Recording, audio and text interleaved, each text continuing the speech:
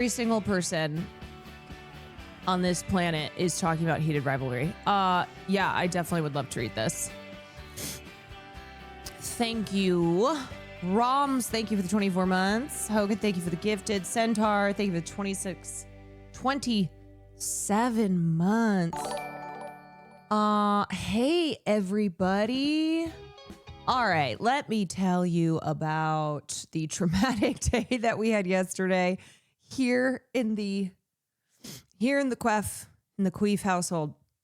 So right after I finished stream yesterday, it was great. Had a lovely conversation with Francesca Hong, who is a state rep running to be the next governor of Wisconsin, the cheese state.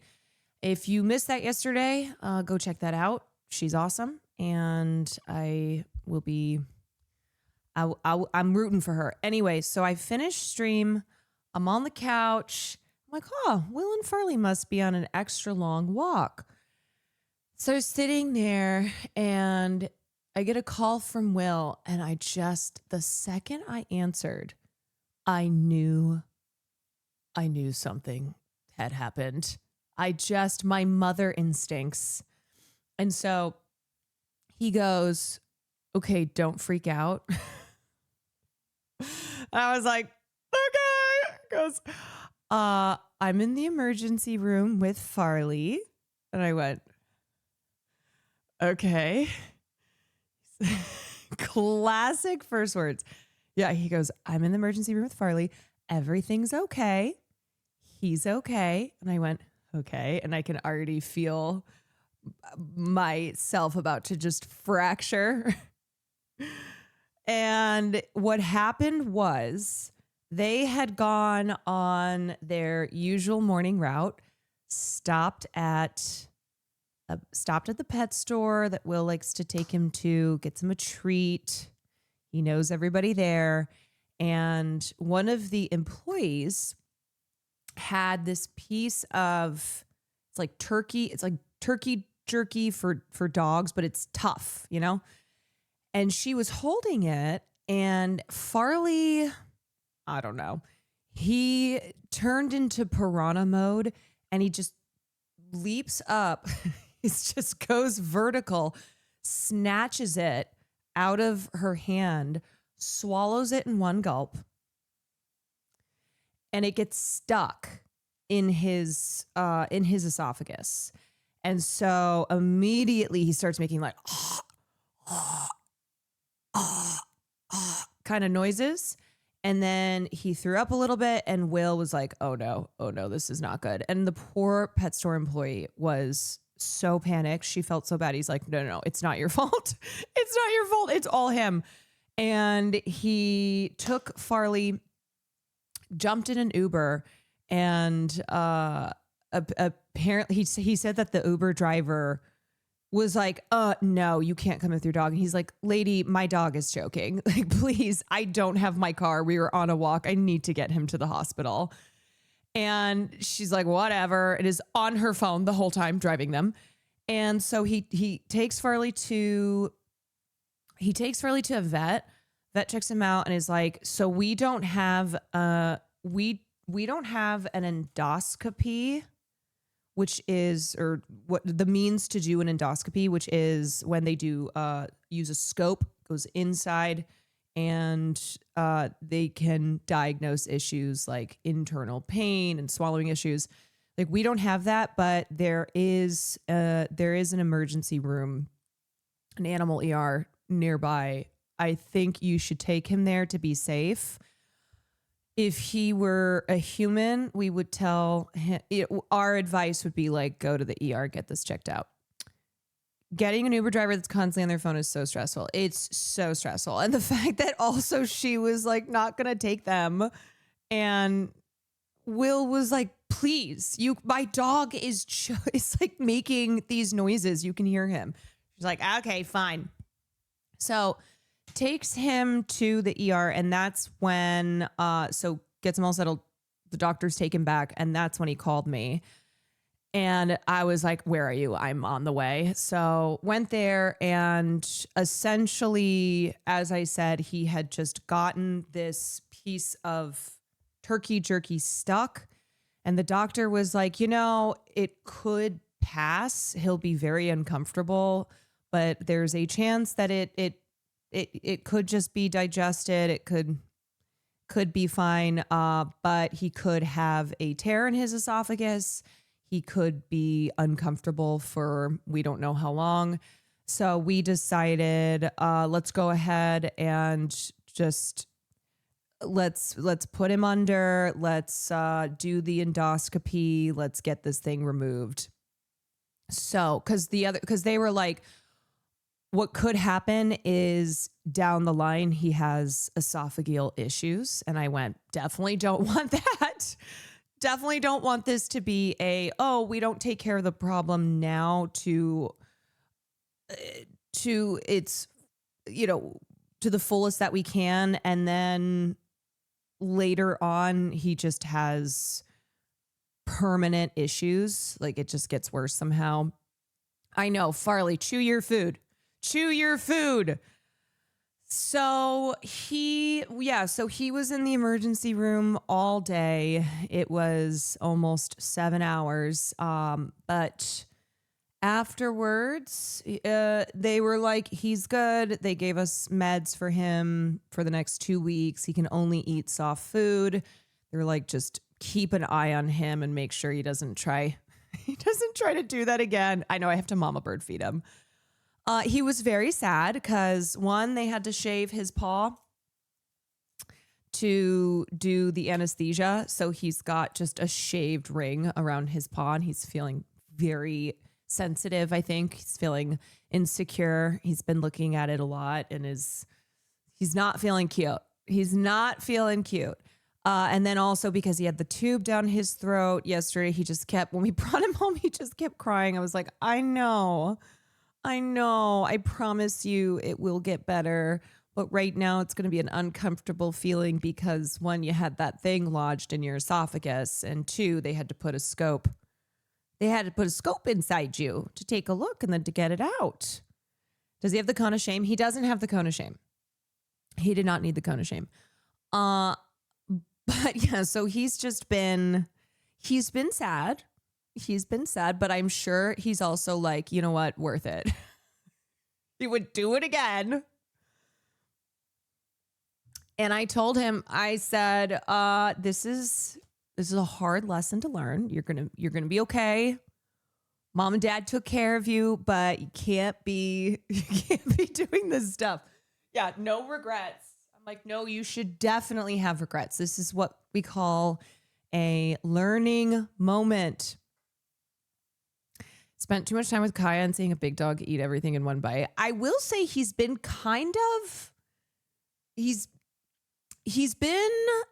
a little different since he got back from summer camp. Just as far as his behavior, he's been a little more rebellious. He's kind of been acting in ways that he normally doesn't. Because usually with treats, especially if it's a stranger, he'll sit, he'll be very patient.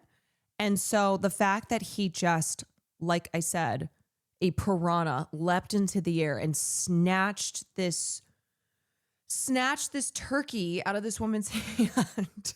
He's part of a gang now. Yeah, he was gang initiated. He's like, what? This is how we act. Yeah, so he's had a couple, and this has nothing to do with Hannah and David are amazing. Like, they are so amazing. I genuinely think it was him hanging out with these big dogs. It was him hanging out with these big dogs for 3 weeks. He came back and I went, who do you think you are? Think you're a big dog? You think you're one of these? You think you're one of these big girls? Thought he could hang. Yeah. He's like, Mom, I got that dog in me. I said, no, you don't. You went to the emergency room for 7 hours. Kaya let him be bratty because she's too nice. Yeah, he definitely, I think, was probably a little seeing what he could get away with. So anyway, he's good though. He's good. Anybody who's concerned, he is all good. We got it taken care of. He has to eat soft food for 2 weeks, which he has not been liking either. That's the other thing that kind of sucks is whenever you switch your pet's food, you're supposed to kind of transition it. Otherwise, it can be hard on their tummies. He is not enjoying this food we're giving him because he keeps picking up chunks of it and then just putting it all over the carpet. When I came out this morning, there was just a trail. There was just a trail of his food on the carpet. And I went, let me guess, you're not enjoying this. You're leaving this on the carpet to send a message. Okay. So he has to do that. We have to give him 2 different meds a day. I know he's such a diva. He's such a diva, but he's a diva who he's lived a diva another day. It was really hard. I did mostly keep it together when we were at the ER, but there was one point that I finally just broke down because we were sitting there and I had a flashback to the last time I was at an animal hospital, and it was when we were saying goodbye to Oki. And so just being in the room with the lighting and sitting there just waiting to hear about Farley, and I just had a flashback to when we were saying about Oki. And then simultaneously, my old roommate who I lived with for the first couple years when I moved to Los Angeles, her dog, who she had gotten in high school, and we were friends in high school. So like I had known her dog since the day she brought her home. And Panda was like, when I got Farley, just when Farley was a puppy and him being around little Panda in our apartment. And my friend texted me and she's like, Panda is going to the Rainbow Bridge. And I went, no! My friend who lives in Australia now, she's like, Panda has been living with her parents. She's like, I was able to make it back in time to say bye. But like all of this was happening at once as I was sitting there. And I wasn't about to be like, yeah, by the way, I'm in the emergency room for Farley. But it was overwhelming. So then I did start crying. And then I was like, it's fine. Get it together. Did this happen before or after? Oh, this was after. This was all day yesterday. So I finished the interview. I had been on the couch for 15 minutes. And then I got the call from Will and immediately went to the ER that he was at. And then it was, by the time we got Farley home, it was like 6:30. So that's why I'm scared of owning pets. I get so attached to them. Thought of them passing away is too much for me. Been through it once as a kid. I know. I mean, it is always that horrible inevitability, but it's the love. It's the love of your pets that just makes it all worth it, you know. And you just got to try to give them the best life that you can. So that was a big day yesterday. It was a big day yesterday, and now we're here today, and we're just gonna have a chill night. The 2 things that I want to do. Here's the 2 things that I want to do.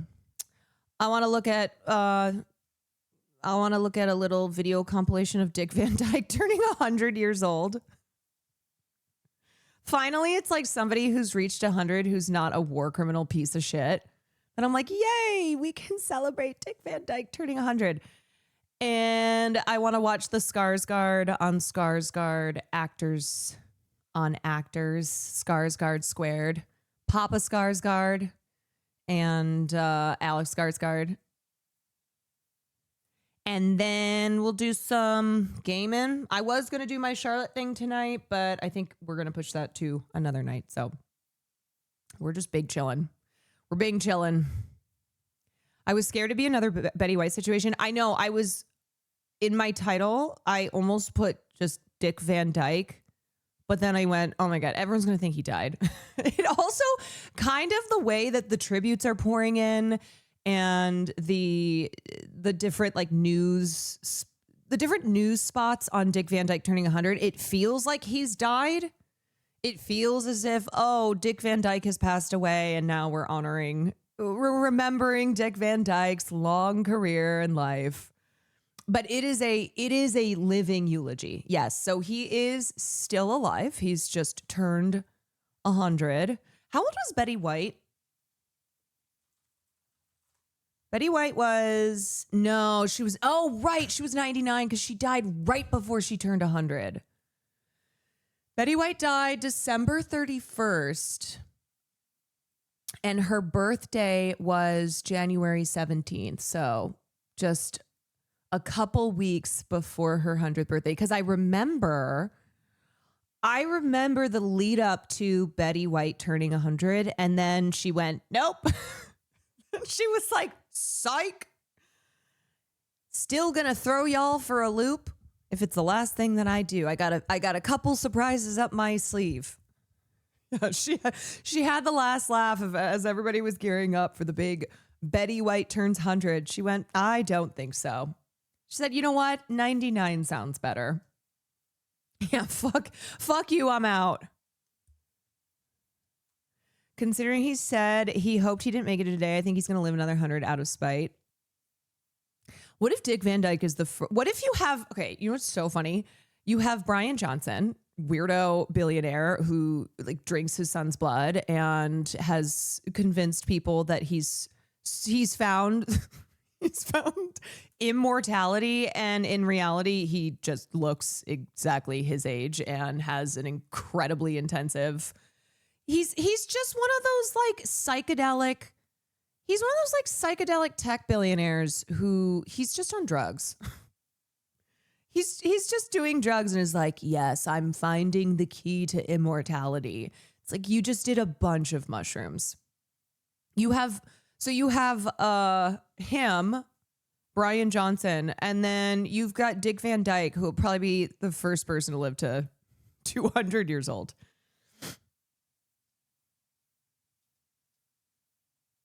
It's so funny too because Brian Johnson, I don't even know recently what that thing was, but essentially he announced that he has a girlfriend, and it's like, oh yeah, no, you're just another rich dude who's dating a younger woman but trying to pretend as if you're doing things differently. You're not like the other girls. You're not like the other super rich men in their 50s or ever the fuck old he is, who's just dating a younger woman. Was he the one that tracked his son's boners? Yes. He was consuming his son's plasma, his teenage son's plasma. Mm-hmm. Yeah. This is, people who have too much money. People who have too much money. Okay, so I'm sorry, what? Yeah, Brian Johnson was drinking his son's blood and tracking his boners, all in the pursuit of perpetual youth, which he has not accomplished at all. People who try to gaslight us and go, look how young he looks. I'm like, honestly, he looks his age and he has a shit ton of money. It's like rich people can afford to look good because they have every resource in the world. And Brian Johnson, he looks middle-aged. I don't know what to tell you. This is not some, what was that movie with Alexis Bledel? Tuck Everlasting. Yeah, this ain't no Tuck Everlasting. This ain't no magical spring that offers you eternal life. Does he look like a bad wax figure? Yes, he looks like he belongs in Madame Tussauds. He has the same energy as this TikTok guy. A 36-year-old model who looks 17 goes viral. Who's saying that he looks 17? Is that him? Is that him saying I look 17? This is very much a how do you do, fellow kids vibe. He does not look 17. Okay, this is so shady. A self-proclaimed Brazilian model claims to be 36 years old and looks 17, but viewers think he's more likely to be in his mid-40s. Oh no. Not him looking older than he's even claiming his age to be, though he claims to also look half of what his age is. And everyone's like, nah, dog, you look even older than the age that you claim to be. A Brazilian man by the username Luan Risoli has gone viral on TikTok for repeatedly claiming he's a 36-year-old model who looks like a teenager. Me when I lie. Me when I just decide to like make something up and pretend that it's fact. In nearly every video he's been posting for several years, Luan stares directly into the camera, smiling and bouncing around. The videos have an overlay that reads some iteration of 36-year-old model who looks like a 17-year-old. So, okay, he just posts his own TikTok. He posts his own TikToks with the overlay 36-year-old man who looks 17. He's just trying to manifest it for himself. Although he claims to be a professional model of Dutch, French, and Brazilian descent, viewers have struggled to find any legit. This is going to be Austin show. This is Brazilian Austin show. Austin show as he gets older and older. He's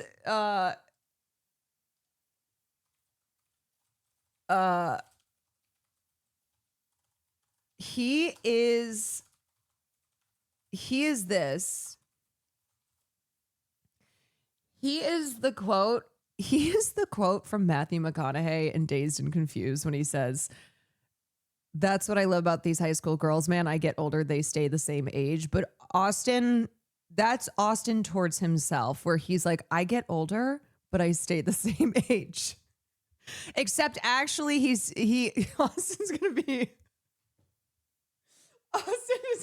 older and he's just going to put out TikToks. He'll be like 50 years old, be like 50-year-old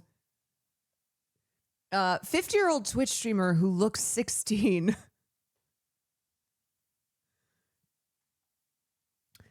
Furthermore, his physical appearance, including a bowl cut-like hairstyle with gray streaks, noticeable wrinkles, and a stocky frame, has fueled skepticism. I'm sorry, this is just so funny. It's so funny. The fueled skepticism. His gray hair and wrinkles has fueled skepticism that he looks 17. He appears significantly older than 36, and his short stature has also led some to question the model label entirely.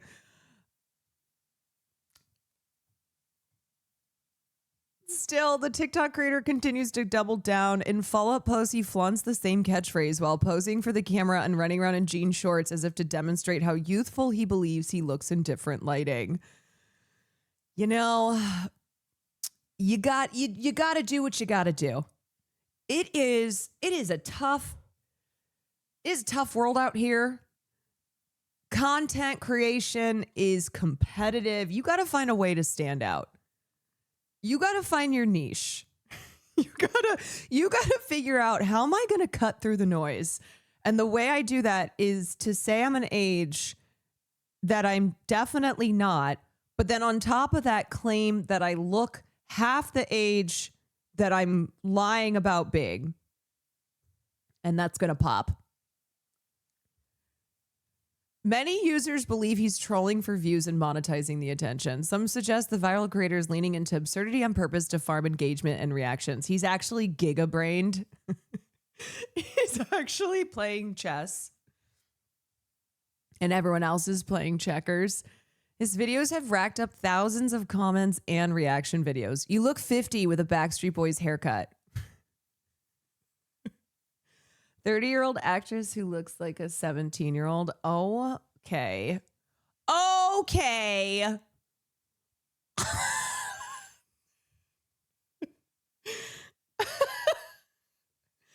You guys, it is so embarrassing. Ms., thank you so much for the 40 months. It is so embarrassing when you go to do headshots as an adult because inevitably one of the shots you'll do is the here's my high school look. Oh, let's do some young makeup on you. Put your hair in a side braid. Put on a cool little jacket. And you can definitely play a teenager. Let's get you in a CW show. Yeah, let's get you on Disney Channel.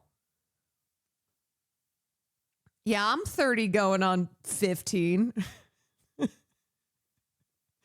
You look like a cute generic sitcom girl.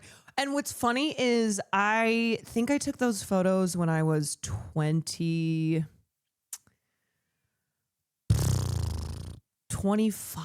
maybe those headshots were from 24, 25.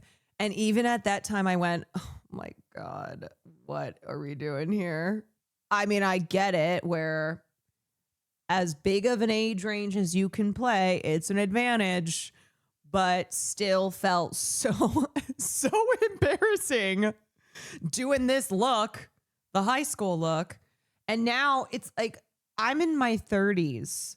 And they still, when I was kind of going back to doing some auditions this past year, the amount of auditions that I had where it was either 16 or like 50. I went, can we get something in the middle? Can I possibly, I don't know, can we find a happy medium? Is this it? Are these the options? Yeah, I also had an audition for a role once where they wanted me to play two characters. And one of the characters is the older version, and she's in her 50s. And then I was supposed to play the younger version too, who was a teenager. I went, I'm 33 years old. You want me to play somebody in their 50s and also somebody who's 15 years old. It's called range. Hello. They saw my range.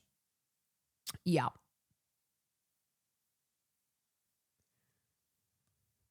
Someone half my age and then someone 2 decades older.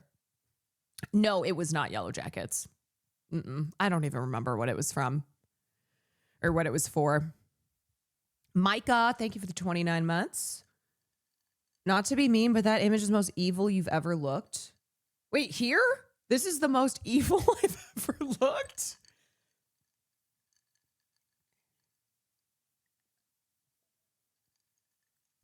Is it giving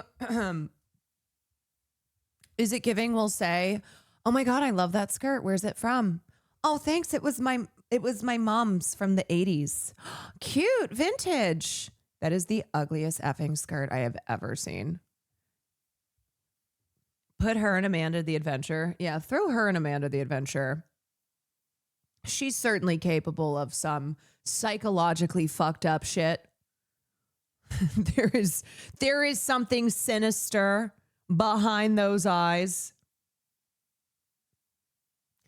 A demon cheerleader on Buffy reboot. Ah, a dream. I would even be like, you know what? I'll be an extra on Buffy. Put me in the background, okay? Let me be like that. Let me be like that one extra from Doctor Strange. What is the one Marvel film with Benedict Cumberbatch where she's like, it's a courtroom scene. You know who I'm talking about. That legend, that icon. Put me in the background of an episode of the Buffy reboot. I'm like, Buffy is slaying some vampire. I'm like, in the back. You'd fit in the Stranger Things cast. I honestly, yes.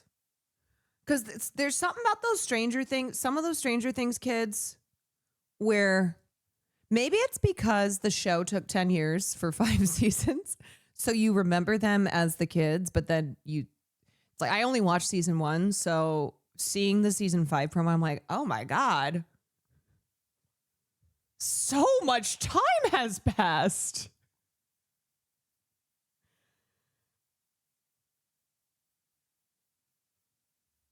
Were you ever in the background of a huge movie? No, I never did. I never did background work, which is one. It used to be. I don't even know if that's really something people do anymore. But it used to be a way that actors would try and become eligible for SAG-AFTRA. Was like kind of pursuing the background route, because if they managed to get like a couple lines, sometimes that would happen, is they would just be like, hey, you in the fedora, here's 3 words. Have you heard anything about acting in vertical shorts? I'm making a living as an actor right now, but the only thing I'm being cast in is vertical shorts produced by Chinese production companies. And they keep casting me as 3 different things. First, I keep getting cast as blue-collar comedic relief characters. Like just some blue-collar guy standing on the side of the drama like, get a load of these guys.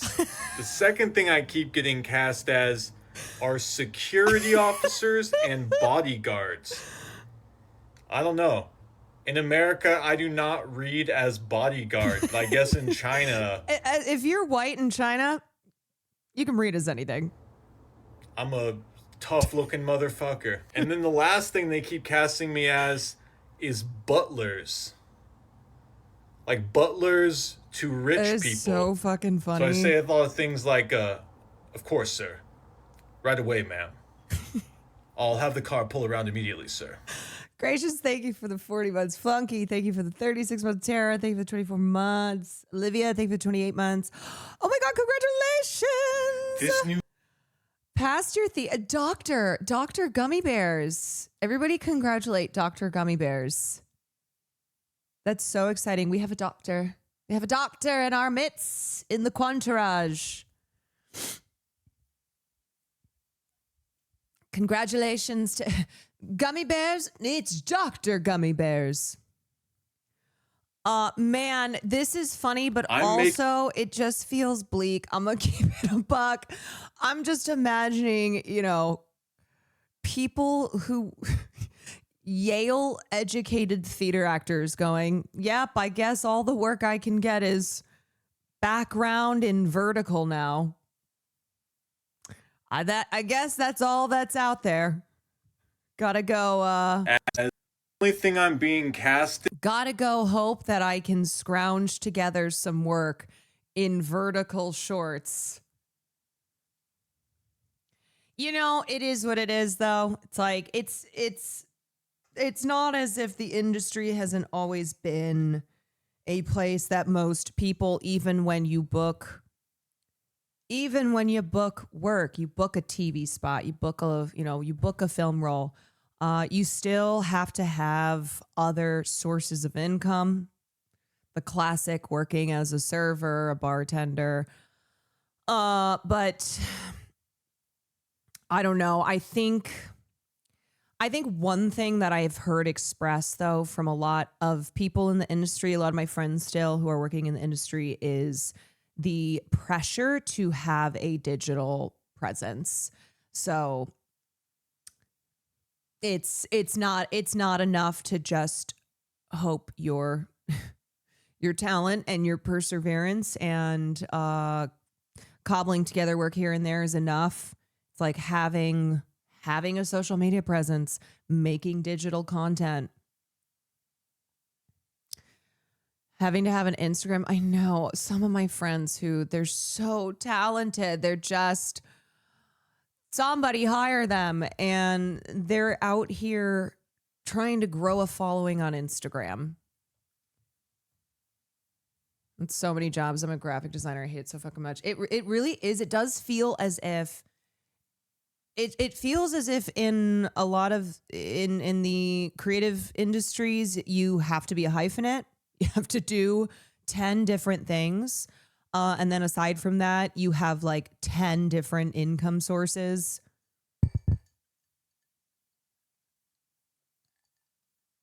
What does content mean though? I mean, so one thing is that, say for actors, having a social media following will be an advantage.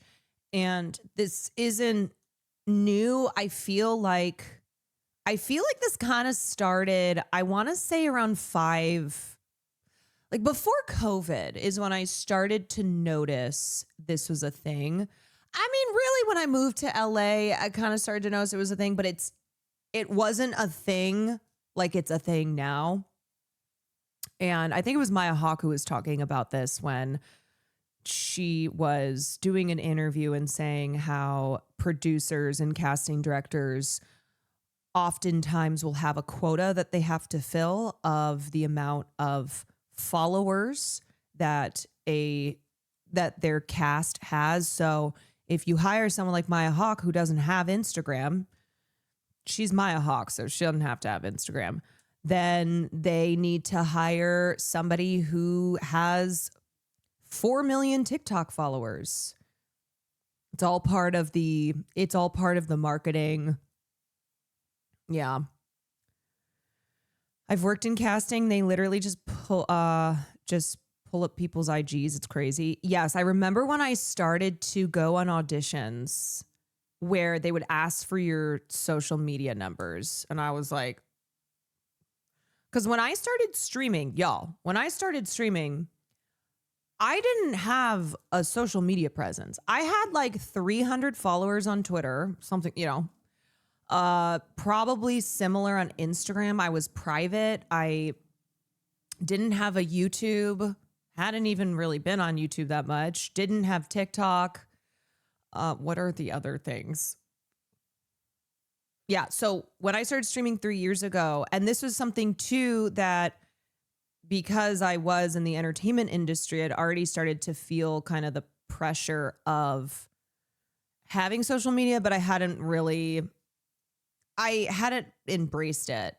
So I wasn't really actively even pursuing social media growth before I started streaming. Yeah, I was just very much a normie.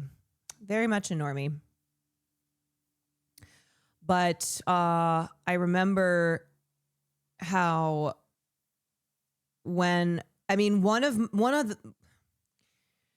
the reasons too that I started streaming was because I went, man, maybe if I can build a path for myself this way and I can become more of a public figure, I can have more name recognition. This could potentially be an advantage in trying to get my scripts made and my interests in the entertainment business. I thought to myself, I guess being a digital content creator could open some doors, because I saw it already starting to happen for Will, where things were changing as far as him kind of having power for the first time, him getting opportunities that he would never have gotten before. It didn't matter that it didn't matter that he's always been talented and hardworking. Chat, we have to keep her small or else she'll leave us for supporting role opposite Manny Jacinto. Don't pretend like that's not what we want. If that were to happen, that is a win for all of us. Me and Manny in what kind of, let's see. Put us in a rom-com. You know what? Put us in a rom-com.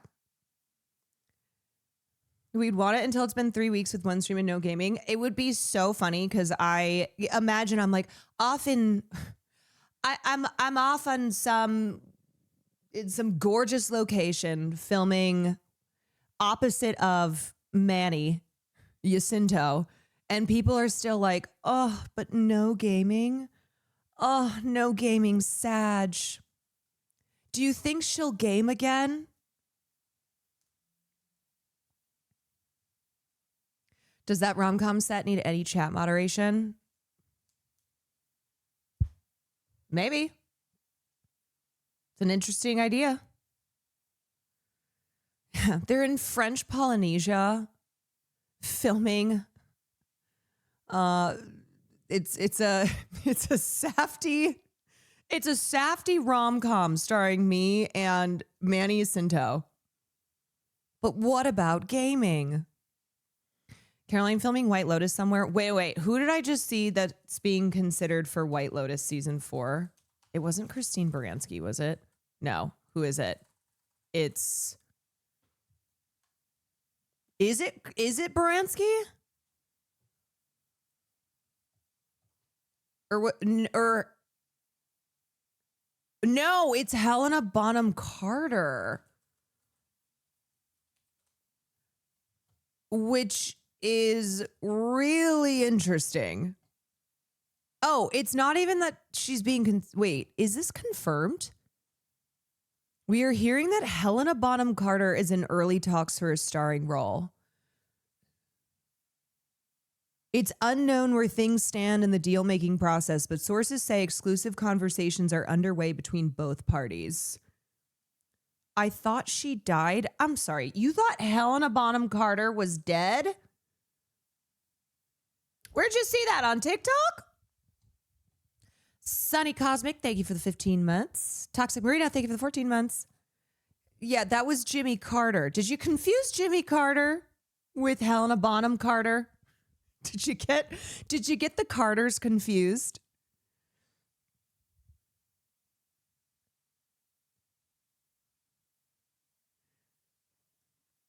An easy mix up. Understandable. If a deal does make, the Oscar nominated star would be the first cast member in season 4 of the Emmy winning series. Season 4 will be set in France.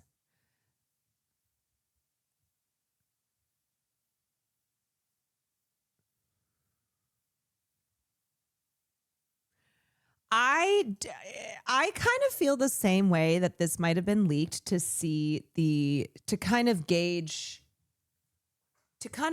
early reaction to it. Sometimes this will happen. Sometimes an actor's name will be leaked as, ooh, they're being considered for this role. Kind of, yeah, putting feelers out. Why do I hear a buzzing sound? Beep, beep. Beep, boop.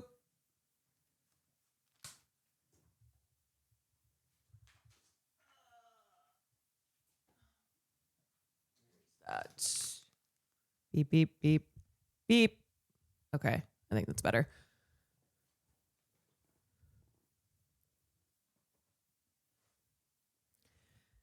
Elle Fanning for the Hunger Games, and it totally worked. Yeah, for sure. This is the power that we have. We the people.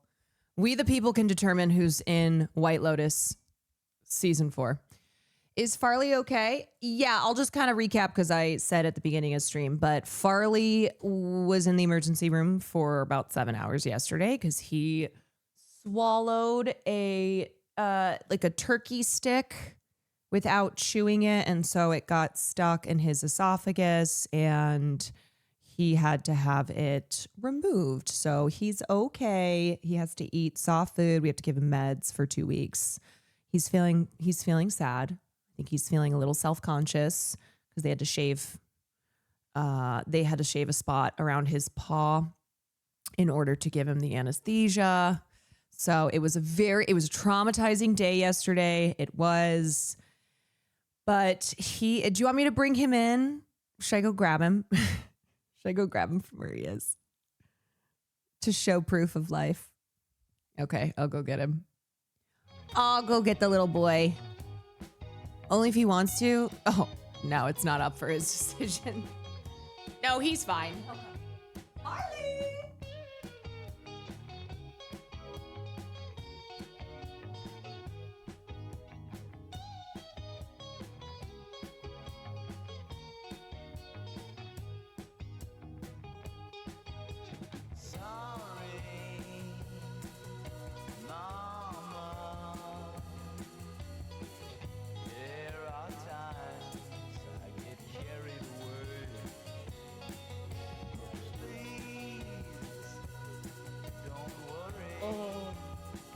Just real quick. Just real quickly, everyone wants to say hi. See, here's his. Here's the little man.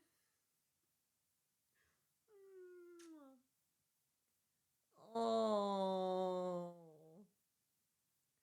He's making little like. I know his leg. His little leg. I was saying too that after he came back from camp and he was hanging out with all these big dogs, I think he kind of convinced himself that he was one of the big dogs.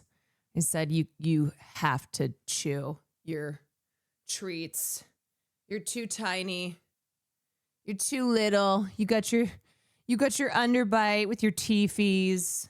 You can't be doing that stuff. No, we can't just be snatching treats. Can't be acting all tough. I know, he's trying to show the big dogs that he's one of them. You've been acting out a little bit. Some behavior from you that I think is a result of having spent 3 weeks with some dogs that are 10 times the size of you. He looks so emo. I know. I know. In his mind, though, he's thinking no regrets. I'd do it again. No, you won't. No, you won't. I know. He looks so scruffy.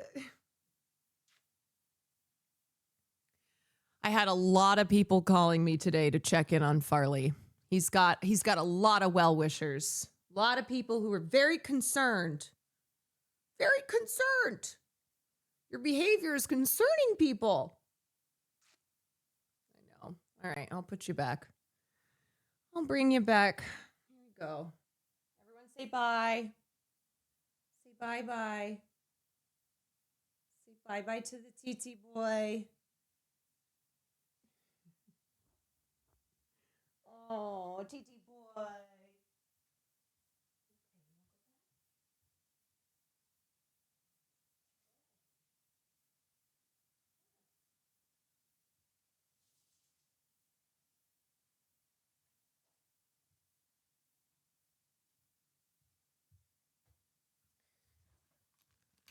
He just looked at me like I was going to give him a treat.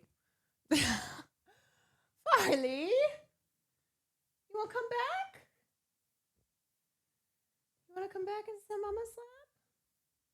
No, you're so tired. You're so sleepy. Farley Blob. He's real blobby right now. You real blobby.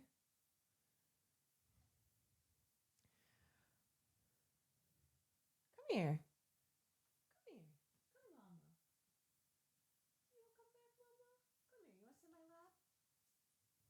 Okay. Okay. We are Farley Kwan.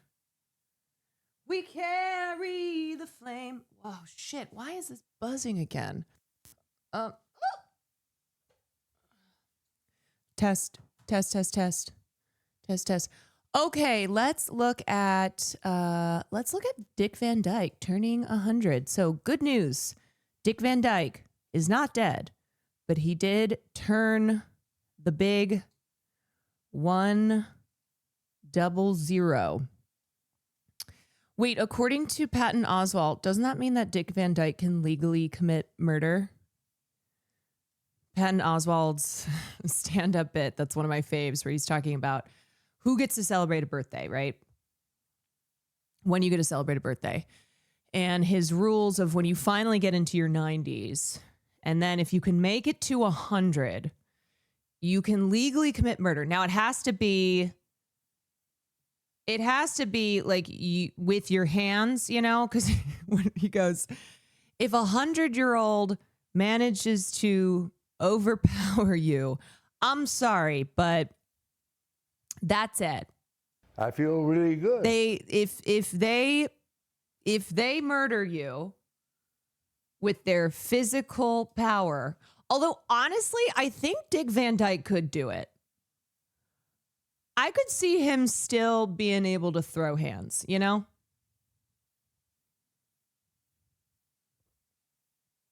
No, it would be another adult. What if they kill a baby? God. Okay, that's dark. No, it's according to Patton Oswalt's rules. Here, I will pull up. We're not going to watch the whole bit because we've already watched it many times. But Patton Oswalt birthdays. Patton Oswalt's birthday bits. He's spry. When you turn 95, you can legally hit 90. Okay. If you can make it to 90, starting at 90, every year, one law no longer applies to you. That's your incentive to take care of yourself. Now, it starts off small. When you turn 90, you can legally litter. What is this picture? Why is it a picture of a sad cat is sitting in front of a birthday cake? You cake? can just crumble up a cheeseburger wrapper, drop it in front of a cop. Hey, guess what today is? Give me a kiss. When you turn 95, you can legally steal anything. You can't load it into a car or a truck. Anything you can pick up with your bare hands and get back into your house is your property. And if you own something and a 95-year-old can get it away from you, it really didn't belong to you, did it? Nope, never did. That goes for your kids, too. Hey, where's your 4-year-old? Some 95-year-old ran into his house with him. Well, let that guy raise him. He's full of wisdom and he's spry. He's spry. Then, if you can make it to 100, you can legally commit murder. You can murder anyone. You cannot shoot them, stab them, or poison them. Anyone you can strangle or pummel to death with your bare hands, no jury can convict you. That's how we weed out the weak people. If you can't stop a 100-year-old from strangling you, fuck you, you should be dead. You should be fucking dead. Would any of you get up and run outside if you heard, help me, a 100-year-old woman is punching me to death? You'd be like, fuck that guy, good. Species just got stronger.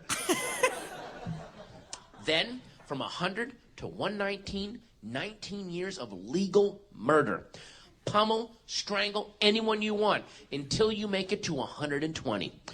If you can make it to 120, guess what? You're the president. We swear you in, and no matter what comes out of your senile fucking skull is the law.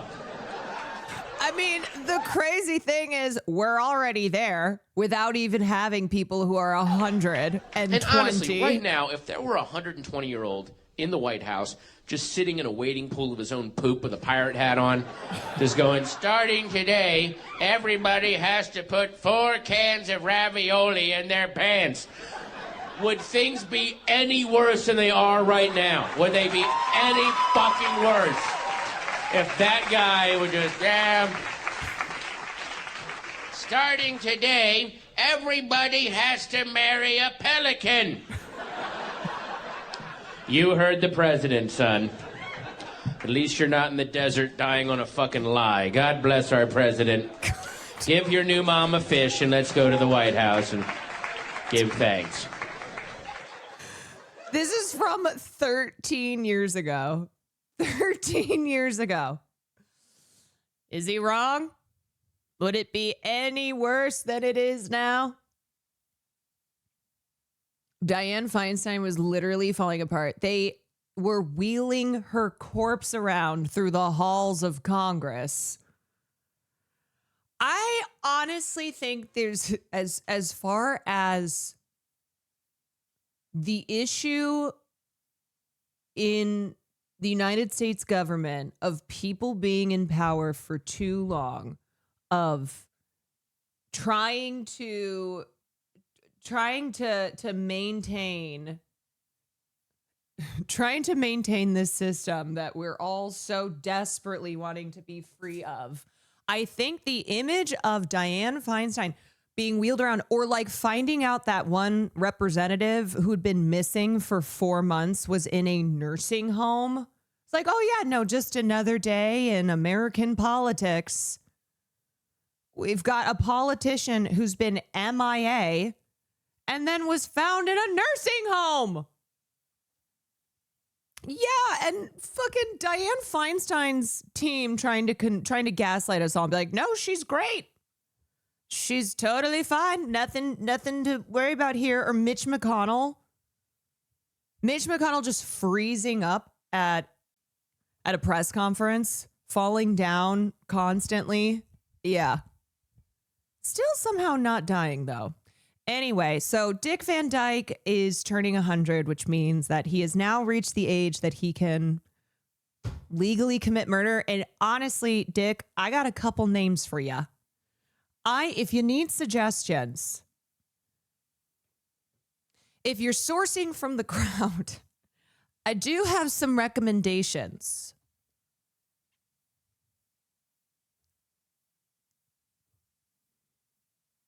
If you need them. All right, so Dick Van Dyke reacts to his life in photos. But for 100, you know, people say, what did you do right? And I say, don't ask. I don't know. Can't put me finger on what lies in store. Isn't that the truth about life? Dick Van Dyke is 100 years old. And people are like, what's the secret? He goes, I don't know. What'd you do right, Dick? He's like, beats me. I could live 100 more years and couldn't even tell you. Do you remember we watched the movie his grandson acted in and directed? It was the best movie we ever watched on stream. Wait, was it Titanic 666? Sound the alarms. No, it was Titanic 2. Hell yes. I totally forgot. Wait, I completely forgot this connection. That this was Dick Van Dyke's grandson. His this Nepo baby grandchild who funded and directed Titanic 2 and also starred in it. And we watched the entire thing. There was a second Titanic. Yes, newsflash.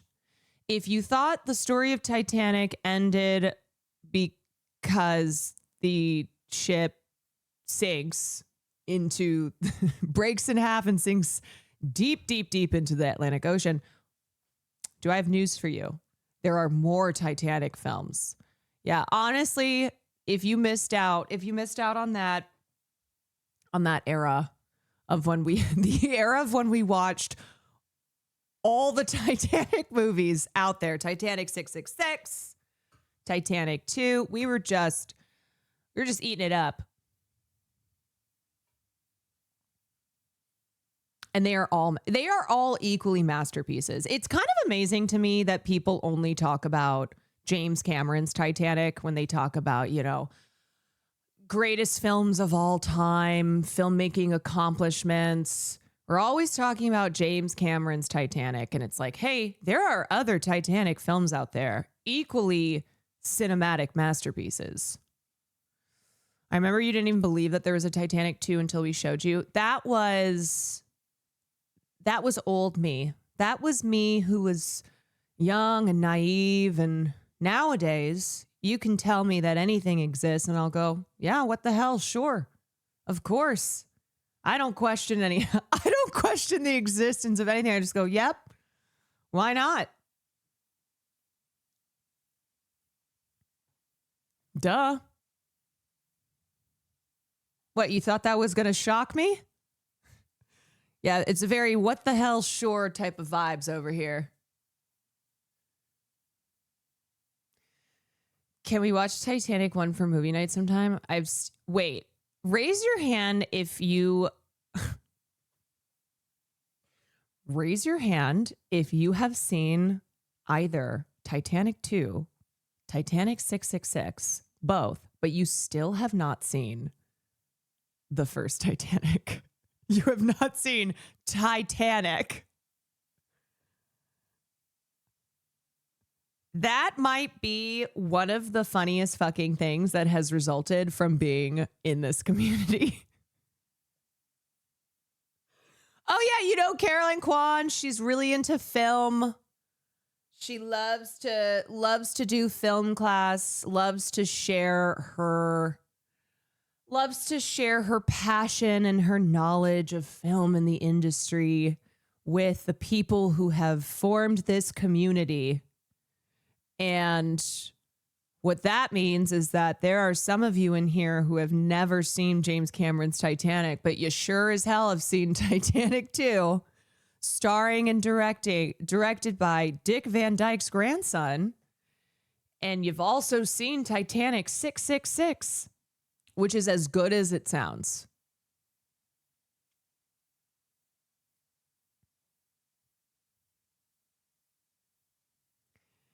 That is incredible.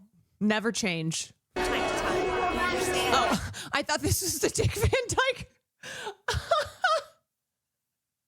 I just started hitting play on that, thinking it was the Dick Van Dyke. A look back at his life. Was he in that? Maybe. Maybe he was an extra. Maybe his grandson was like, Grandpa, I need ya. Do they all have the same ending? Where you mean the Titanic sinks? Yes. Because if there's one thing about a movie that's got a ship called Titanic, spoilers, it's gonna sink. Sorry to spoil that. The original show, Carl Reiner was considering casting, and it was between me and Johnny Carson. And fortunately, Johnny and I ended up where we belonged. He wouldn't have been any good in this, and I would have stunk at his job. Take him to the vet. To the vet? Yes, Rob, please. That poor bird is suffering. All right. Well, come on, Stanley. We're going to go get a physical. Carl must have interviewed Dick Van Dyke Show girls is awesome. looking for the right one. And he said what caught him about Mary, that she had a ping in her voice. He said there's a ping there that got his attention. He took her by the head. It was also one of the first sitcoms and one of the few sitcoms to be filmed in front of a live audience. So nowadays we associate the sitcom with being in front of a live audience, but back in the 60s when Dick Van Dyke Show premiered, that was not the norm. So it was it was game changing in that regard. Oh, he acted in stuff? I thought he just did the New Year's show. Dick Van Dyke? Yeah, he acted in stuff. Are older sitcoms like that available to stream anywhere? Well, let's see. Dick Van Dyke Show is on Amazon Prime.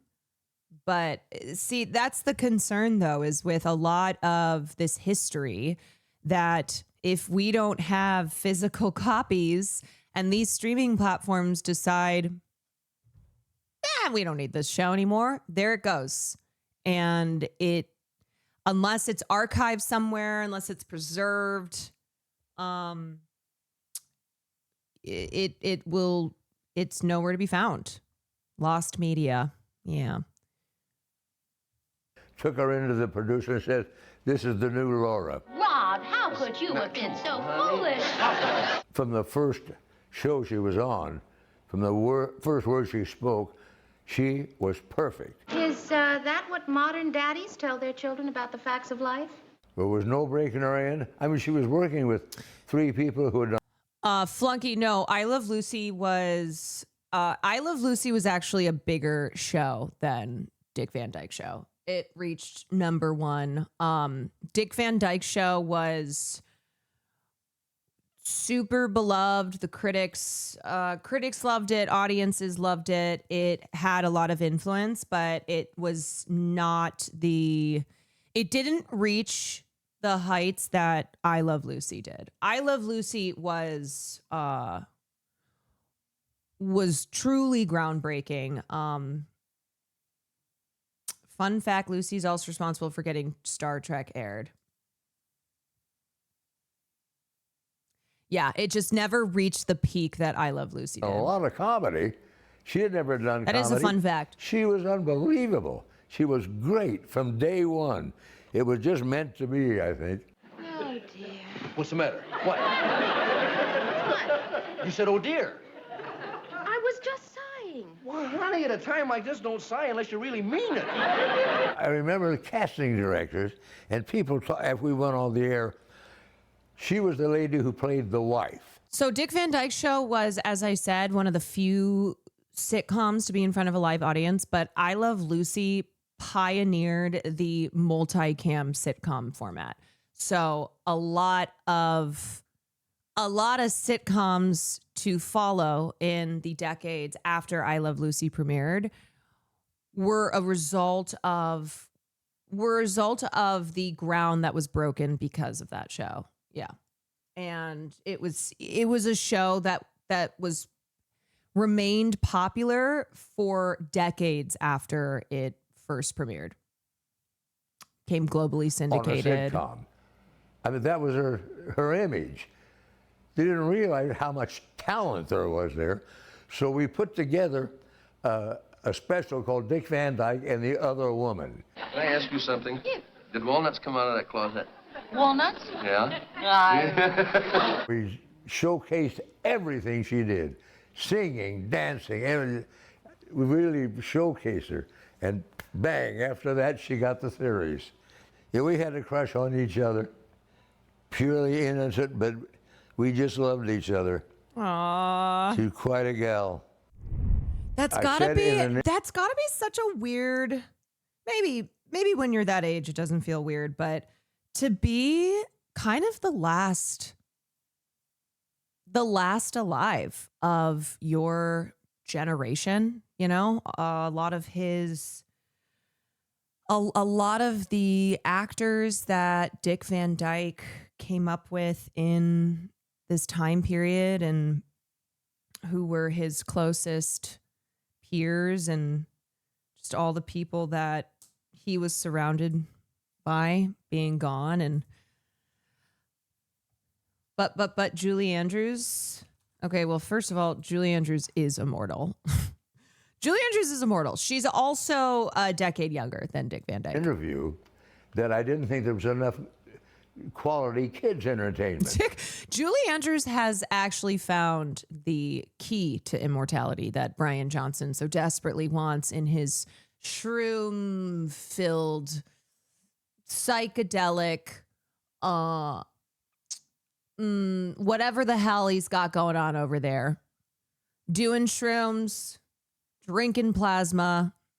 He thinks he's on that path. But the truth is that one person has found it, and only one person will have it, and it is Julie Andrews. Well, Walt Disney heard it, called me up, and put me in Mary Poppins. And he took me around. He had several offices with watercolor paintings of the various scenes, and then he had the boys play the score for me, and I went home walking on air. I knew way before we started that we had a wonderful movie. Hello, art lovers. Everybody was kind of affected by it. We knew we had something really valuable, really good to do, so we all did our best and enjoyed it as much as we could. This little guy, he was ornery. Oftentimes we'd have to stand there, you know, while they lit, and he would get boring, and he used to bite me on the butt. He would give me a bite. He was just playing.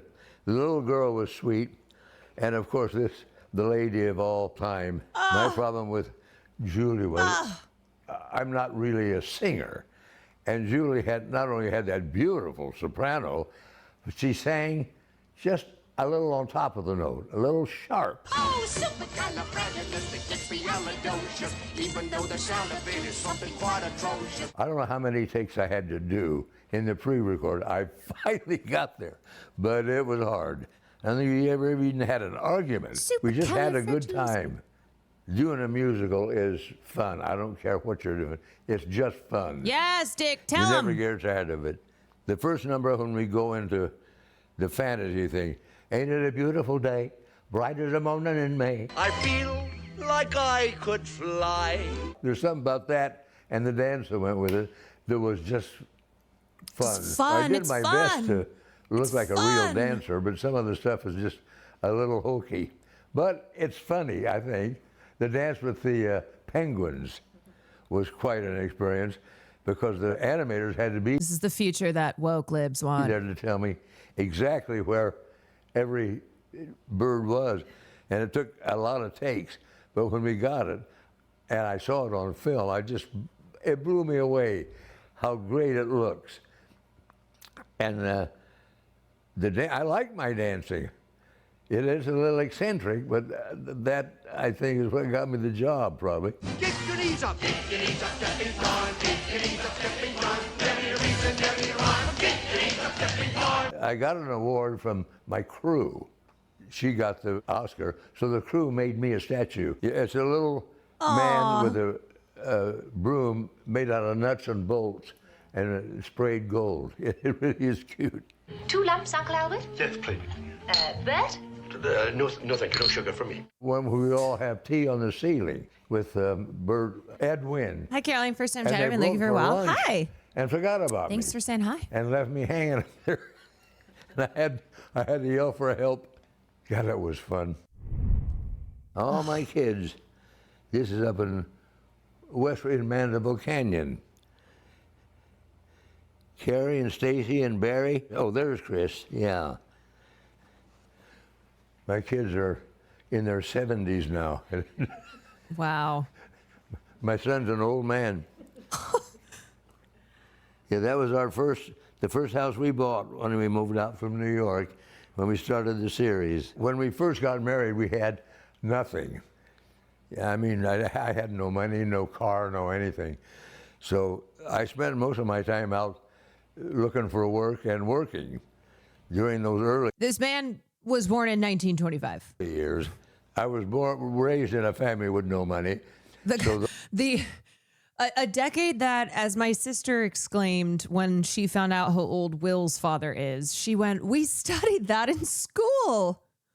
That's crazy. The 1920s. We learned about that in history class." He is remarkably sharp and well thought for 100. He is remarkable. Just listening to him take this walk back through memory lane, looking at his life and his very, very long career. Yeah, he's amazing. I mean, Will's dad is very similar. Will's dad is 96, and he is still super sharp. He's still writing books, writing fiction. The whole thing was getting some money together and getting a home. I bought a home on the GI Bill, finally. But I think it was the Andrew toughest. Feeler, thank you for I did 10. game Get the shows, I played tips. nightclubs. I did about everything. I did radio. At one point, I was doing a disc jockey show at 5 in the morning, and then at night I was working with a partner in nightclubs. So I was getting like 3 or 4 hours sleep in between.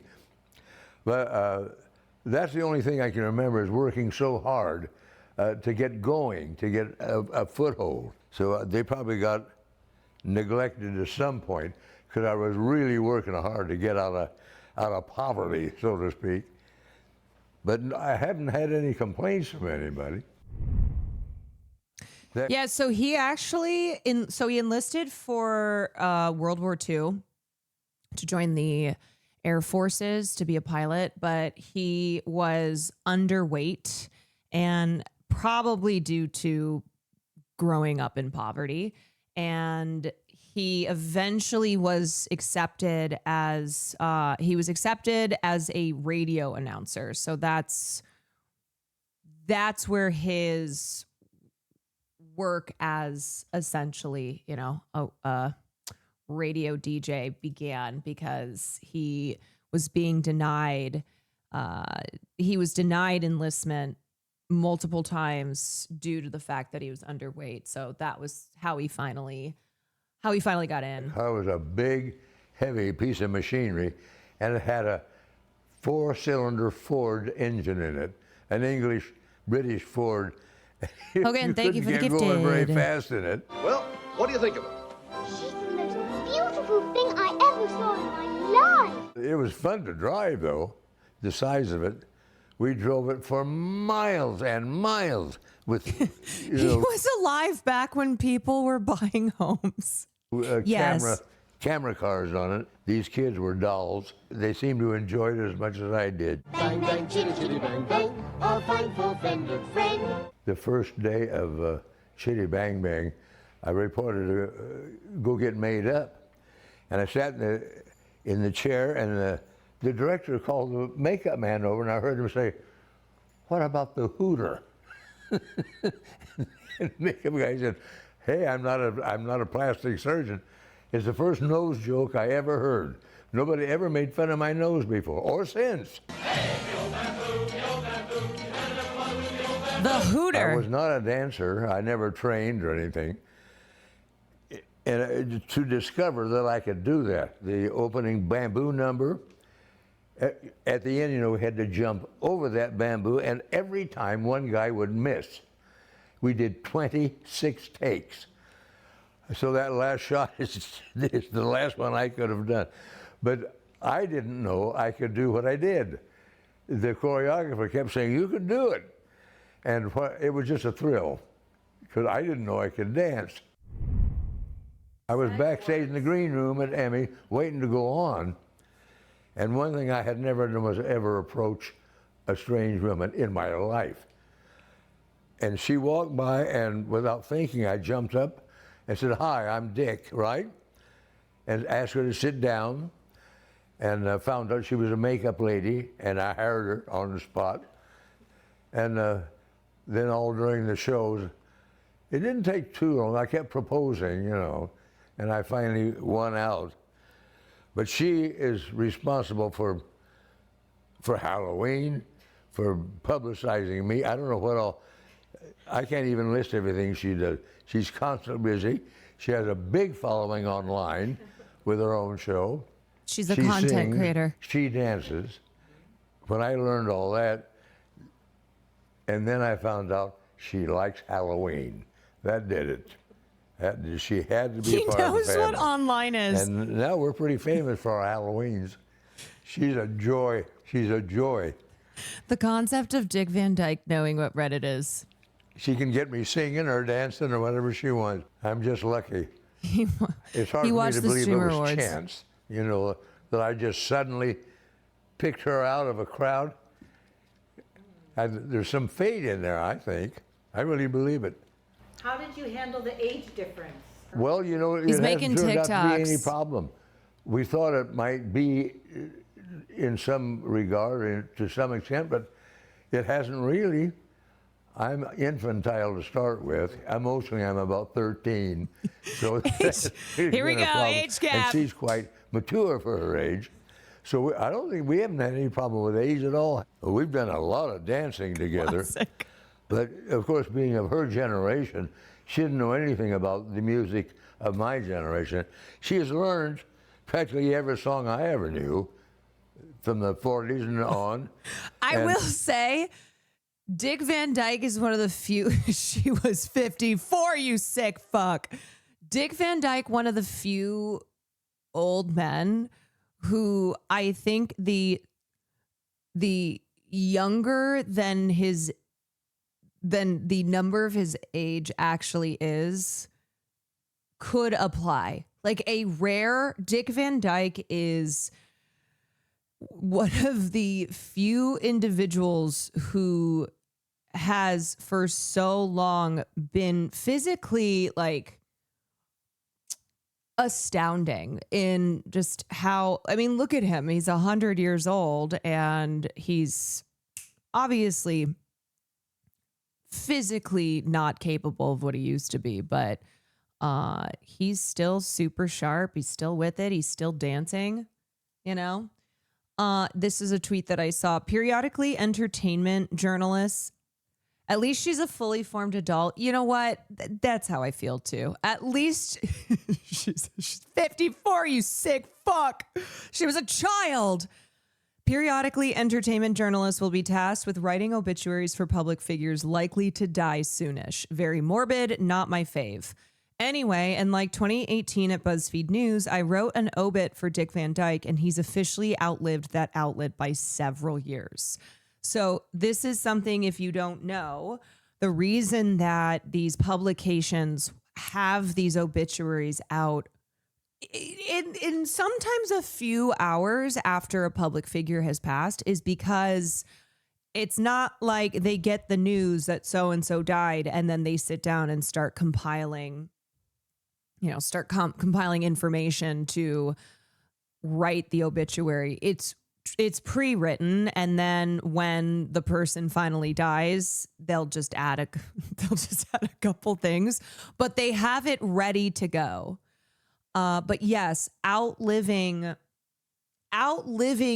your obituary is something that happens sometimes. Just them going, you know who I think is probably going to die soon? Dick Van Dyke. Let's get the obit going. We want to make sure that we're not behind when Dick Van Dyke passes, and inevitably every publication is going to put something out about it. So we want to make sure that we are early to it. And then 7 years later, Dick Van Dyke is still alive. How many revisions do you think they've made on that by now? Multiple. The BBC had literally been rehearsing Queen Elizabeth's death for like 20 years prior to it happening. It's obviously, it's not that they want people to die, but it is funny because it's like a rehearsal. It's a guessing that someone's going to be dead soon and wanting to make sure that you're on top of it when the news breaks that they have died. Like when Kissinger's obituary writer died before him. Yeah, that was wild. I forgot which film person it was, but their obit wound up being written by Vince Canby 10 years after Canby died.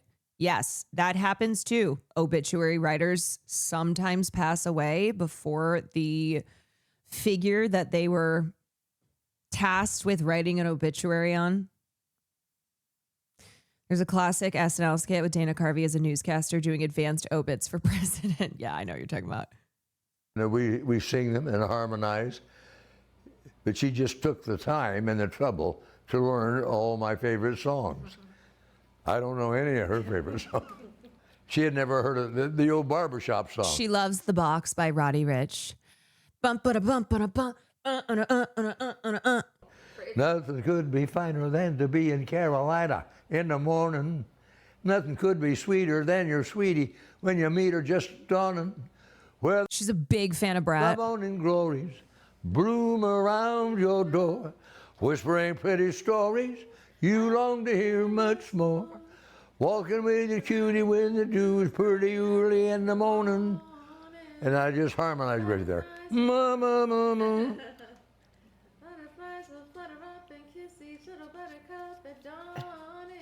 Okay. If I had a lead lamp for only a day, we'd make a wish, and everybody say, nothing could be finer than to be in Carolina. Nothing could be finer than to be Carolina in the morning, in the morning. Yeah, that's what, we sang that, and I was just flabbergasted that she could sing and dance. This is sequel, Austin's music taste. Yeah, I got to dance.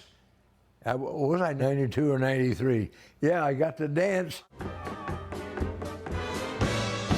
It looks pretty much like I look like. I wouldn't need any makeup now. I played an old man a lot, even on the old series, and I always made them, and they're not really that way. My aunt was a political reporter in D.C. Also, I just said it aunt. I usually say aunt. What's happened to me? I've been influenced by people in this community. My aunt was a political reporter in DC when I was little, and she was writing an obituary for someone who hadn't died. And I thought she could see the future, and that's how you become a journalist.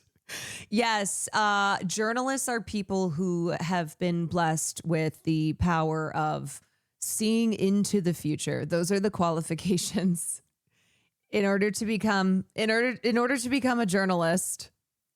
You must be able to read the tea leaves. That's so funny. I love the shit that you believe when you're a dumb kid. You're like, oh, it must surely be because she can see the future. And that's how she knows. Insane that they knew about 9/11, never told anyone. We're funnier that way. I think of how rare it is that a person gets to do for a living Insane. what they love to do. Most people, have to go sit in an office. I never forgot that I look forward to getting up every morning and going to work because it's what I would have done for nothing. I had the entire family, and they took up the whole backyard. How many grandkids do you have? I don't know. I don't know. I'd have to count. I'm having them. How many are there? Grandkids. He has like 8. Great. Yeah, my grandkids I know, but great grandkids. He's I like, don't know, fuck them they're kids. sprouting everywhere. I feel really good. But for 100, but I really don't. I have no pain, no discomfort. People say, "Hey, what did you do right?" And I say, don't ask. I don't know.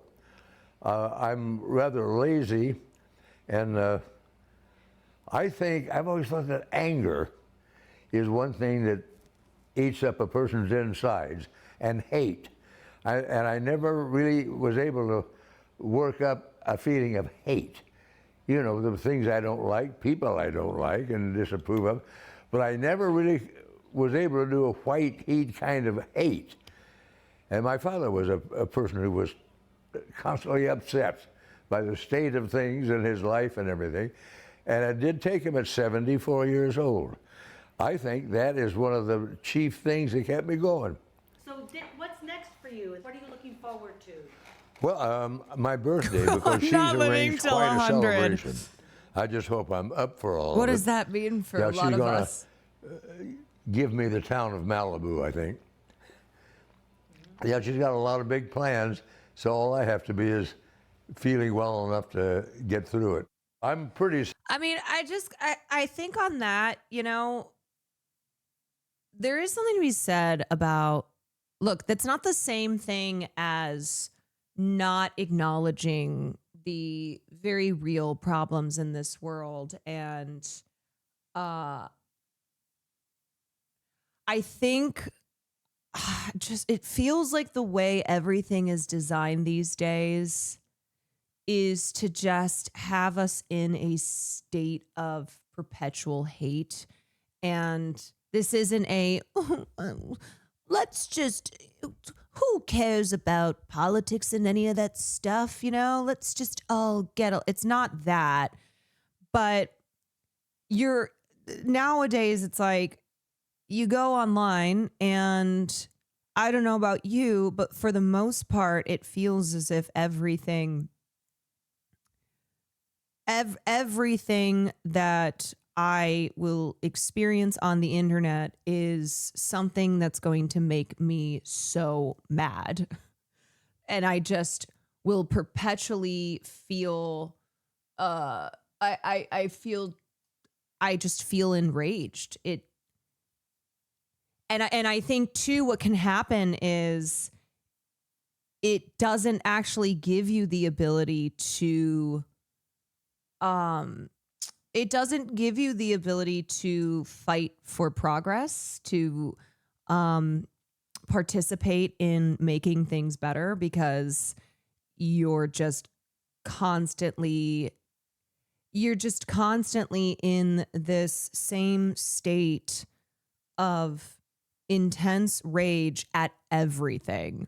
There's no spectrum of it. There's no kind of differentiation between that rage. It's constant and it's the same, and it's no matter what it is.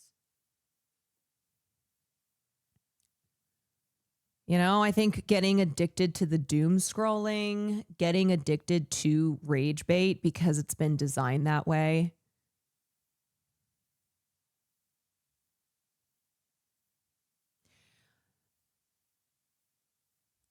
But I want people to understand the difference between feeling angry towards what like our government is doing, of how, you know, human abuses are occurring all the time. It's not that you should look at that and go, that's fine. Don't spend your time being angry. But I do think what happens is people become so consumed in constantly being enraged by everything. And it whittles away your ability to like, be productive, to be fighting for the good causes, because it just I think it can just wipe you out. People always looking for the worst in people because they're so jaded. Right. Like there's no, I think maybe it's like the example the other day we talked about with the actors on actors conversation between Jonathan Bailey and David Corenswet, and the way that people treated that one part in their conversation and tried to make it this whole thing. And it's just to stir up. It's just to stir up rage, to have people just be in this mentality of fuck everything. And it's like this nihilistic burnout mentality that I think is harmful, you know? And the thing about politics too is you can't just exist in that perpetual state of rage, because it can trap you. It can make you feel hopeless. It is designed that way. And you almost get used to as well, just always being pissed off.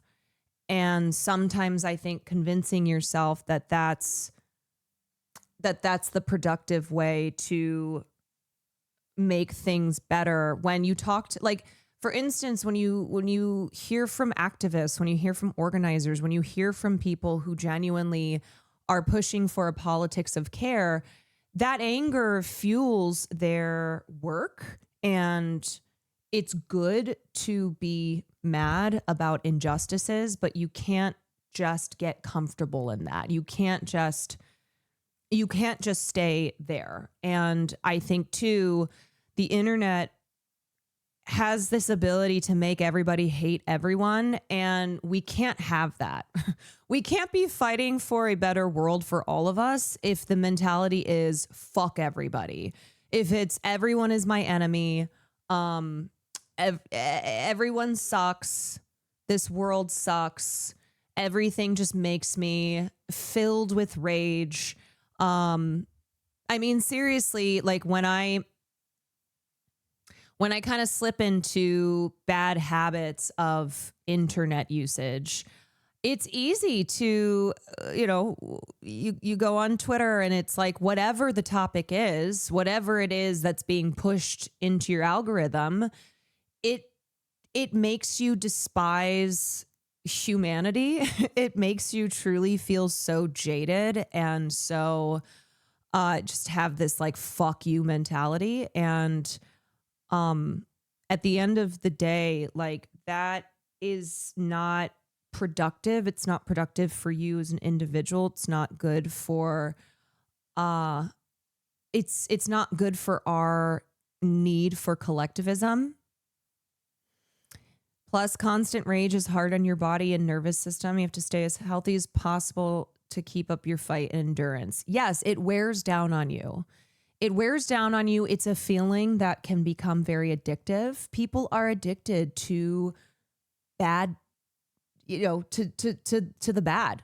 They are. And that's why too with my streams, I do try to I do try to mix things up. I don't want it to just all be, all right, here's bad story. Everything sucks. Fuck this. Now let's move on to the next one.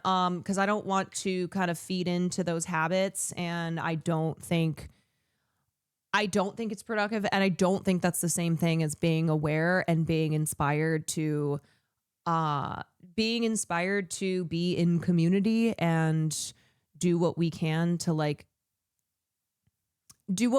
to take care of one another. It's not good for my mental. I don't think it's good for anyone's mental.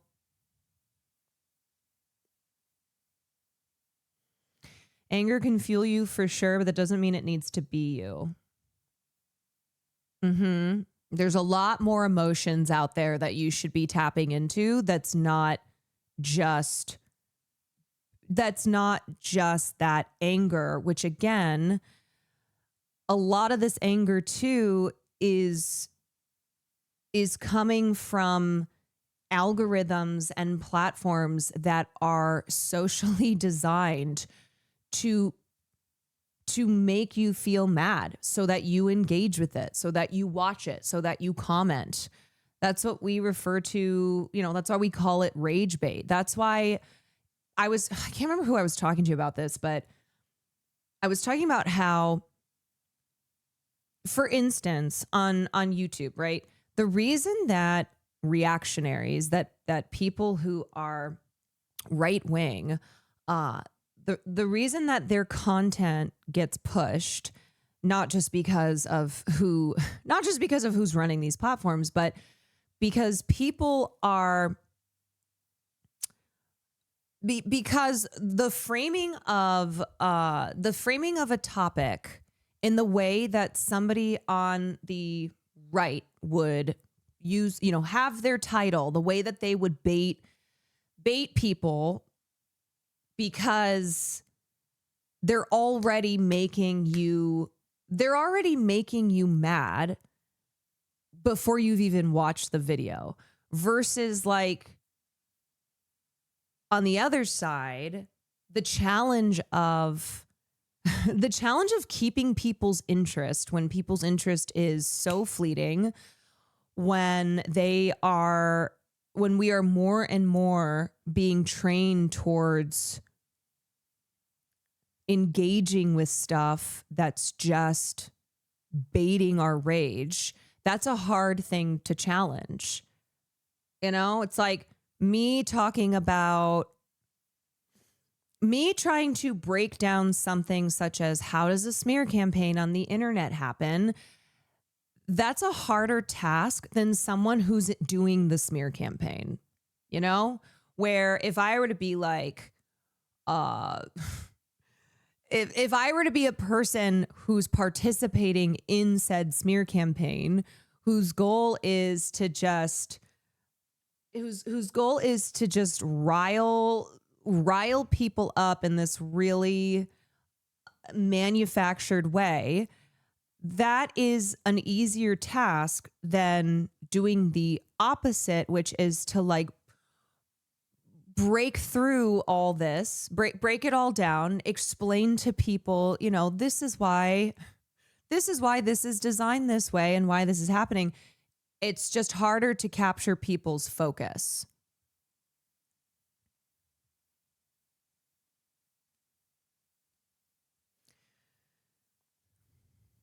Rage bait's getting worse because of how bad our material conditions are at the moment. Two people want something to be angry at. Right. And then they're directed towards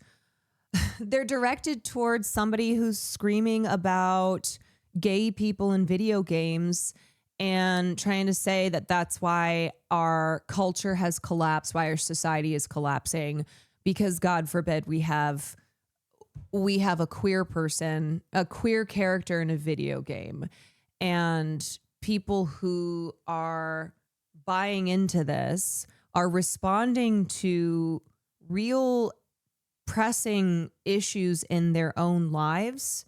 Their response to their own economic situation worsening, but are misdirected, are looking for, when they're looking for the source of their problems, or at the very least something that they can, that they'll temporarily convince themselves has made them feel better by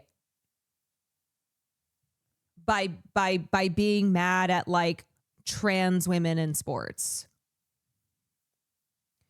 And I think there is that sense of control too. I think because when you go after vulnerable groups like trans people, it gives other vulnerable people who may not be, who may not be marginalized like that, but due to being working class, due to not being a part of the 1%, they are vulnerable. They're economically vulnerable. And it gives them a sense of control. It gives them a sense of power. It gives them a sense of, I can actually, we by making trans people's lives harder, by taking their rights away, that's in their minds. They're like, that's progress. Something's actually getting done here, versus trying to lessen the grip that corporate power has on our lives. And that just feels so much bigger and still harder for people to really kind of make those connections. And so instead, they'll turn around and feel some control, feel some satisfaction from using groups who are scapegoats, immigrants, trans and queer communities, Palestinians, homeless people. It's like, that's not fixing your problems. At the end of the day, your situation hasn't improved by making marginalized groups, by making those people's lives even worse.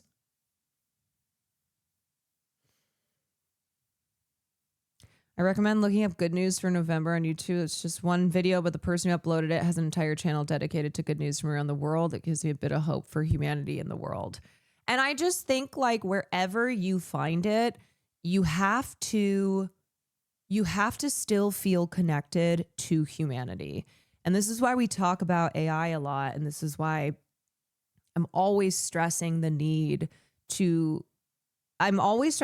for human connection, because genuinely, internet platforms more and more feel as if it's actually not about human connection, and it's about human disconnection.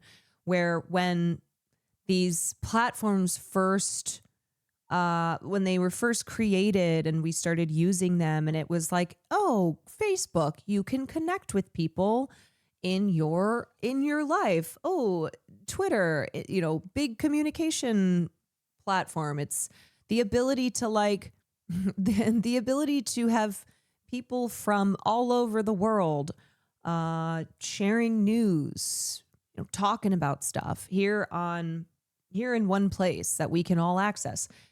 And more it feels like the purpose is to make us disconnected. So I just, I always stress the need to still remain tethered to humanity. And I think engaging in art and culture, in seeking those sources of connection, is very, very valuable and very important.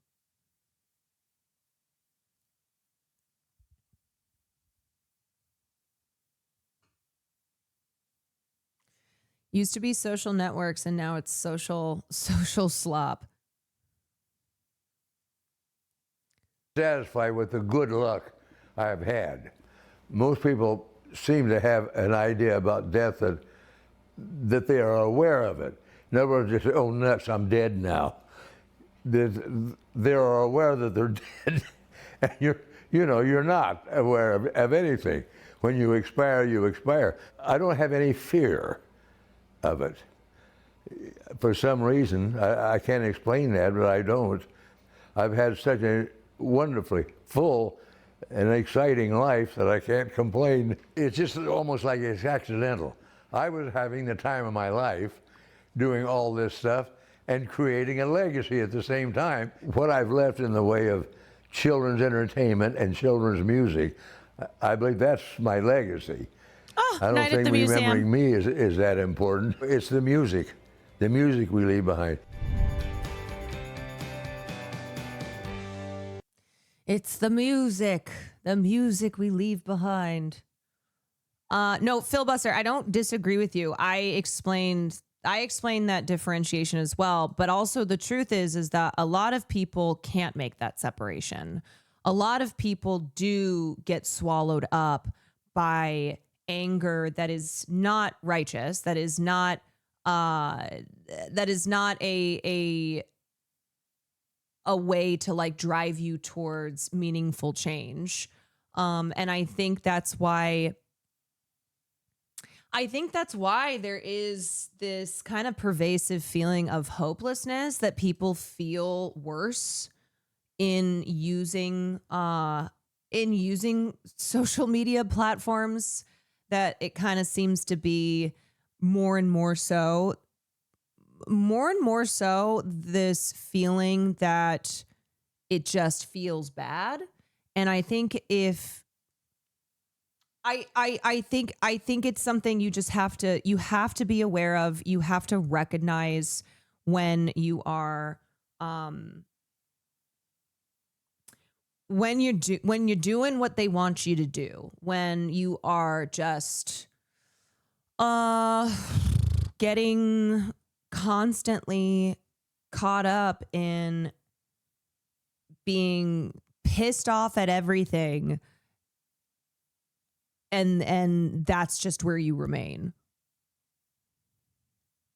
I have a friend that calls me out whenever I'm posting something that's rage baity, and I kind of appreciate it. We all do it. I mean, we all participate in it, whether we're posting, whether we're engaging with someone else's post, and it's I think it's just I do think it's not that, oh, we gotta end the internet. Oh, we gotta, completely, everybody just needs to completely get off social media. I think we have to have better usage. We have to be forming better habits when we are online. And that's because online is so much of our lives, and the internet is inseparable from so much of what we do. And it is still a tool to connect. It is still like a valuable resource. It can be a valuable resource, which is why I don't agree with these internet censorship laws, with stuff like COSA, because of course they are coming from the right with the intention to silence progressive thought, with the intention of like keeping trans kids from accessing life-saving information and community. So it's very nefarious how these bills are actually, what their intent is.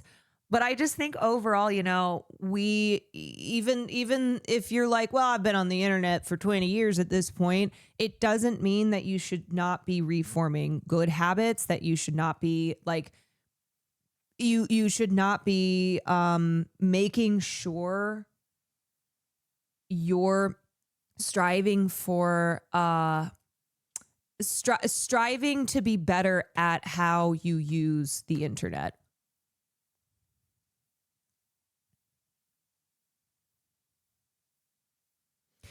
When I see people being kind or just good on the internet, it does genuinely make me happy. The thing that I'll see sometimes, and it's very rare. It's very, very rare, but somebody will say something, they'll just react. They'll be nasty. They'll be short. They'll be rude, and somebody will patiently correct them and kind of call them out.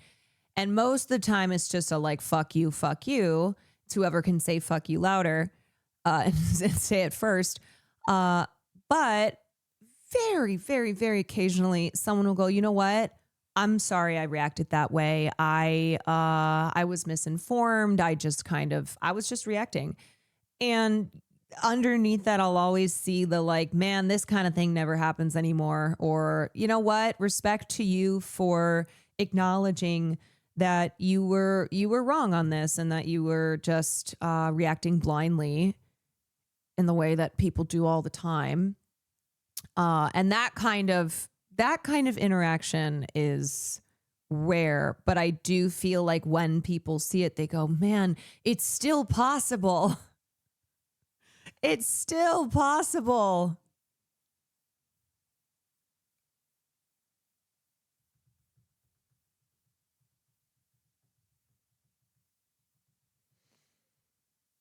True message, feeling discipline. I remind myself the student pro-Palestine movement, the way they handle rage bait IRL was inspiring, keeps me open-minded. Yeah. Anyway, I just think we should all be practicing good usage, good habits. And I do think that will make it easier to navigate what is a worsening landscape as these algorithms just become more designed, more driven towards shit like rage bait. And it's like we know when we look at our timeline, it's like, okay, that's why all this shit's being pushed here. And it makes you think everything is bad and everyone is bad. And we're aware of it. And I think the first step is like being aware of it. And then a second step is not letting it fully consume us, because you can be aware, but you can still fall for it. You can still go, oh, it's getting me. Completely unrelated, but have you watched the Iron Lung? I did. I went to the premiere for Iron Lung, and it was awesome. I was really excited to be invited to that. I thought it was really an impressive undertaking by Markiplier.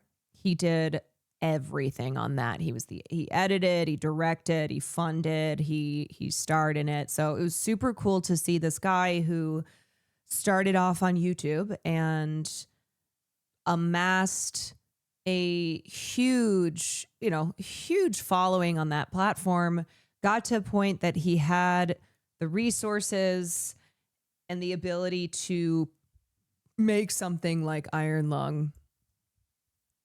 So yeah, he's a really cool dude. I talked to him afterwards. I got to meet him. I think with certain social media where moderation's minimal and there's a kind of hierarchy built in, people that should be allies end up hating each other through the chaos of the site as well. I hate when I see that. Yeah, there's a lot of like not being able to sort out who your enemies actually are.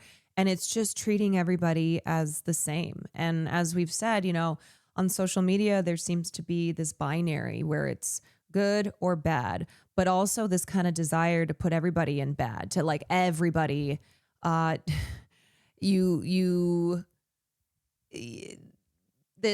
almost motivation to make everything bad.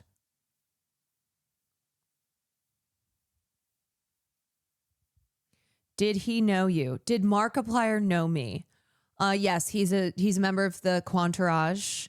He loves the stream. No, he did not know who I was.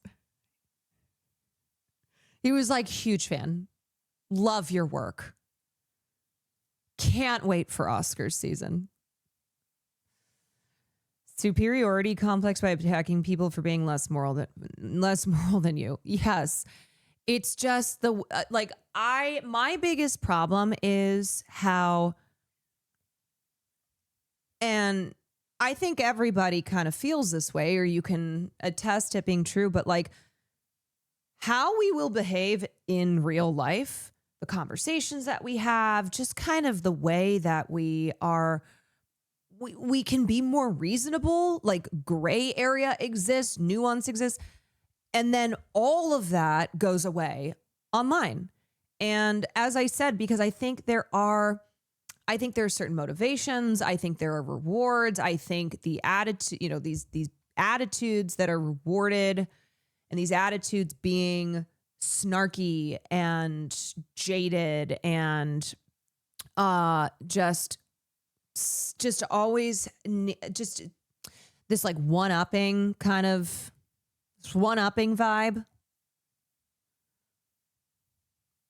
It is really a loving to hate things and to hate, like, it's like, oh, I'm better because I hate everything.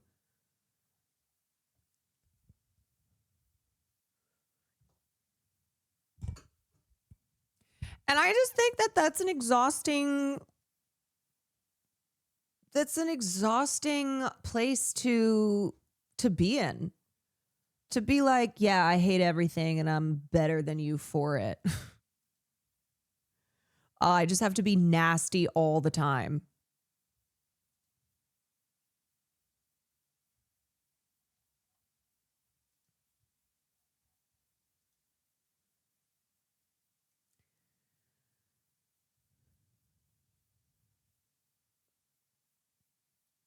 That's why Superman was so good. It was helpful and it was authentic.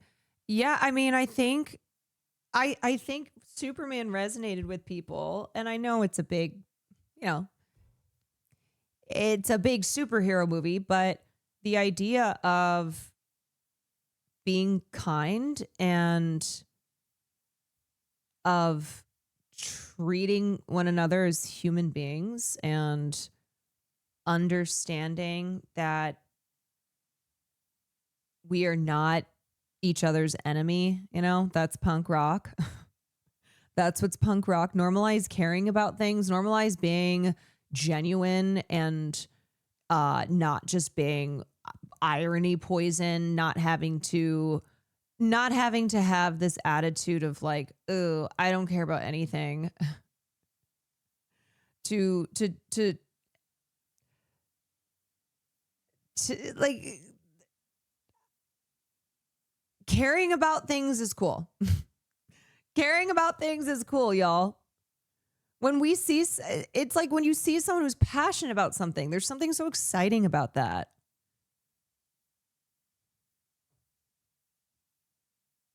I just joined, so I don't know what prompted this discussion, but you're describing modern day internet culture very accurately. Yeah, well, we were talking about Dick Van Dyke turning 100, and then we started talking about internet culture, and now we're going to watch Skarsgard Squared, Alexander Skarsgard and Stellan Skarsgard in Actors on Actors. We have father and son. If you do not know, there are a million Skarsgards. No, there are 8 Skarsgard children. So Stellan Skarsgard is a famous actor. He's been around for a long time. And over the years, Skarsgards would kind of pop up here and there. And it'd be like, wait a second, another Skarsgard? And I think there were people too who didn't even know that Stellan was Papa Skarsgard. Like they would find out, wait a second, Bootstrap Bill from Pirates of the Caribbean franchise is the father of Alexander Skarsgard. Wait, Bill Skarsgård is Alexander Skarsgård's brother? You go, yeah, well, first of all, they have the same last name. How many Skarsgårds are there? But also, there are a lot of Skarsgårds. So Stellan Skarsgård has 8 children. The most famous ones being Alex Skarsgård, Bill Skarsgård, Gustav, I think, would be next. And then the other ones are younger. I know another one has recently gotten into acting. Walter, I think Walter Skarsgard. He's been acting in some stuff as well. But yeah, so it is the Skarsgard family tree. And you just made that one up. No, I promise you. It's Alexander, Bill, Gustav, Walter, Aja, Sam, and then Ossian. Very Swedish. Swedish AF. Mamma mia, here we go again. This is the one Nepo family I want more of. I gotta be so for real. I'm right there with you. The Skarsgards are one of my favorite acting families, especially Alex and Bill. They're both like little freaks in their own way. And then Stellan is super rad. We went over an interview with him recently. He's dope. He's very, very talented and just seems to be also a rad dude. Mathematically, one has to be evil. It's probably little Ossian, the youngest one. Which one was in Mamma Mia? Stellan Skarsgård was in Mamma Mia. All right, so let's take a watch. I gave you life. We were dancing around each other like two dogs sniffing each other's asses, you know. Looking back on it, maybe it was a bit of fuck you. I felt fucked.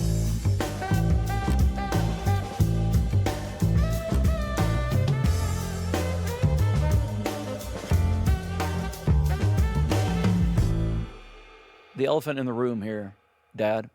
Yeah. Is that we're both nominated for a Gotham Award in the same category. Yeah. And I assume that people believe that it's going to be all chummy and dad and son, and we're supportive of each other. Which, no. Sure, we are to a certain extent. Mm-hmm. There are limits. And now it's no gloves. Gloves off. You're going down, old man. You're going down. We'll see it goes down. Sentimental value. Beautiful film. You play yourself, right? That's an insult. Absentee father. So, I was thinking, like you said, gloves off. The smear campaign has begun. Gloves off. How can you, I mean, you don't have to smear your pillion. It smears itself. I think my ace, the ace up my sleeve here, is to play the absentee father card.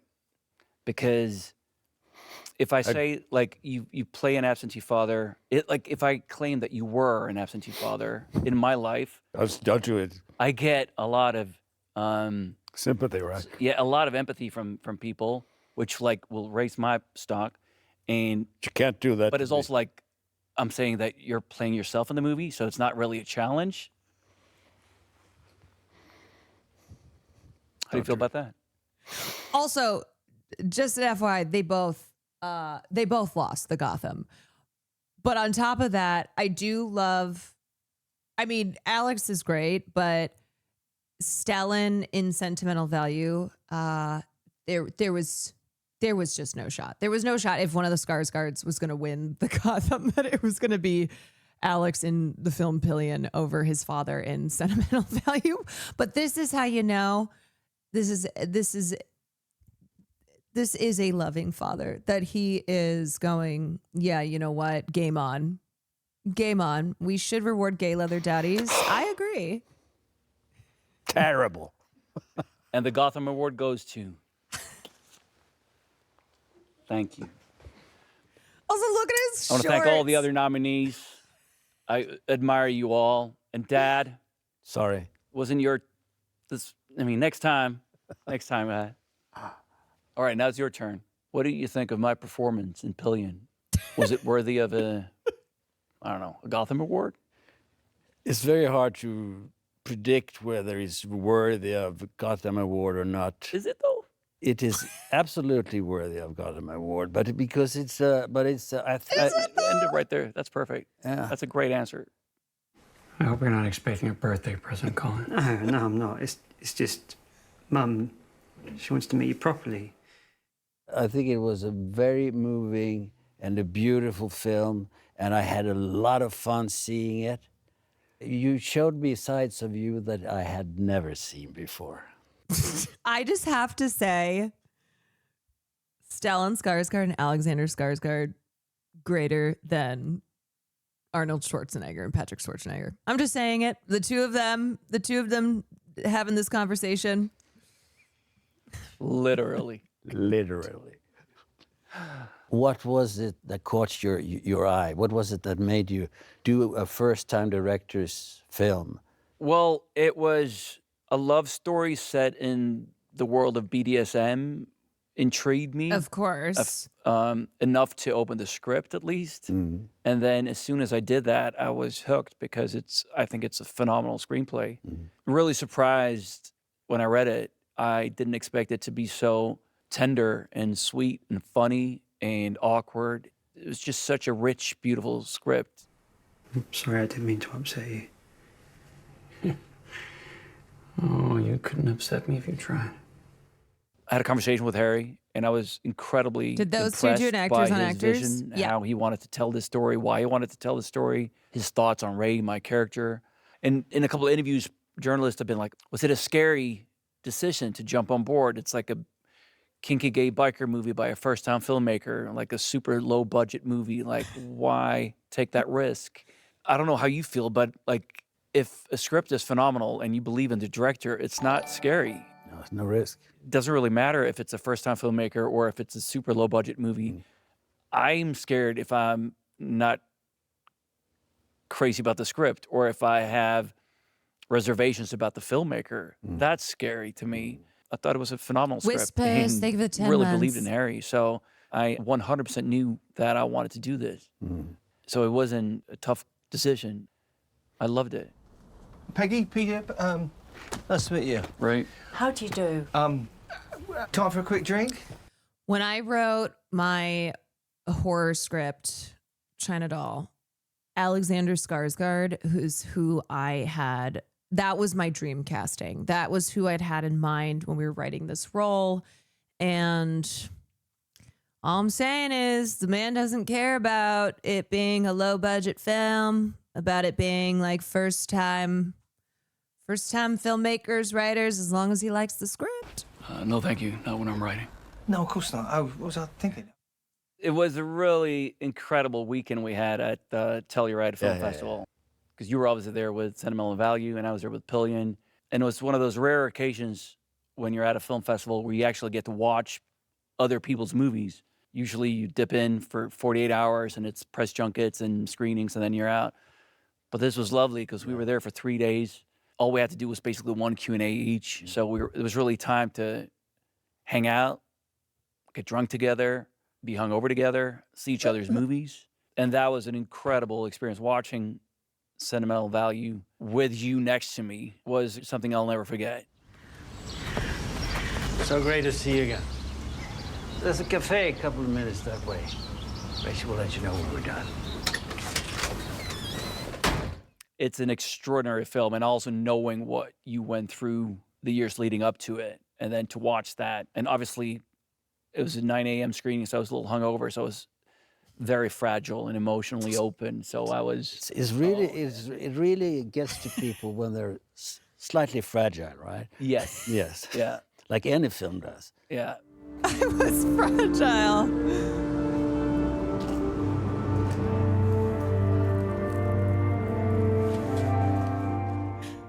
So I really wish you all the best. I wish you almost. I mean, not Gotham Award worthy, but runner up, I would say. Yeah. Thank you very much for your You're welcome. generosity. No, you're welcome. Yeah. You're welcome, Father. Yeah. But you know, if you win, welcome, Father. What am I going to say then? I see. I made him. You did. You made me. Did you ever want to be an actor? I mean, the first film you did was you were 7 or something, right? Yes. And the casting process was Allan Edwall, iconic Swedish actor, director. I think he was over at our place. You guys were drinking wine. He was going to direct a film. He needed a 7-year-old kid. I happened to be around, and I happened to be 7. So I think he probably just asked you. I mean, you remember this better than I do, but like, hey, maybe your son wants to be in my film. Straight up nepotism. Yeah. It's that easy to acknowledge. And do you see how Alex doesn't seem as if, one, he's pandering for any type of, I'm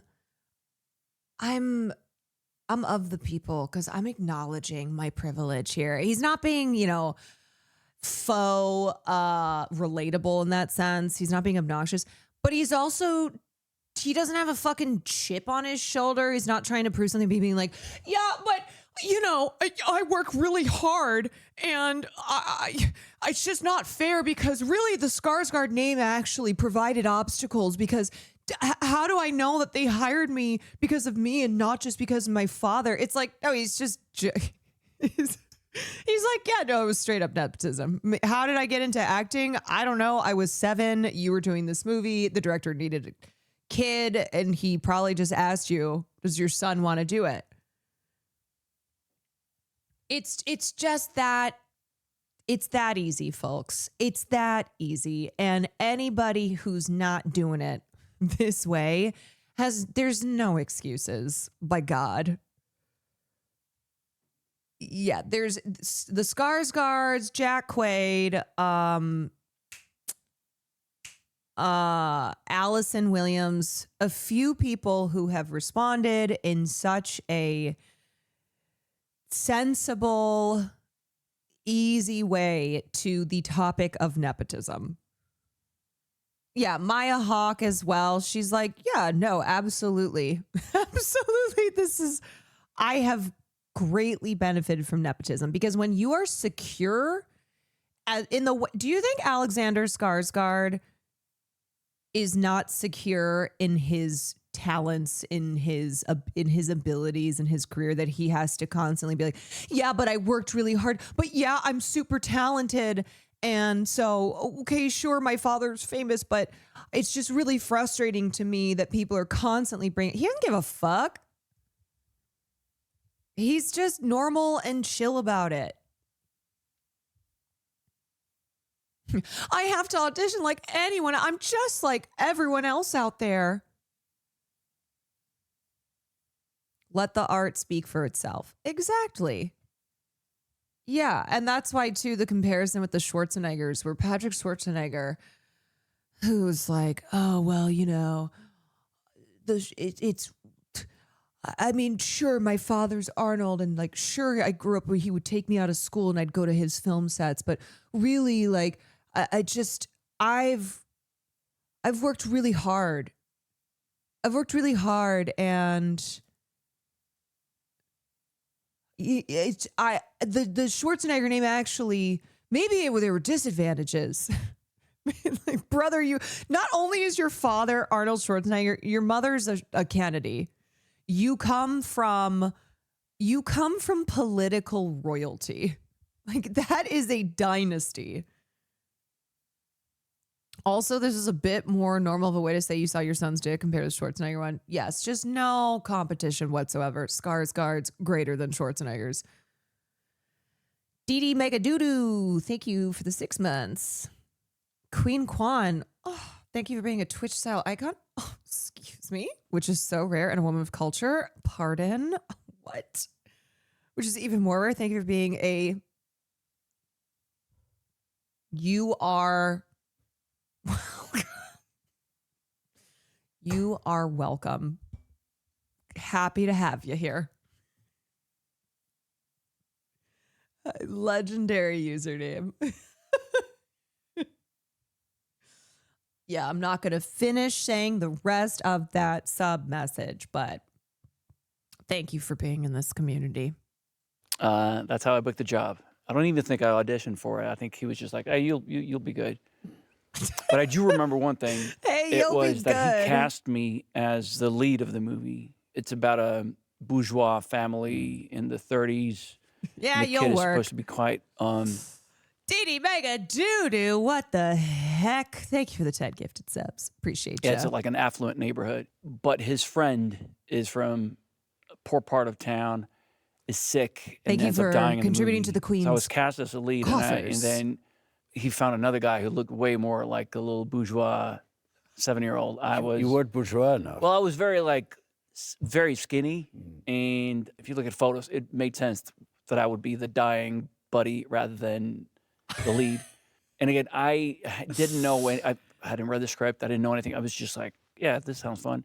But I remember that Alan, instead of just going like, oh, Alex, you're gonna play this part now. I remember him calling our house, and you were like, Alex, Alan is on the phone. He'd like to talk to you. And Alan was like, Alexander, would it be okay with you if you would play Kalanub instead of Åke?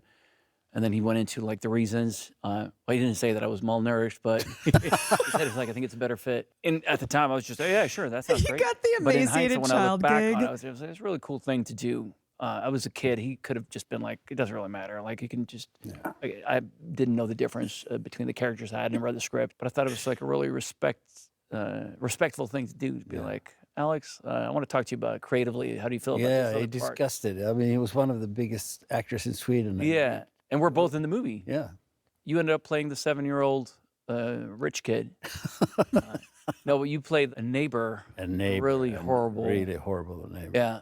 I didn't answer your question. I didn't want to be an actor, I guess. Maybe you don't know even now. I'm still trying to figure it out. What I want to do when I grow up. That's something you got to wait till you're mature enough to make a decision about it. How do you? Have you landed? No. comfortably I in the mean, decision this of is where you as wanna long be as when I you grow make up? a lot of money and have fun with this. I'll do this till I know. Yeah. What I will do. You still want to be a firefighter? Never give up on that dream, huh? Never give up on your dreams, Dad. No, I won't. Yeah, but you were playing consumption very well. Thank you very much. Yeah, and you really looked dying. Actually, the smaller role that you did was a much better role. Don't you agree? Than playing a sort of the straight guy. I mean, it was a very juicy part. Not you that got I to die. Consumption. I got to die.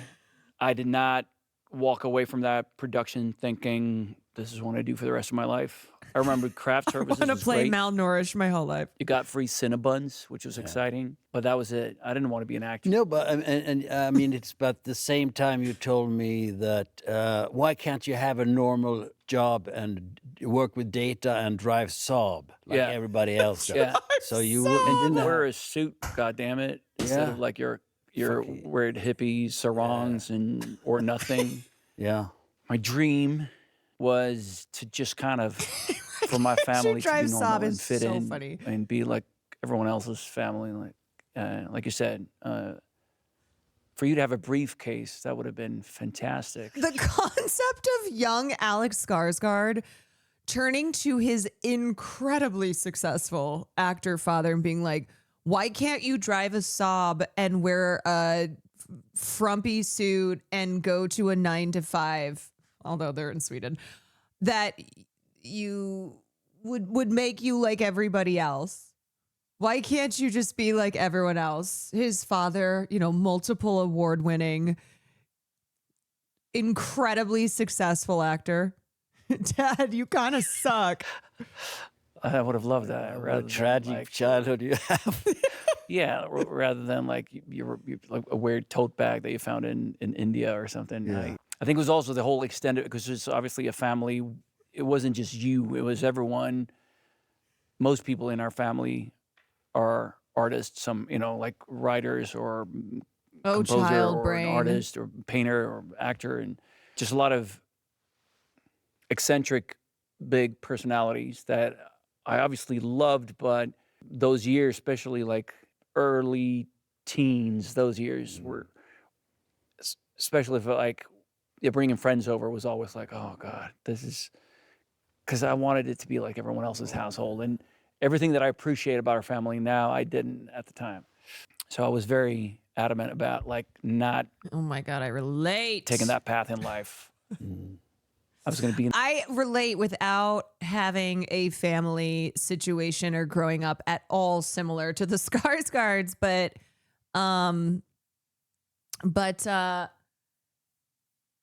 yeah, the things that I love about my family now and how grateful I am to have a huge family and to have just all these crazy, wonderful people in my family were things that I couldn't stand when I was a child. I was like, I just need to get away from this. I wish why can't we be like everybody else everyone else seems to have 2 kids. Everyone else is just white. Like, why do we have to stand out by being half Asian? We have so many kids. It's like, is there anything we can do here to just blend in a little bit? Just blend in a little bit, we already stand out enough because we're Chinese. And then there's a million people.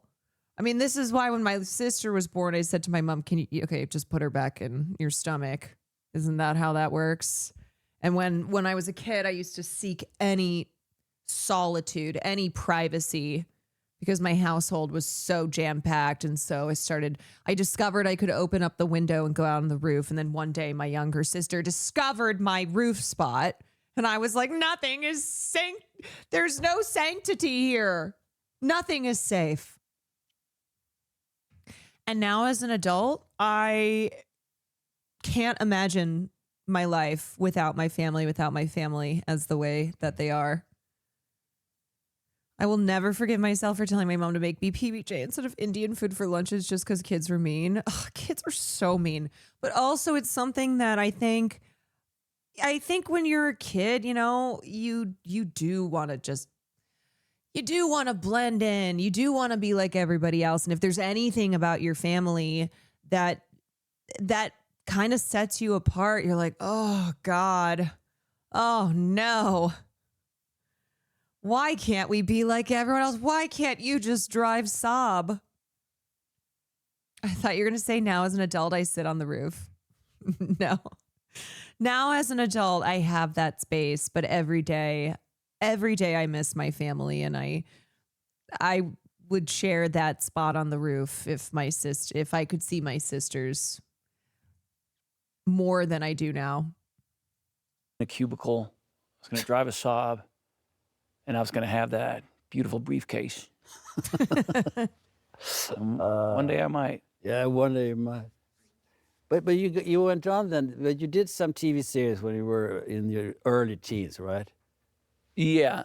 But that was a disaster because you got too popular. That was a disaster. It wasn't a TV series. It was a short, like a 50-minute film called Too popular. The dog who smiled. And back then we only had 2 channels in Sweden, and it got a little bit of attention, enough to make me freak out. After that, I was like, I don't want to do this at all. As opposed to Gus. I love that I explained to you who Gus is. Gus is your second son. Oh. Yeah.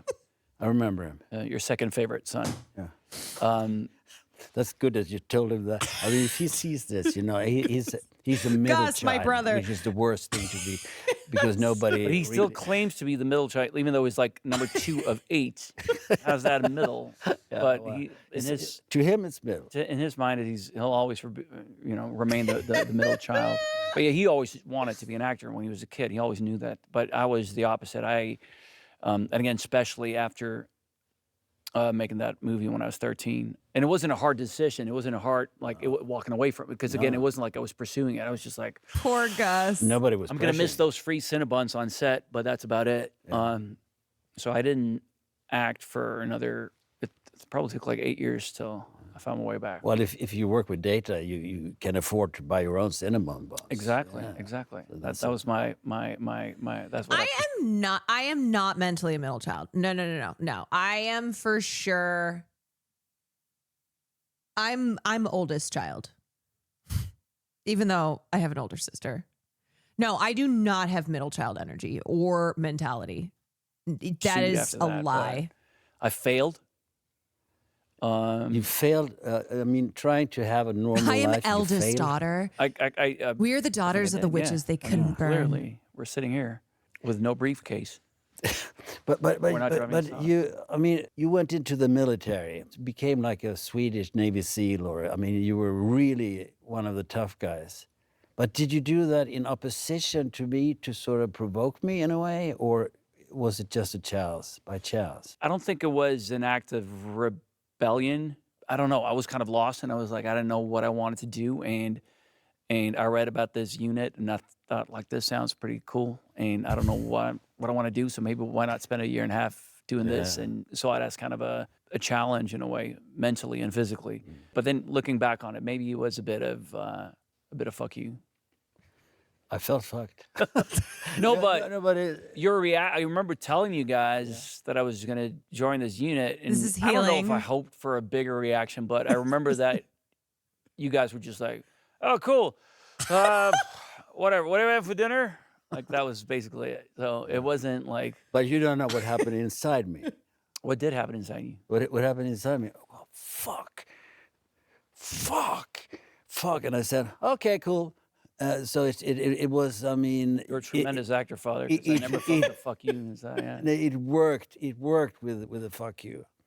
Oh, did it? Yeah, to a certain extent. I mean, I'm not a kind of father who says, no, you should do that or you should do that, because I don't interfere in your decisions of life in that way. Wow. I mean, being a military sort of evader like me, it felt like, oh, wow, he's chosen that. But then I thought also, of course, that maybe it's just a fuck you thing. Right. But I also knew that all of you 8 kids, you have different ways of approaching everything, and how to approach life, and how to find your way in life. I mean, maybe I'm lazy, but I think it's best to let you do it on your own and hands off thing. If you want a confrontation and all you get is like, sure, that sounds great, that kind of diffuses the situation and the tension quite a bit, even though you deep down you might feel more. But, and I'm not talking specifically about when I joined the military. I remember, like, quite frequently you'd be like, yeah, well, do what you find it your own way. All right, cool. Well, I'm not sure I agree with that, but do it. Like, it was hard to kind of get that. It was like, oh, all right, that's then interesting. How did you get out of the military? Because, like, when I joined, it was semi-mandatory. It was like on the cusp, but when you were a teenager, it was mandatory. Everyone had to do it. Yeah. I kind of feel that too, because my dad is similar in the regard of my dad is super chill and he's great. He was always like, I just want he's like, whatever makes you happy. I go, but Dad, I need some guidance. What should I do? Who should I be? And he's like, just be happy. Just find fulfillment. I was like, but what does that mean? What does that look like? Yeah, I'm one of the Skarsgard brothers. It turns out I've discovered today.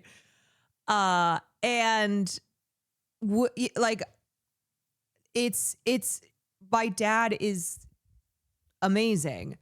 But yes, there have been points in my life. Like, I remember when I was car shopping and I told him, I said, Dad, I don't know anything about cars. I know I'm going to get screwed over.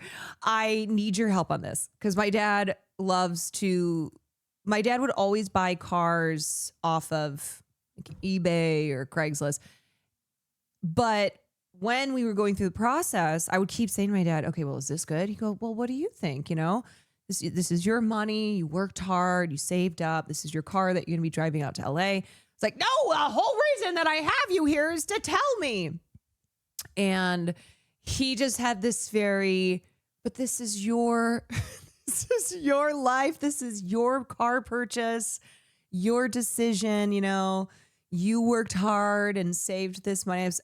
And I ended up buying a car that was completely a lemon. It had its mileage rolled back 300,000 miles. I don't even know how I made it out to Los Angeles. And I remember being so mad at my dad, and I called him. I said, this is exactly what I thought was going to happen, and that's why I needed you. And He was like, "Oh, I'm so sorry. I thought I was just encouraging you to make your own decisions, and I didn't want to get in the way." And yeah, it's the 60s hippie in my dad where he's like, "Well, it's up to you. Whatever the vibes are, Should have brought, yeah, and that's when I went that I should have brought my mom. I should have had my mom on that. I did learn from it. The funny thing is I did learn from that whole situation though. I did learn things. I know, you're supposed to tell me what to do. Yeah, my decision was that I wanted you to make the decision for me. Angry Bullet, thank you for 28 months. It was mandatory, so you'll be gone for a year doing things that you don't like. So I got the draft order, and I went to a friend who worked at a drug rehabilitation institution, RFHL, and I made him write a letter to the draft board saying basically that if you feel that Skarsgard is fit for doing the military service, then keep him under special surveillance because he might influence other kids as well into this drug addict that he has. It was hashish, he said. Yeah. He smokes hashish. And at that time in Sweden, it was not very common. So everybody it took hours, 4 hours later, I got a message from the draft. Don't move. Don't come here. Don't go near us. And so very smart move. Yeah, so I cheated myself out of that. Well, I did smoke some hashish, but it wasn't that bad. But you were definitely pursuing acting at that point, right? I was. So it wasn't like you were searching or trying to figure out what you wanted to do in life. I was working as an actor in the theater. I was working. I've done it all my life, and I quit school when I was 17 to pursue it. There's no way that guy's 100. That is not Dick Van Dyke.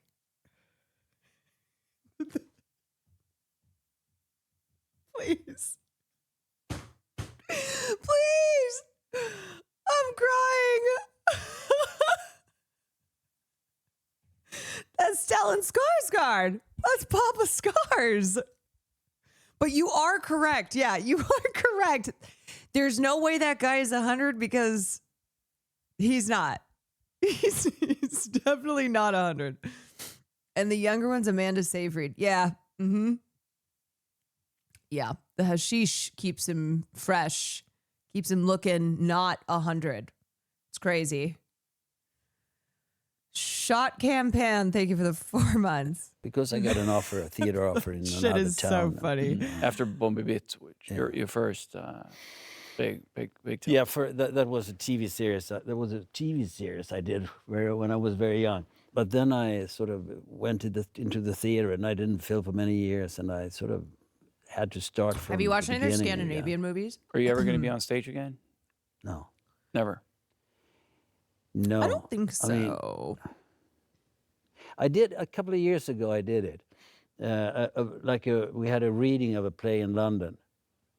So the actors, you rehearse a little, and then you gather in the evening, and the audience is there, and you read from the script to find out if it's a good play or whatever. But it's a very common way of doing things.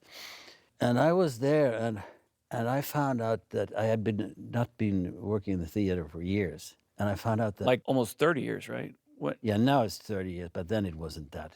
15 years maybe. And then I found out that, my God, this doesn't work. And I felt like I couldn't reach anybody. I couldn't reach the audience. I felt like I was just waiting for my close-up so I could do something. Mm.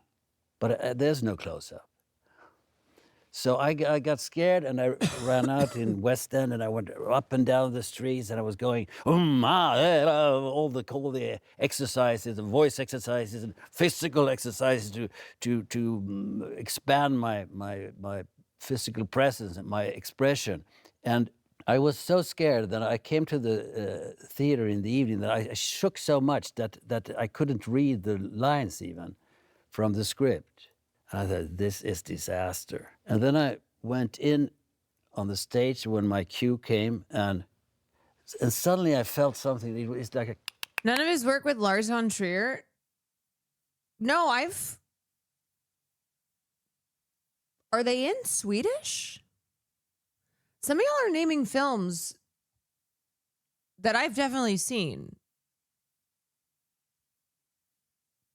I think maybe I read Chatter's comment as films in which Stellan Skarsgård's, like, everyone is speaking Swedish, which I can't remember if I have. Von Trier is Danish. No, I know, but like Melancholia, that's English language. I don't know. Part of me now is like, have I seen non-English language films? And I guess I just speak all these languages. I just understand everything, so I don't even know when it's not in English.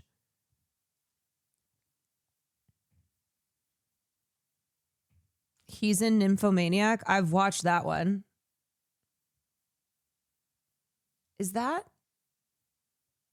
not in English? I don't know. I can't remember. I've seen these films though. Is Nymphomaniac non-English? Oh,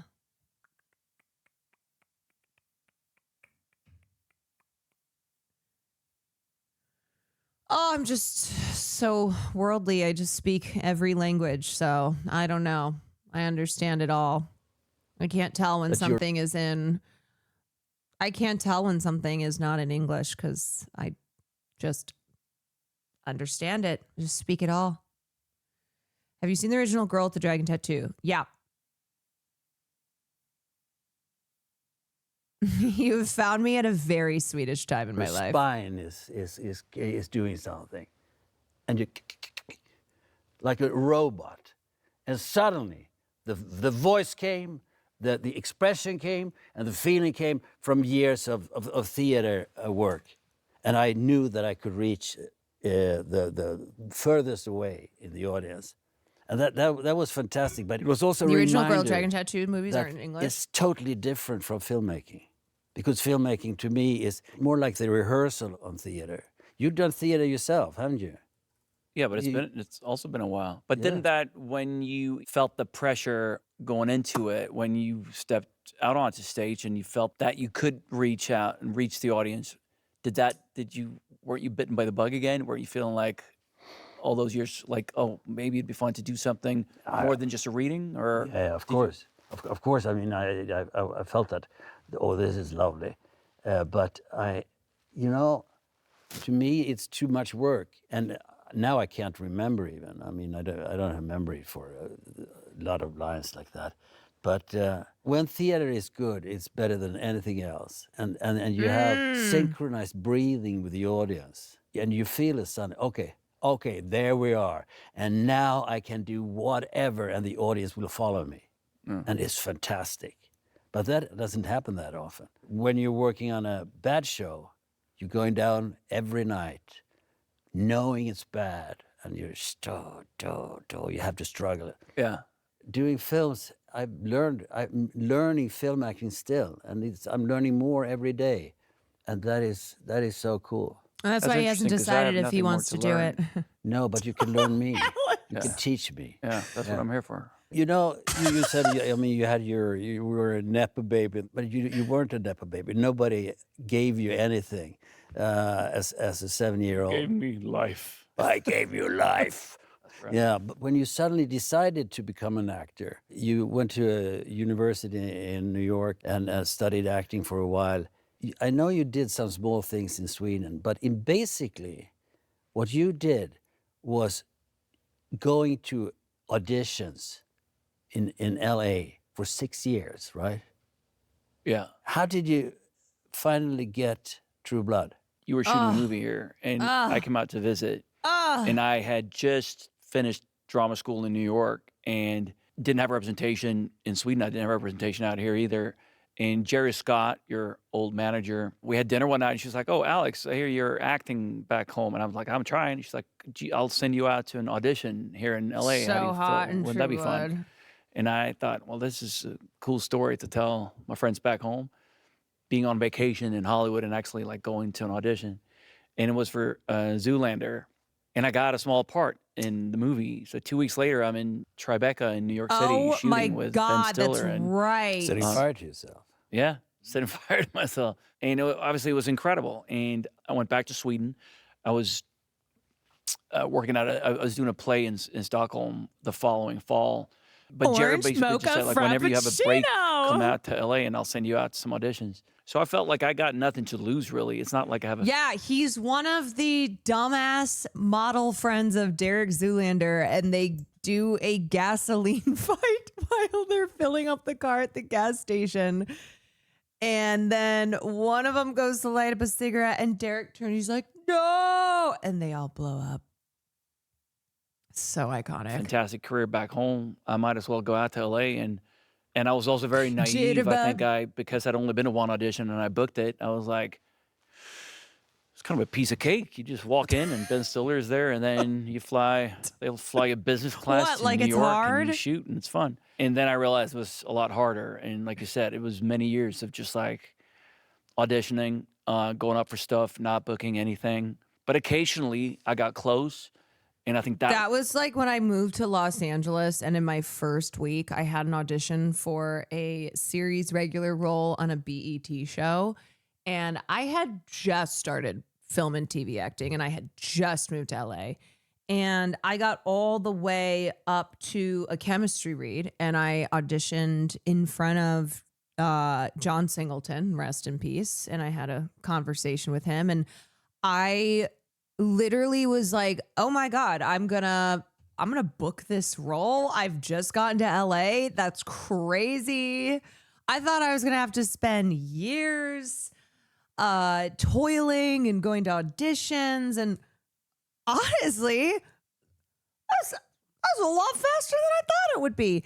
And then I ended up not getting the role, and that was the beginning of realizing, oh yeah, no, this is really competitive. Oh, this is something that you will get so close, and then you don't book it. It doesn't matter how close you get.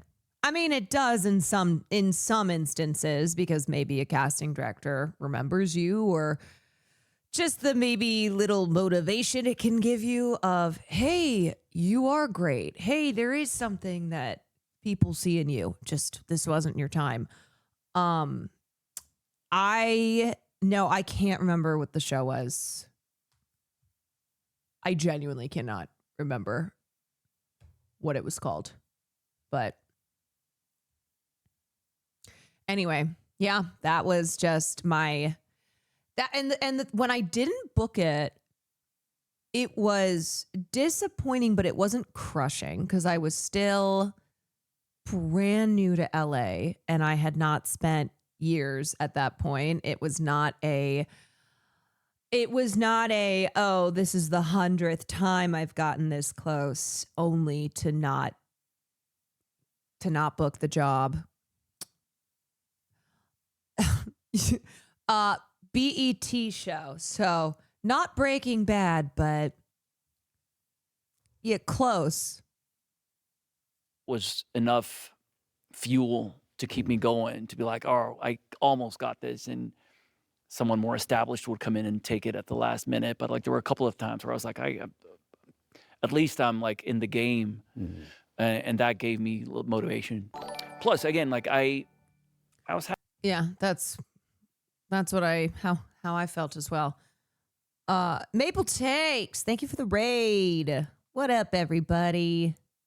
Welcome in. We are watching this fabulous conversation between father and son, Father Skarsgard and son Skarsgard. And this is the the Variety Actors on Actors series. So get cozy. Welcome in.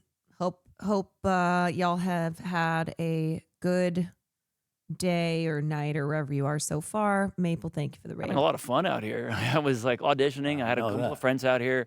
Are I they wasn't cool? working. Oh, dude, Stellan Skarsgård is. I mean, Alex Skarsgård is awesome. I love him too. But Stellan Skarsgård is very based. He's one of those actors that you see a quote from him and you're like, hell yeah, that dude's awesome. You know, we all rented a small apartment together, and I was quite happy. Of course, I wanted to book something, but again, like, it was fun, exciting time to be out here and almost getting stuff. Oh my God, I Googled it. The show is called Rebel. Oh, yeah. Rebel. Whatever happened with it? It was this. Wait, Giancarlo Esposito of Breaking Bad was in this show? What? There are 9 episodes, 1 season. Yeah, I did a chemistry read with Danielle Monet Truitt.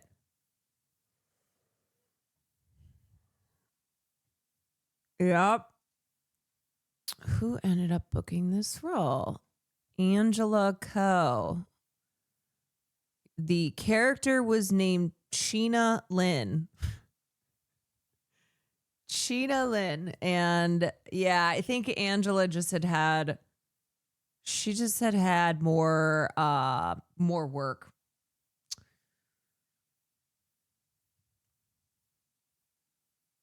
I was fresh. I was a newbie. Not that it can't happen, but anyway, what is a chemistry read? A chemistry read is when you have advanced to a stage in the audition process where you are being tested out with either someone who they've already hired or someone else who's top of their list. And they want to test your chemistry because you might hire 2 actors who are great in their individual auditions for whatever role they're reading for, but then you put them together and it just doesn't work as well. They don't have a chemistry on screen. The chemistry read is when you make meth. Yes, you have to make meth and then show them how you make the meth. And if the meth is satisfactory, then you get the job.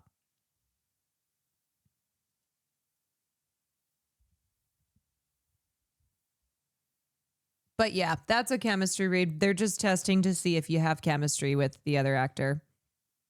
Was enough to keep me going. And then once a year, I would go back to Sweden. If ever I booked, a little job, and go back to Sweden, do that, save up a little bit of money, come out here and keep going. And then after 5 years. Also, you might have chemistry, but it might be just, it just might be a different vibe, you know? It's like, okay, I know this is not something I have to keep explaining, but for instance, in streaming, there are probably streaming pairs that y'all love more than others. And it doesn't mean that other duos aren't fun and make good content, but sometimes there's just that vibe, that connection, that chemistry between 2 streamers when they do content that it just sizzles. It's just ends up being your fave. What's going on with this guy's shorts? It's called Fashion Sweetie. I auditioned for True Blood as they were getting ready to shoot the pilot. I auditioned for Bill, not the character I ended up playing. Didn't hear back. Didn't expect to hear back, but it's like one of those, pilot season, you go out, audition for a lot. And I finally got a job, and it was Generation Kill, a miniseries for HBO about the war in Iraq by David Simon and Ed Burns, who did The Wire. And it was just incredible. I couldn't believe my luck. It was an amazing role in an amazing series by amazing filmmakers. And I had been up for really bad stuff. I auditioned for everything. I didn't have, beggars can't be choosers. It wasn't like I didn't feel like I auditioned for like a jock in a bad horror movie or like anything. So the fact that and I didn't get any of those, and the fact that the first job I get is, and I mean to this day, one of the best things I've been part of. Like the script was so good, and it was a phenomenal project to be part of. And we were in Namibia shooting it, and then HBO reached out, Alan Ball, who created True Blood, and they had shot a couple of episodes already, and they were looking for Eric Northman, and reached out and asked if I was available for another audition for this role as opposed to Bill. And I wasn't. We had 3 more months to shoot in Africa on Generation Kill. So it looked like I wouldn't be able to, again, it wasn't an offer, but I wouldn't be able to audition for it. But then the writer's strike happened. And because we were already shooting Generation Kill, we could finish the show. True Blood was being written, so they had to push it. So I was able to finish up Generation Kill, come back to LA, audition for True Blood, and did a couple of callbacks of that, and then started shooting. True Blood was great, and then 7 years, and it was a went. blast. So I know you were nervous going into. I actually have been wanting to rewatch sentimental True value Blood. to the shoot. You mean because of the stroke? Yeah. I wasn't that nervous because I had made season 2 of Andor, and I made the second part of Dune after I had the stroke. I mean, I was in the hospital, I had a stroke, and I called Tony Gilroy and Denis Villeneuve, and I say, well, this is the case, and we don't know what's going to happen. And they were very supportive, and I said, I know I can fix this, let's do it. Did you feel that? Like, I know I can fix this? Or yeah, I felt I could, but I didn't know how to handle this sort of earwig thing. But with the earwig thing, The civil rights analogy is rough. To be rhythm is very important in the scene, right? So the guy talking in my ear. Yeah, it might be one of those that. It might be one of those I rewatch. I go, okay, season 1's still great, but then I go, He doesn't have to. He must not interrupt my rhythm. He has to help me in that way. So I have to hear the other person saying my cue, and he has to over that go da da da da da very fast and very clear and without emotion saying the line, and then I can answer in the right rhythm and create my rhythm of that. So that was complicated. But I thought that, well, maybe this is it. This is gonna be finished before, because I thought that, well, maybe I won't get any more jobs. And that was my big fear. And then Joachim called me and... Oh, sorry, did you feel that even after shooting Andor and Dune? Yeah, I felt that maybe... Because I remember before going into it, it was almost an existential crisis, because you've been acting for 60 years, and then it's like, is that it? Am I never going to do this again? Am I going to... But then you figured out a way to make it work. But were you still, after that feeling, worried that... But it's also, I mean, I'm 74 years old now. And you Thought know, he was 100. most people that are writing are much younger, and they rarely understand older people. They think that old people, they can't handle a cell phone. They sort of walk funnily, and they can't tie their shoelaces. Old people are just like us. So most of the scripts I get are sort of this: someone who's got dementia, or there's someone who's got Alzheimer. And with all respect for those people, I don't want to play that yet. In a way, suddenly you're supposed to play a certain age, not a person.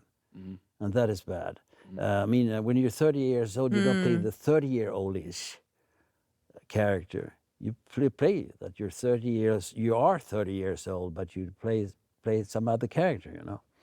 And that's very hard. But I got the offer to do Joachim's film, Sentimental Value. I knew that I would say yes, of course, because I've seen his films and he's a brilliant director. I invited him to Stockholm to dinner. We went out and had a meal, and I insisted on paying because I said, I don't want to owe you anything, you know, cocky fucker. And I knew that I would say yes anyway, you know. And I got the script and I read it, and it was fantastic and very sexy and beautiful. And I knew I would say yes, but I still didn't say yes immediately for some reason. But eventually he And said, why was that? Why did you not commit? no, because he was sort of being a little shy himself. So we were dancing around each other like two dogs sniffing each other's asses, you know, to the feeling of how do you smell your feces smell? Can I trust you and stuff like that? But of course, Clearly his feces smelled pretty good. Yeah, it smelled very well. Yeah. So we decided on it, and then his process is Crazy. is brilliant. I mean, he contacted me more than a year before we started, and he had written the role basically for me. That would, you know, getting a role like that, it's one of the best roles I've ever had, and getting it tailor-made, you know, every seam, every sort of fitted like magic to me. It was very nice to meet you. Very nice. He gets the best people in Scandinavia to best crew, and everybody's so excited to work with him, and the feeling on the set is beautiful. Similar to Von Trier? Yes, actually, but the outcome is very different. It's the Trier brothers, I would say, because they have the similar thing that whatever is produced, to produce real life in front of the camera, you have to let go. You have to be. It has to be spontaneous to a certain degree, and you have to allow accidents to happen. You have to allow the weirdness the things that you can't plan to happen as well. And he does that, but he also has the thing that I've only heard about one director that has it. He sits beside the camera like this, and he watches your eye. He watches your eyes all the time, and then he sees exactly in the face what muscles you move or whatever happens. So he reads the expressions that you have that are also unconscious, and that happens a lot. And that happens apart from the lines that are sort of, that also colors the lines because he gives a different color to the line maybe, or it is between the lines, it's in a pause. It's the listening he is out after. The Von Trier. When was the first time you worked together? It was on Breaking the Waves. What was it, 95 or something? His first 5 films are extremely beautiful, but overly controlled. So he was sort of control freak. He decided where you should look and everything. And that killed them. In a way, they became ice cold. But then he realized that, and he sort of let the actors go. And he did it in The Kingdom first. It was general lighting, and the camera had to find the actor and stuff. And then he did it in this. The first film he did it in was Breaking the Waves, and that was revolutionary then. How did you end up in Breaking the Waves? Had he seen? I mean, I'm sorry. What was it? Do you know specifically what? Because you didn't know each other personally. No, I don't know what he'd seen. He'd probably seen these Simple-Minded Murderers, but he's very. You can't be sure that he's seen you, or you don't know. He might be sort of. Also, just so you don't get confused, so there's Lars von Trier, who Stellan Skarsgård has worked with, who did Antichrist, Melancholia, Nymphomania, The House That Jack Built, Dancer in the Dark, and then there's Joachim Trier and his brother, who's also a director. Sorry, I feel like I'm going to sneeze again. I hate that feeling of when you're good.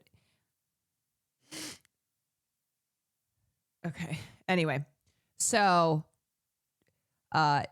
just so you're not confused between the Triers and then Von Trier, they are they're all Danish. They're all, I think, Triers are Danish, Norwegian.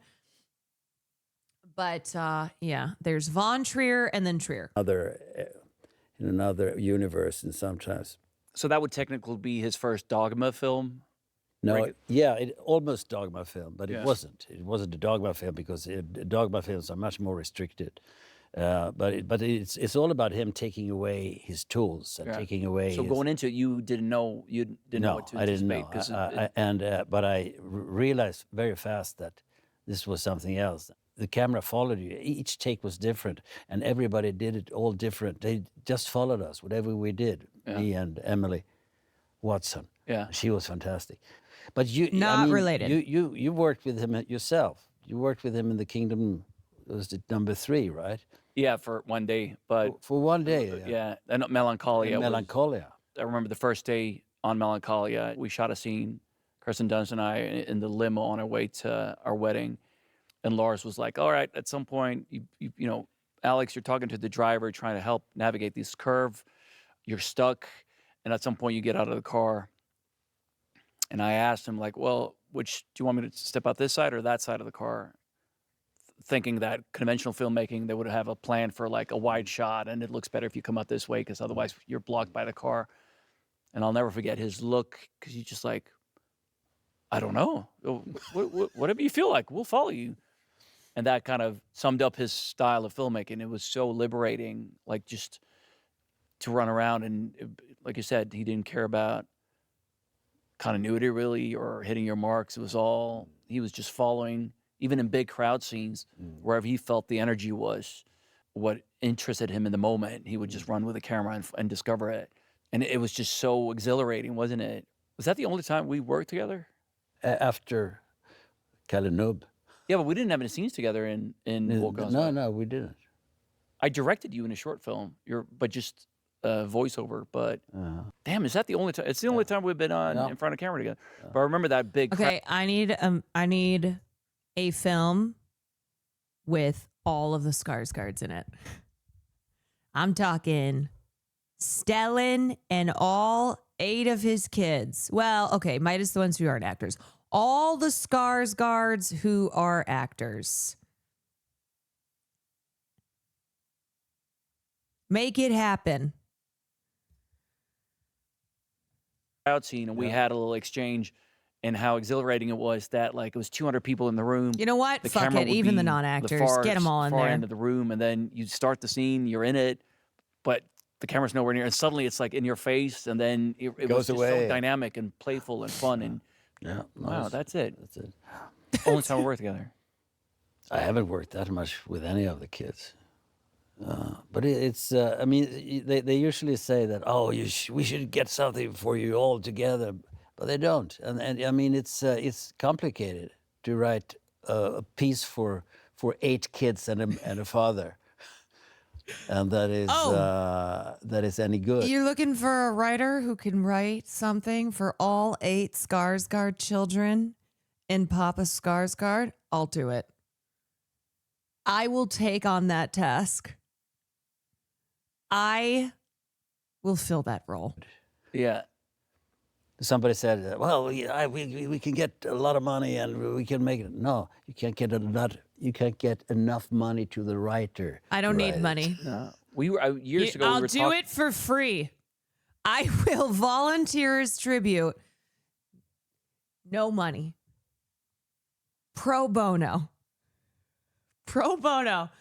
Just so I can hang out with all the Skarsgards. Talking about maybe doing a Long Day's Journey into Night on stage. Remember that? And then we talked about doing a film about it too.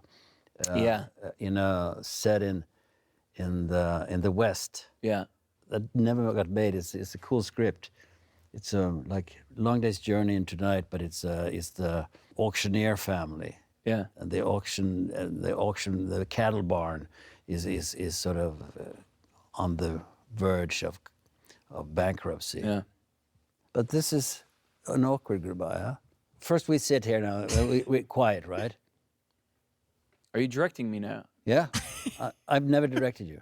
So it's about time. So and then we do sort of we just and then go. Sorry, I'm not buying it. Can you do And that? but then we can do, oh. This has been great. So Yes. we do the other one.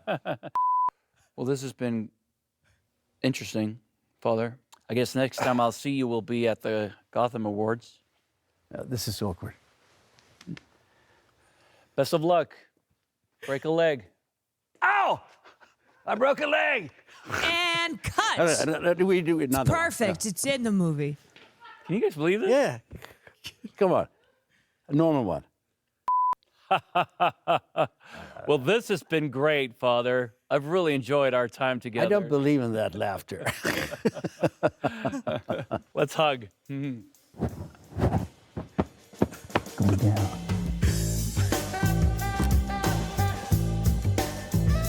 Father.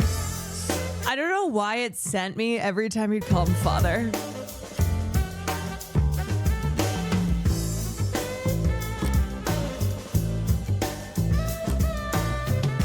I love the actors on actors.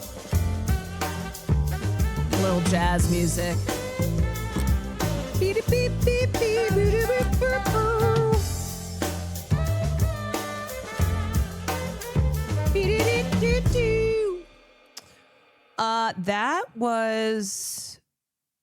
That was great. I really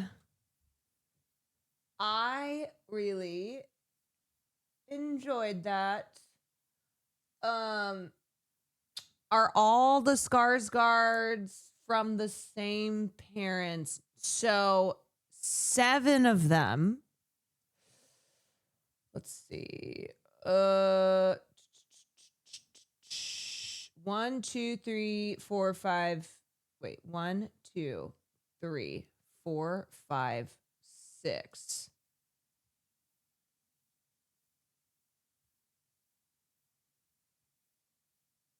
Six of them are from first marriage, and then second marriage, I think it's 2. Well, there's 8 of them, so it'd have to be 2, but I'm looking online. It's only listing 1. Oh, God, not 6, 7. End it all, please. No. We cannot have Stellan Skarsgård exist in a world where 6, 7 also exists, okay?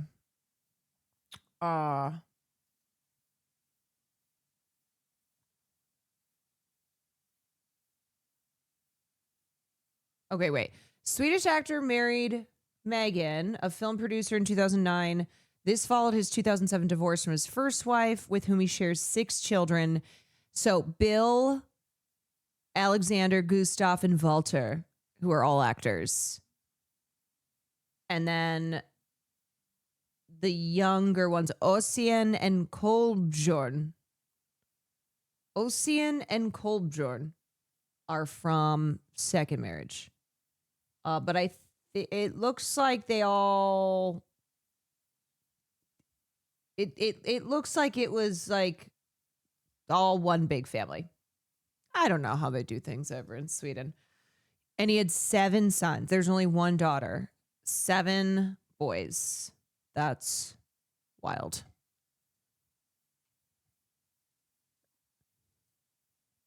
Can you imagine 7 sons? How proud are you of him? I mean, I'm very proud of it. I mean, I only care about one thing, and that is money. Money. No, I care about. I said be on time. He wasn't today, but I said to him. That wasn't my fault. Yeah, but I know. Also, what kind of question is that? How proud are you of him? What's he gonna say? Like, eh? But that's what I care about. Be on time, and then Sorry, I Dad. also be good. He looks like a little kid dressed up in his dad's suit. And that's it's and tired. Look proper. Jesus Christ. Oh, I'm sorry, Dad. Sorry. Sorry, So Dad. a lot of actors. How proud are you of him? The fucking mismatched A lot of blues going on here. A lot of blues. The wrinkly shorts. The frump tie. I love it. I mean, I'm very proud of it. I mean, I only care about one thing, and that is money. That's money. Yeah. Just money. I don't, is this a new thing? I don't remember if they've had these kind of the after the interview little moments, but these are sometimes my favorite moments.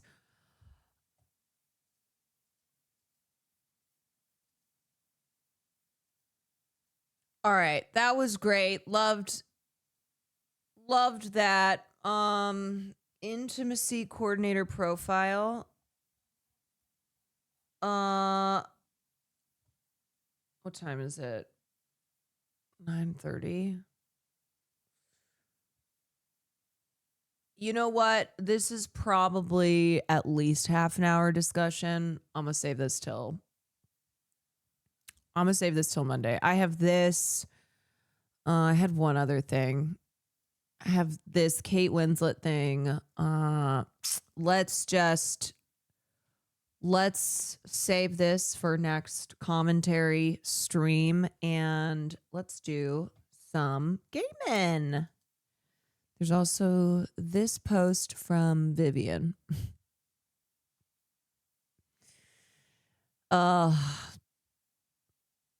Having to just having to constantly deal with the fact that your estranged biological father is Elon Musk. Vivian is stronger than the troops. She is way too smart and funny to be only 21.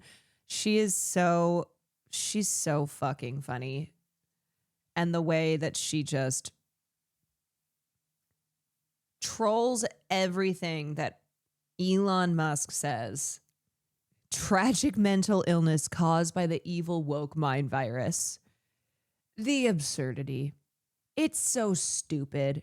It's so do people who talk this way realize how dumb they sound? Tragic mental illness caused by the evil woke mind virus.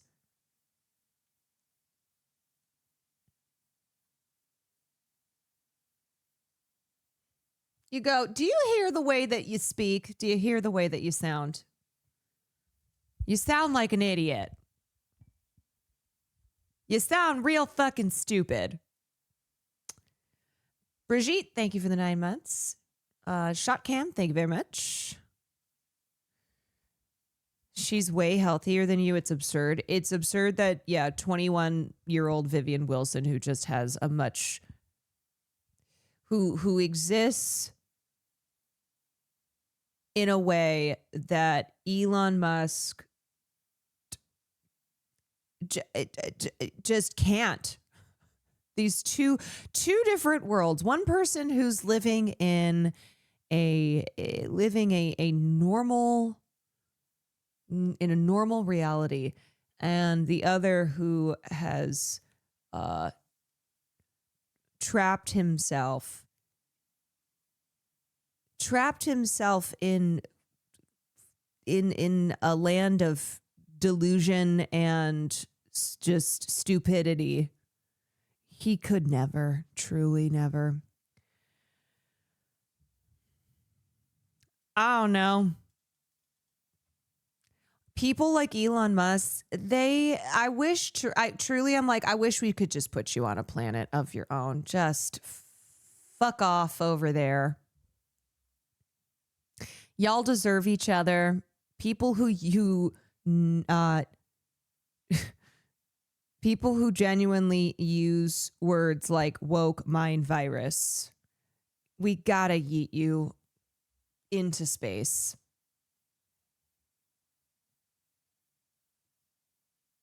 A one-way ticket to Mars. Yeah, you will not be returning. I think you'll be happier.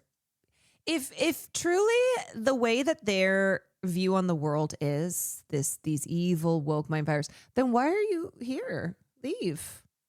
Leave us to our planet of woke mind virus. We've all been infected. Hear me out. Another Titanic submarine expedition. Yeah. Hey, I have got a really exciting idea for you. If you ever wanted to see the Titanic, because we can make that happen. We will crowdfund. We will do crowdfunding. It's on us. You don't even have to pay. We'll take care of it.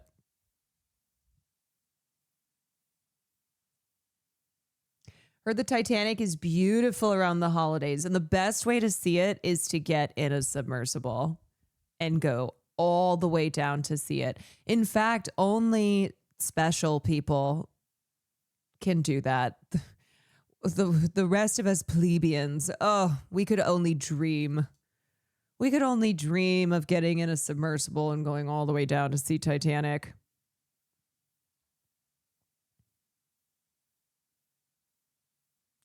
Why is Sandwich putting this back on our timelines? Breaking news, a 6-year-old boy is floating away in a hot air balloon. And considering that I learned about this year, holy shit, I hate her. She brings it up. I swear to God, I have seen this brought up, like brought onto the timeline, and I think it is single-handedly because of Sam. I think every few months she responds to the CNN story from 2009 that is 17 years old and goes, holy shit. 6-year-old boy is floating away in a hot air balloon.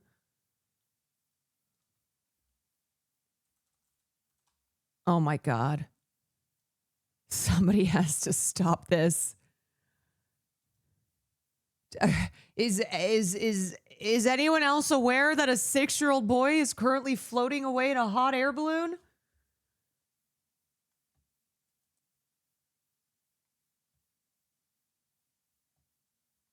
You mean the movie Up? Yeah, the movie Up. Alrighty, we are on what? Chapter 3 of Poppy Playtime. Poppy, Poppy, Poppy, Poppy. Or as I like to call her, Peggy. A little Peggy Playtime. Okay. Alrighty. Just a little Saturday night gaming for y'all. Brought to you by Saturday Night Gaming.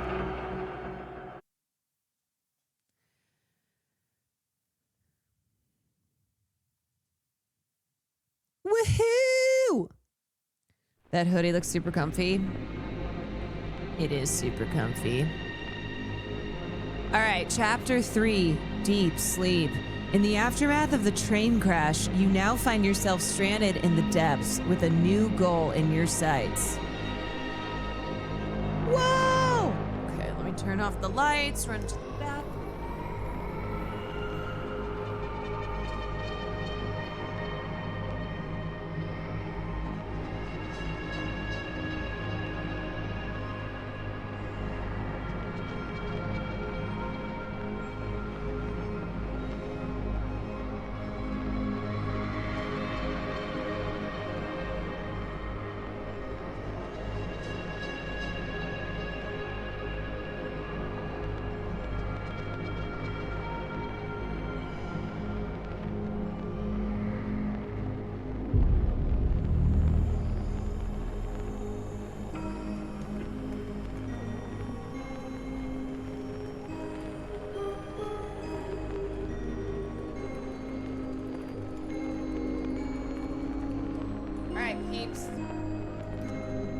Get your water.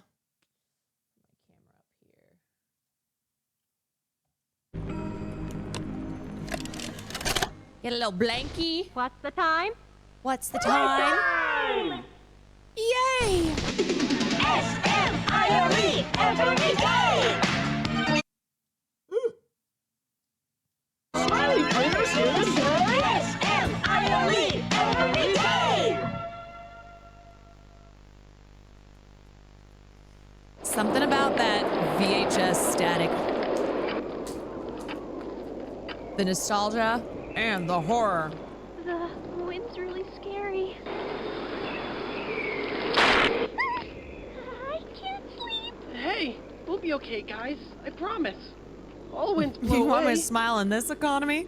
Eventually. Are you crazy?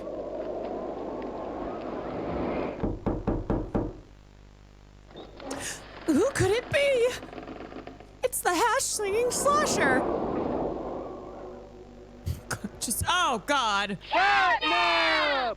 Oh, no. Please, help us go to sleep, Catnap. We need it, Catnap. Please help us. Sleep, sleep, sleep.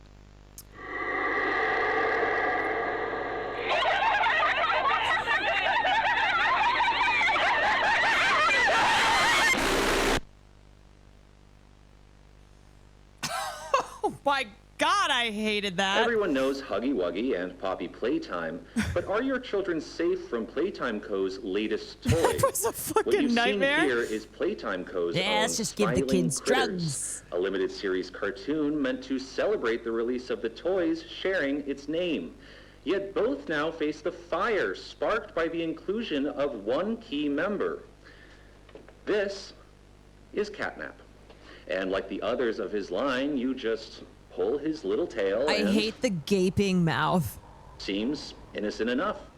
However, parents across the country report their children experiencing strange and often violent so fucked. nightmares. And beside them, their little, grinning Catnap doll. Now, with controversy growing, Playtime Co. has announced the recall of all Catnap toys from the Smiling Critters line. You know what? This is His the actual image cleared satanic from all promotional material. shit that they always panic But about. damage already done. That. Will disappearing be that easy? The exact cause of these incidents still unknown. Only one thing appears glaringly certain.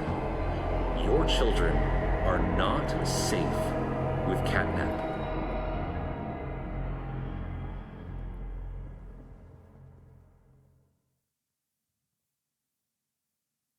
See, this is why I didn't have toys growing up.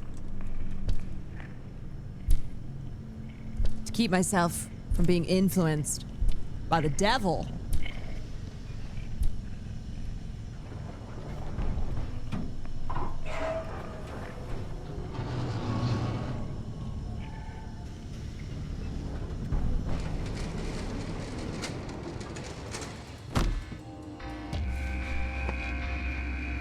Oh, God. Alrighty. Yes, musical theater was very... I'm sorry, are the walls closing in? Oh my God. Oh, this is a fucking nightmare. Oh my God, this is like actually my nightmare. Oh God! Oh, I'm panicking! Oh, I'm panicking! Oh, I'm dead! Oh, it's a trash compactor. Oh! Okay. How the fuck do we...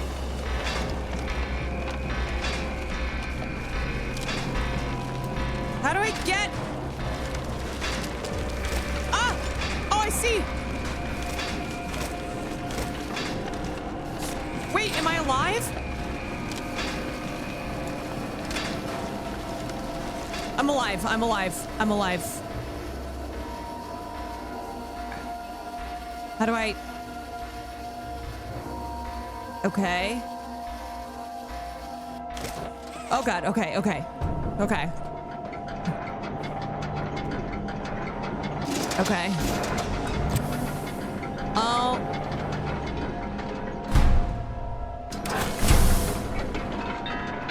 The hell is this shit?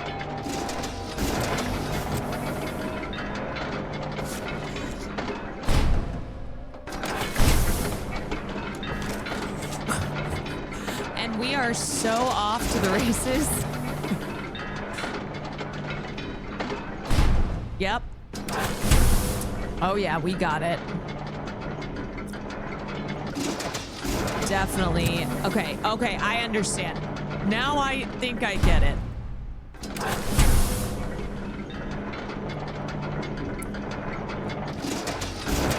We have to jump from platform to platform, and then we can get out this way. Ah! No, I'm smushed.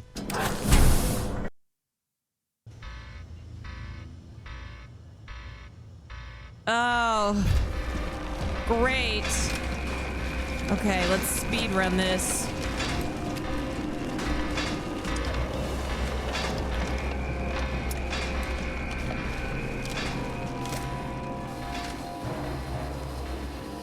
Okay, we get out this way. And then we go to these things. Okay, now, you know what? You live and you learn by dying.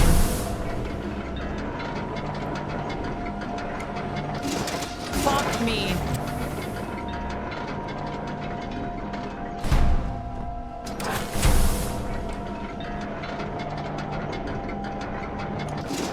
Wait, how the hell did I do this before? What am I doing wrong? Wait, let's see. Maybe I just sprint? Yeah. Ah! Okay, okay. Woo! Woo, lordy. In order to figure out how to live, you have to die. There we go. There we go.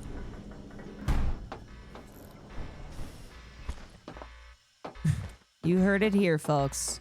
In order to live, you have to die.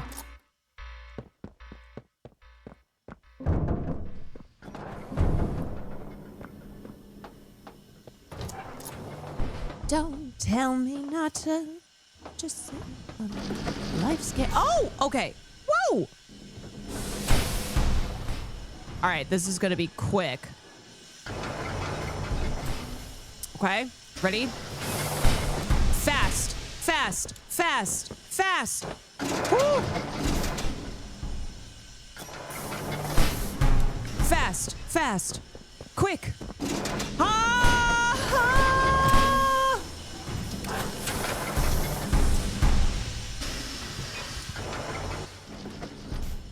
God damn it. Okay, what did I do wrong? In order to live, you have to die. Okay, boom, boom, boom. And then okay. 1, 2, jump, jump. No, no! Shit. Okay, clearly I have not learned how to live. Okay. 1, 2, 3. Do we just go straight? Yep, okay. That was C. That was fake. They wanted you to think you needed to jump onto that fake platform. In order to die, you gotta be gotta be living.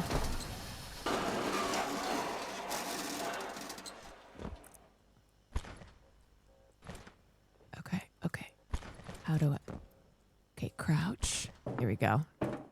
Down the chute. Okay.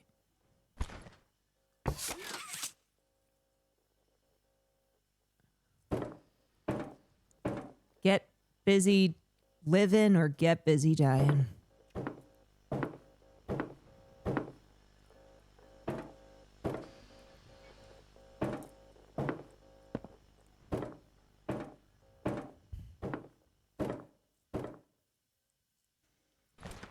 What the hell?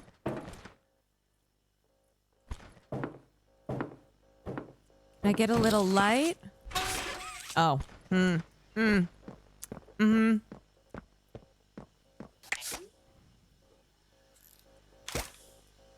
Place the battery into... Oops. Into the socket. Okay, where's... There it is.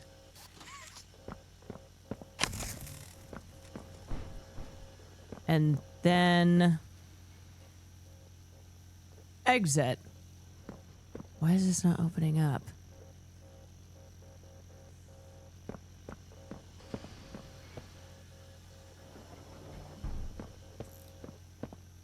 Place the battery into the socket to supply power. Yeah, I did that. Okay, what's... Here's the power. What am I missing? Let's see. Oh, we got a videotape.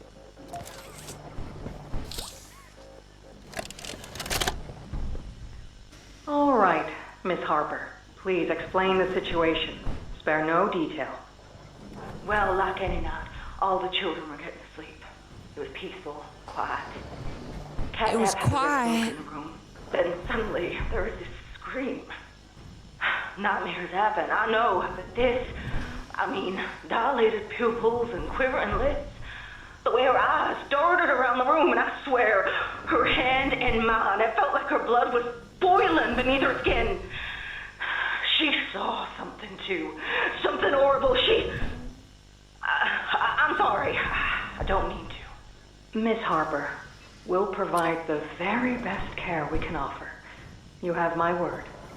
But this is important. You will have to Did Marie mortgage your happen to house. describe what she saw? Take out a second mortgage. A monster, she said that it was colorless. Gosh, I could feel the poor little heart pounding. For her, it was right there. And her movements, they were so wild. Arms flailing, legs kicking. I wanted to talk to her, see how she's doing. I really need to hear her voice right now. That would not be advised, Miss Harper. There are many concerns we must address at this time. But vitals show normal, and we'll continue to monitor. She'll be okay. Well, pardon me if I'm not comforted by that. Just bring my little girl back to me. God, this company's kind of evil, if I were to guess. All right, how the fudge? Oh, are you kidding me? Ah! It's fine. There will come a time when I lose my mind. Now is not the time. Hey, I remember you. Bubba Fent? An elephant always remembers. His name is Bubba Fent. You know what I remember about you?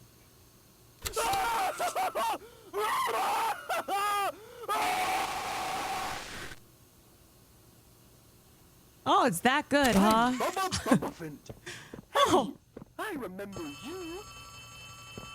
Oh, what the? How? Who's calling? How do I? Hello? Where's the phone? Hello?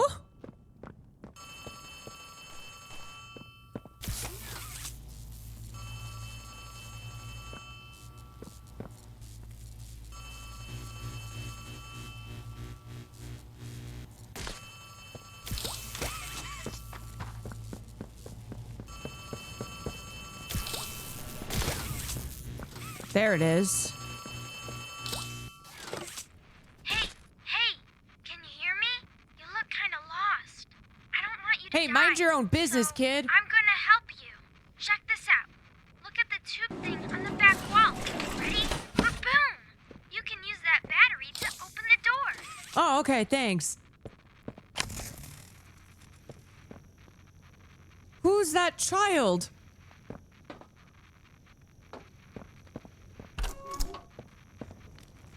Whoa!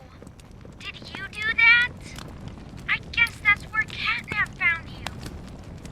I know you're probably mad at Poppy for not letting you escape, but she needs you. No, fuck Peggy. You are our mission. including you. Plague Hair is straight ahead. It's the home of Catnap, one of the smiling critters. There used to be eight I'm of them. I'm not trying to save anybody, okay? I just want to get out of here. Him. Plague Hair is his church, his hunting ground, whatever he wants it to be. You better get moving quickly. We'll keep in touch. Oh, and by the way, my name is Ollie. Nice to meet you. Well, thanks a lot, Ollie. Yeah, this looks like a place I don't want to be.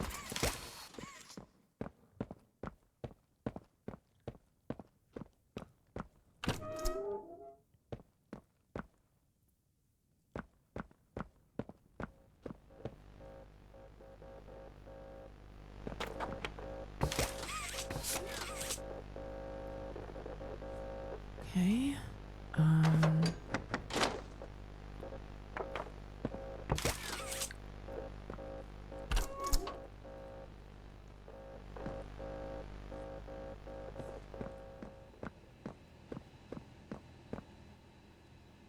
When Hosier said take me to church, he wasn't thinking about this one. Grab the handle and rotate the beam.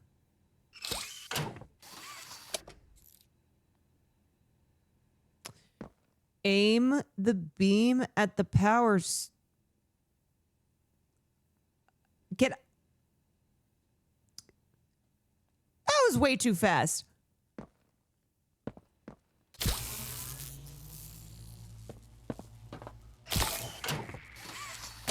Wait.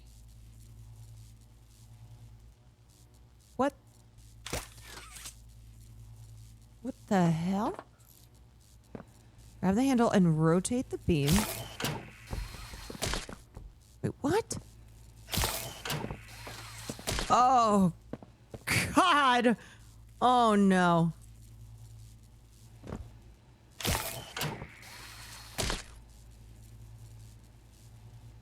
Okay, it's something like this. Oh. Oh, it's this. Okay. Oh. All right, we got hella beams. We got... Okay. And now... I got my nose itches. Huh.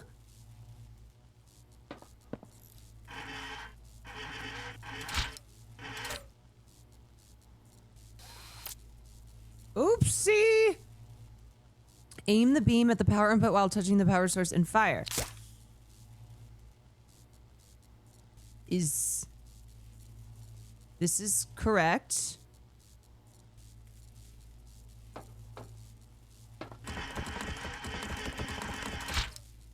Is this not right?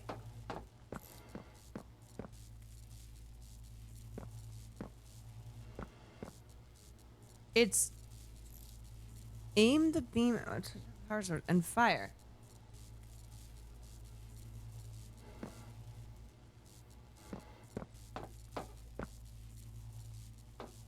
We got a lot of stuff happening here. Hold on.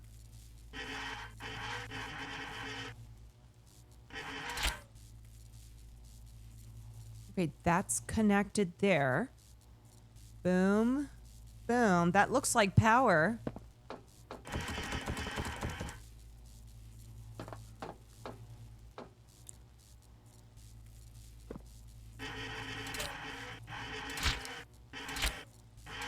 You're low?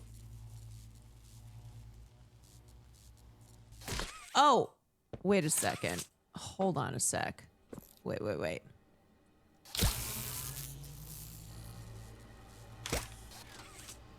Okay. Okay,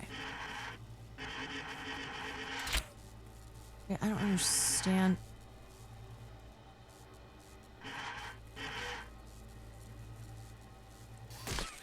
Almost there.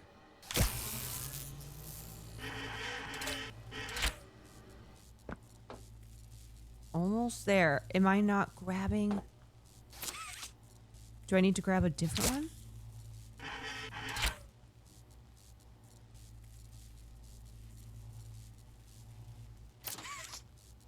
Ah! Wait.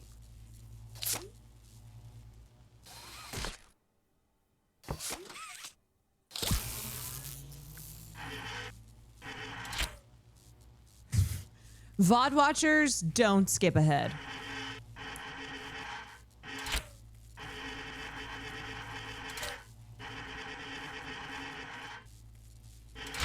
Is this right? Okay. No, I don't understand because it's coming out of that same beam, but it's too. You're so close.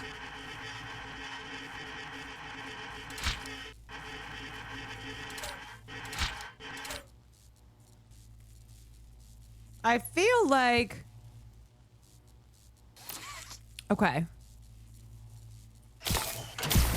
Oh! See, VOD watchers, this is why I told you not to skip ahead. Told you I'd get it. And just like that, as Carrie Bradshaw would say.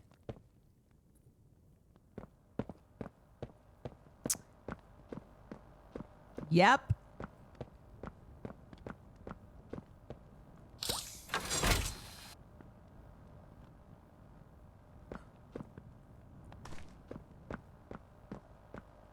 Okay, that is closed off. Now let's do this one.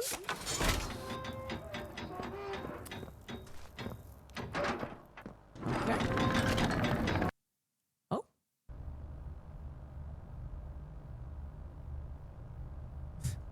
I couldn't help but wonder, what if the VOD watchers didn't skip ahead? Oh, we are on, Hello. My name is Elliot Ludwig. We're on a little ride. When you look around at the world today, what one thing do you think it needs more of? Healthcare. I asked around once. Money. I never have enough. Understanding. I can never get any. Faith. The common man has lost it. Each answer was different. And I could perhaps see some little truth in each. But I think each was also missing something. Something simple. You see, not one of them could muster a smile. You know, they might not have had any money, but it didn't mean that they couldn't smile. A smile is hope. A smile is love. A smile is understanding. And there is nothing more gratifying to my soul than being the reason for a child's smile. To be the spark that ignites all their hopes and dreams.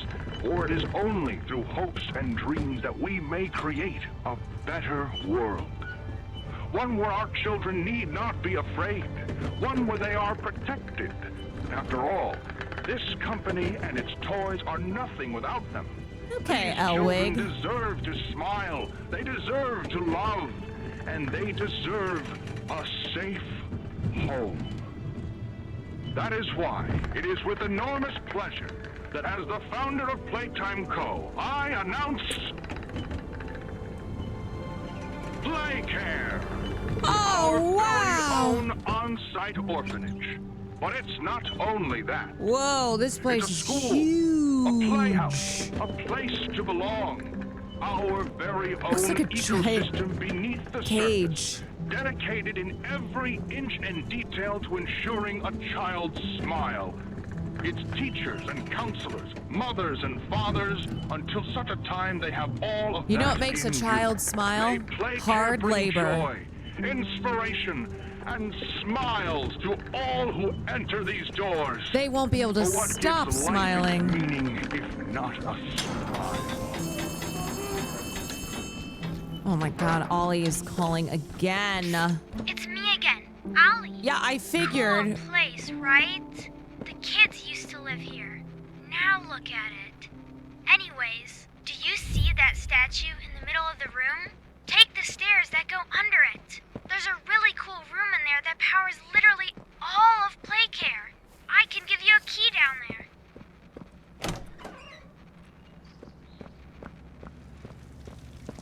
Why do I feel like Ollie's gonna turn out to be evil? I don't trust this kid.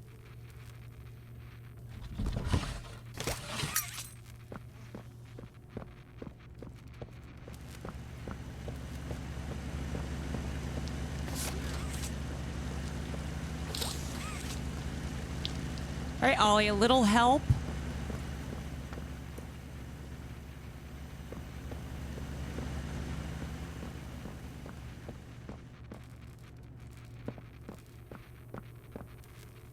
Where's his fucking key?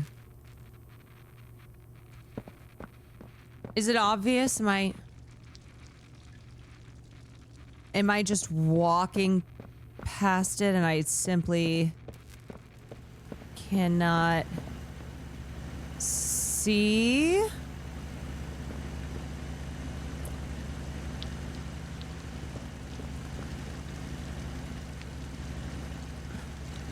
There are cathedrals everywhere for those with eyes to see.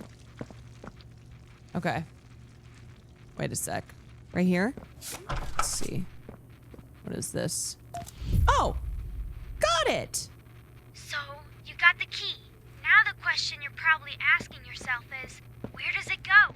Well, head back out, and you should find a door just to the left of the cable car you took down here. Is that the door? No.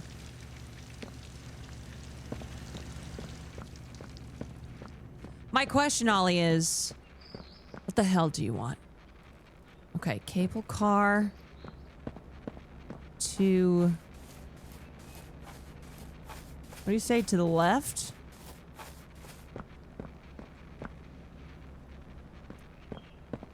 Hey, I'm Chicken Chicken. Wanna go The outside fuck is your deal, Ollie?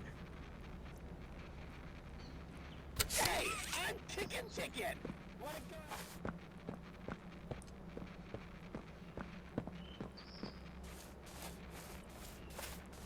Wait, what did he say? Left? Oh, it's left of the cable car.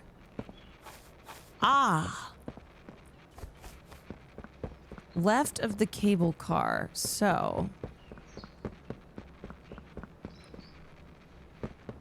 Where'd I get off that thing?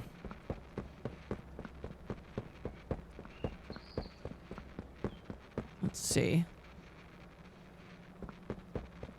Came down. This way. There's the cable car. Wait a sec. To the left of it. So, is it left or left? Okay, let's just go see. Let's try down here first.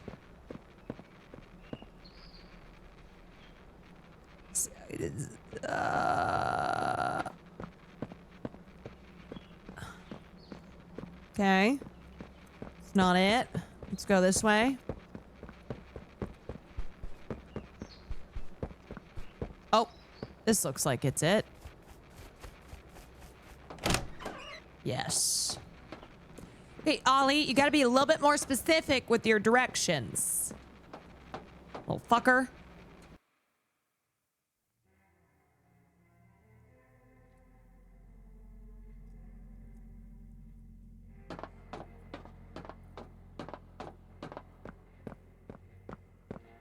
Didn't they teach you nothing in that orphanage?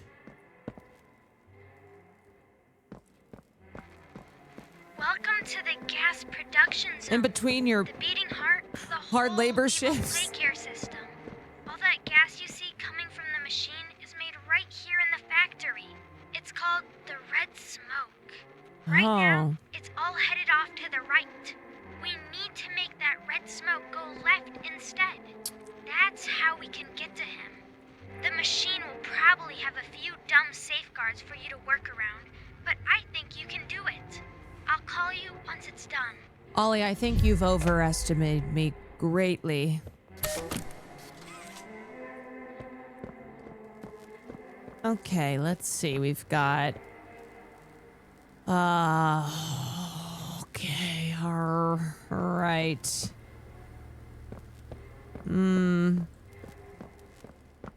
It's gotta go left, so. Yeah, I thought that might be too easy. Let's look around a little bit.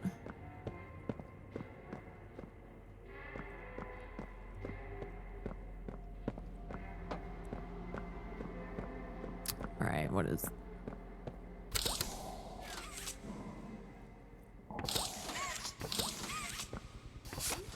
Okay.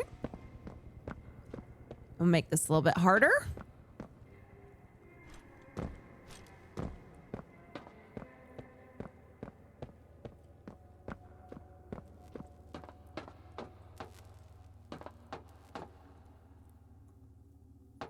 Looks like a scary thing. Is this a battery? Let's see. Yes. All right. Got one battery. Back over here. Put her in.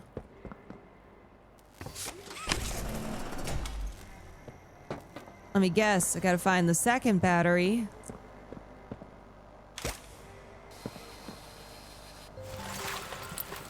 Oh. Wait, what was that? Purple hand? Oh. Hello.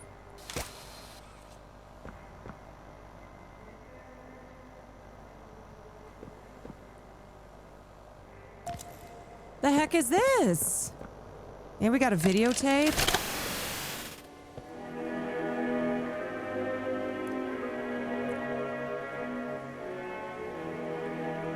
We got a new hand.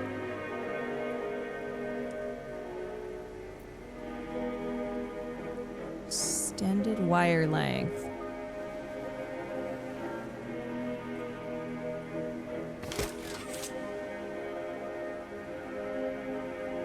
This prototype has air jets. Oh.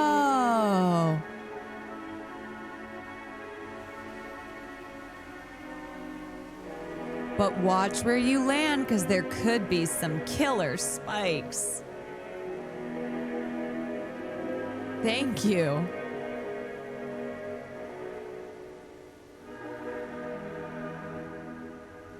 No, thank you. Well, I feel like that new hand is gonna be... Oh! Oh! Oh! I see.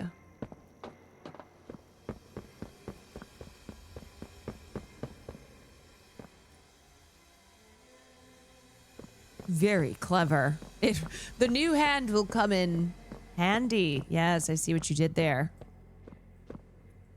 Okay, there's a bunch of these, so let's see. Woo! Oh! Well, okay. Now, how the hell? Now, wait a second. Okay. Maybe I need to get even closer. Yep. Oh, no. That looks not good if I land in it. So let's try not to land in it.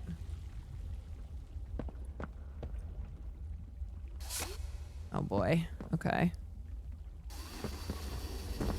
Oh!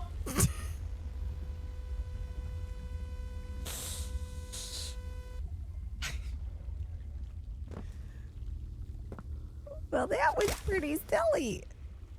What the fuck? Wait, where the... Okay. Oh. I don't understand. Don't worry, it's just children's blood. Oh, yeah, no, I figured. Okay. Ah, I see. Okay. Okay. Nope.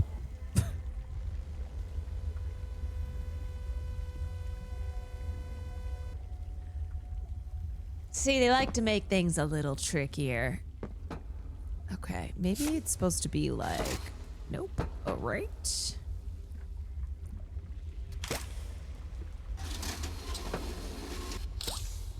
Okay. I think I gotta land on one of these platforms. Let's try it. Yes. Now what? Oh,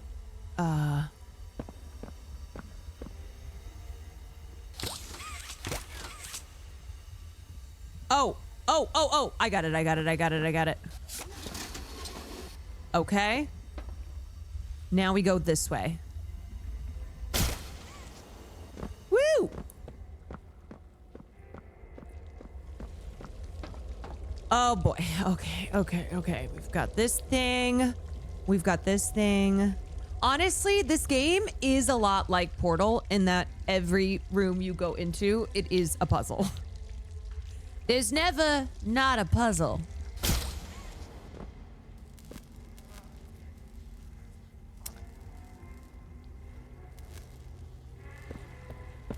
Okay, so where is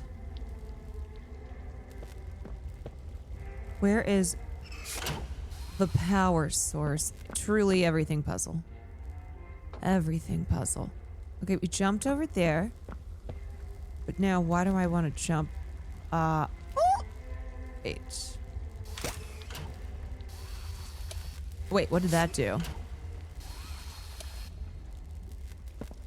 Oh, there's number 2. Where's number 1? Oh, it's behind there. Shit. How? I have to jump into that thing? Oops. Legit, thank you for the 34 months. VOD watchers, don't you go anywhere. Don't you even think about it. Okay, something is happening. Something has changed within me. Something is not the same. Nope, it's because I'm not using the right hand like an idiot.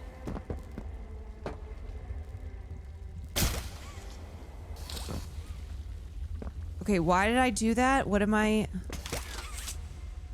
Yeah, I need to get into there.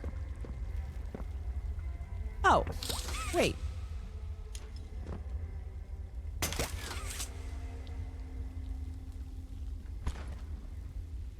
Like this? Okay, nope. Negative. Is that the move though? I think it is the move. I think the move is I need to land on top of... Okay, let's try this again. Woo! Nope.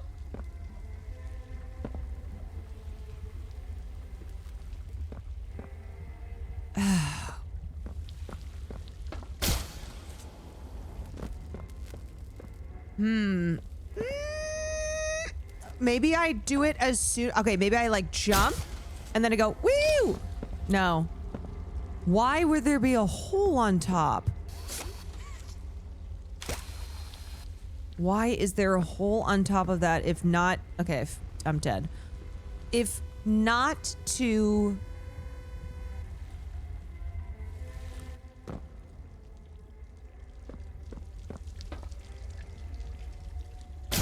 Oh! Aha! Why was I going for the opposite side? Because sometimes I like to make things really complicated.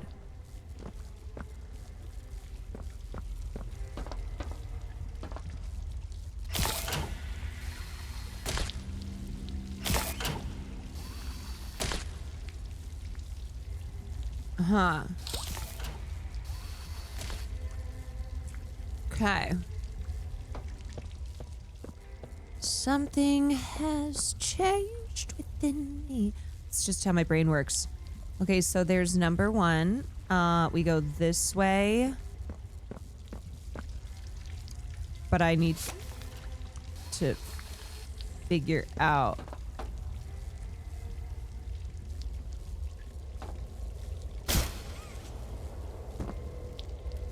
Okay. I think we gotta do it like...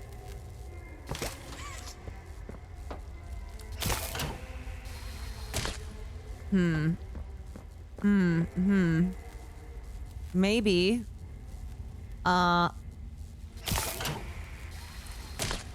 Yep, this is tough. Oh no, what is... There's a second one? Oh boy. There's a second power source? How the fuck am I...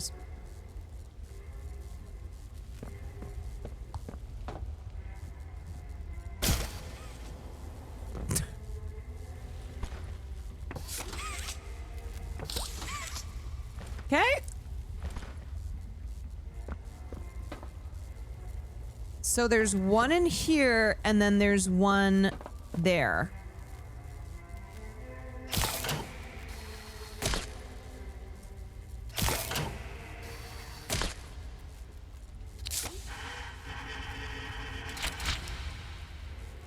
Whoa. Whoa, there's a lot happening.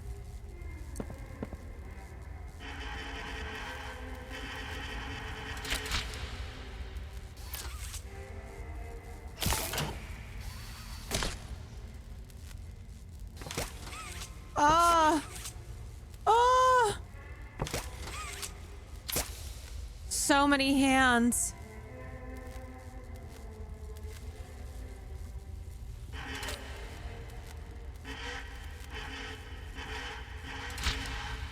Wait, what did that do? Is that doing something?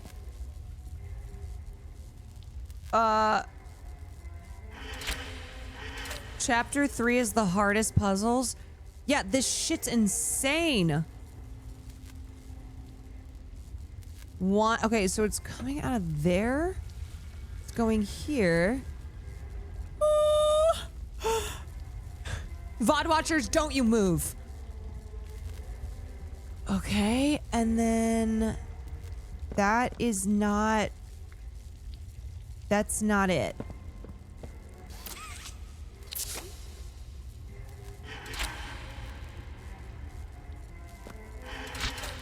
Why am I missing it again?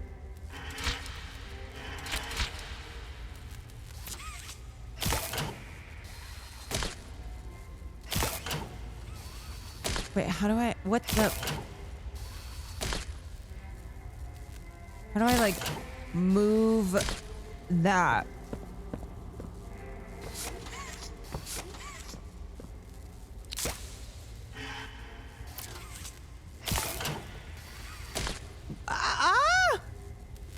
Okay. What? What the heck? Why isn't it hitting?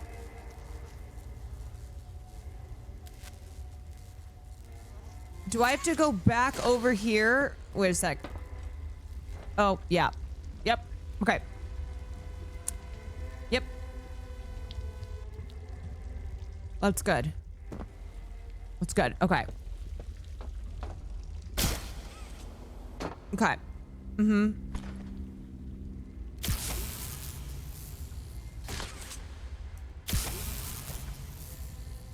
Okay. Totally. Totally.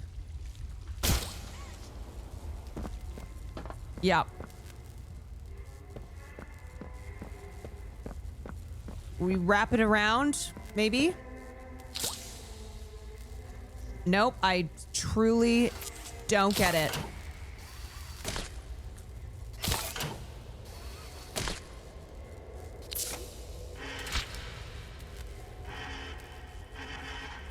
Okay. Starting to run out of ideas. Okay, maybe a little... Nope. Okay, my bad.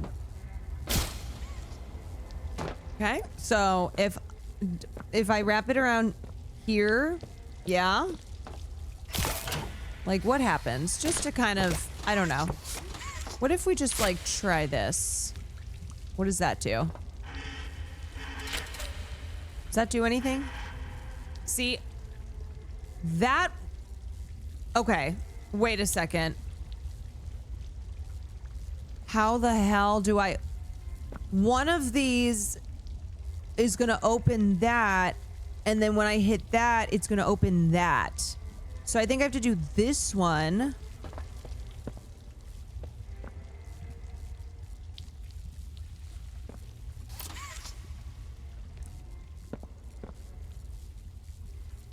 Okay.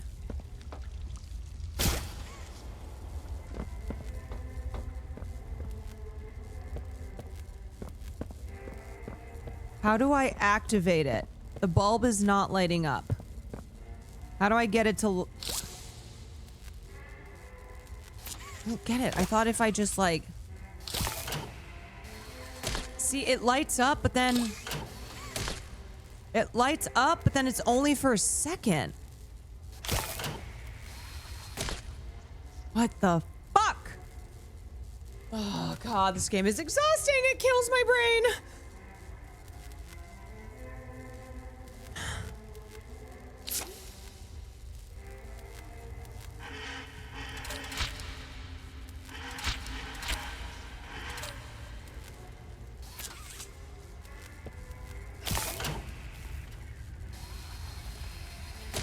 Wait, that worked. Hold on.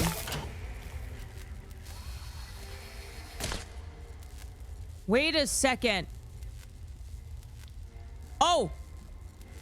Okay. Hold on. I think... By George. She might have it. She might have it. Okay. And now... Watch this. Nope. Fuck. Okay. Now, watch this drive. Yes! Mm-hmm. Yep. And now... Fuck. Gotta get back in here. Okay. Okay, okay, okay. We go boom. And then we go over here. We go over here. And now we move that way. Okay, so that's good. And then we go this one. We gotta move this to hit that. And now I go, ready? Yes! Oh my God, I figured it out. They said she couldn't do it. They said it couldn't be done. And I just proved them wrong. Some are saying that's the fastest anyone's ever completed this puzzle.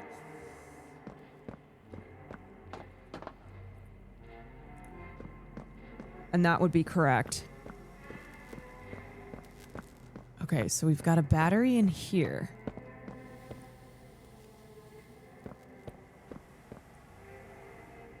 Something has changed within me. Something is not the same. I'm solving puzzles like I could actually beat this game. Okay, so we need a blue battery.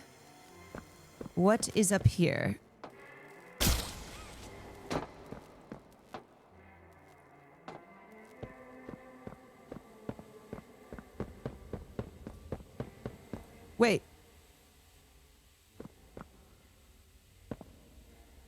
I already did that, right? Have I already been in here? Yes. Right?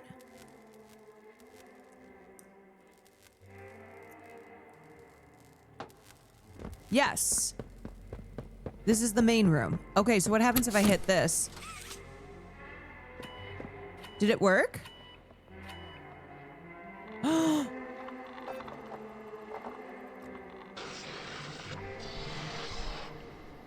Yes. Oh, wait. No, that's not good.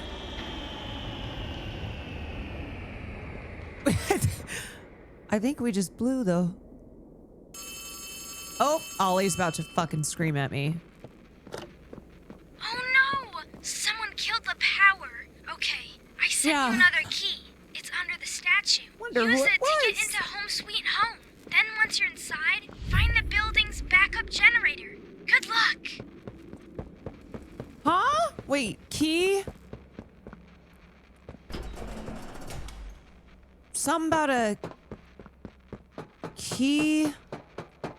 Home Sweet Home? Yeah, who did that? Someone cut the power. How do I get the fuck out of here? Oh, here we go. Okay.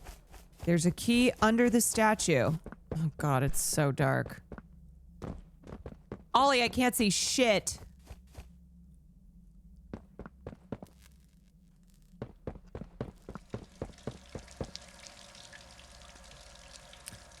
Why does he keep putting the keys over here? No, it's not here. Oh, it is here. Okay. Restore power in Home Sweet Home. Where the hell is Home Sweet Home? Is there a map? This place is kind of big. Yeah, okay, there's a map. All right, there's the statue. You are here. So I go home this way. There's the toy store, Home Sweet Home. So it should be just around and then back. Okay.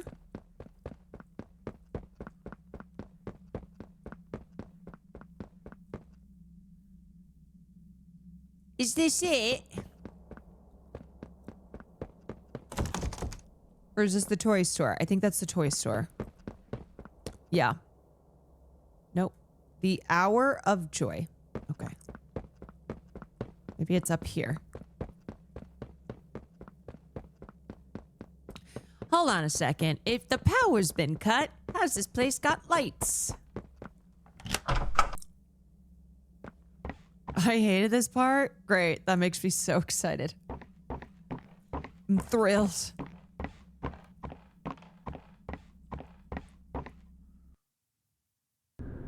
You know, if Ollie can get me these keys and stuff, I feel like he can make this a little bit easier.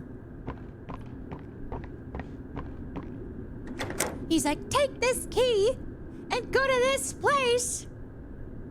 And then within that place, survive 7 layers of hell.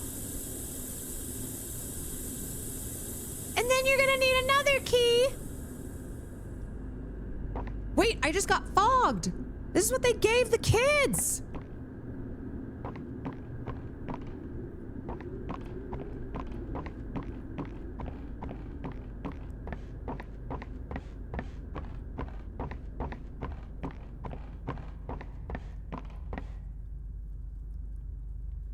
Red equals danger. Yeah, you know, I just like to run right into it. This is...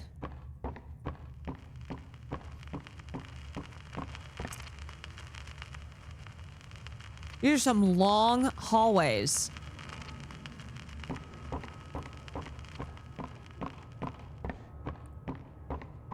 Tragic news this morning. As of 9:45 a.m., local authorities report that the body of a young boy has been found on the estate of the late Elliot Ludwig, an esteemed toy maker.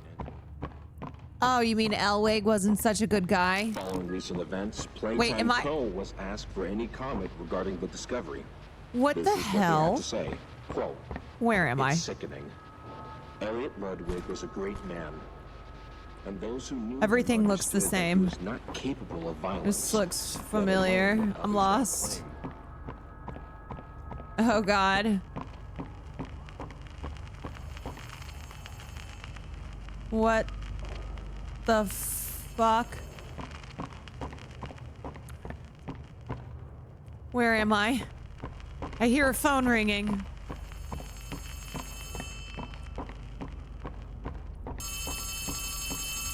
Where is that? Where is it? Who's calling?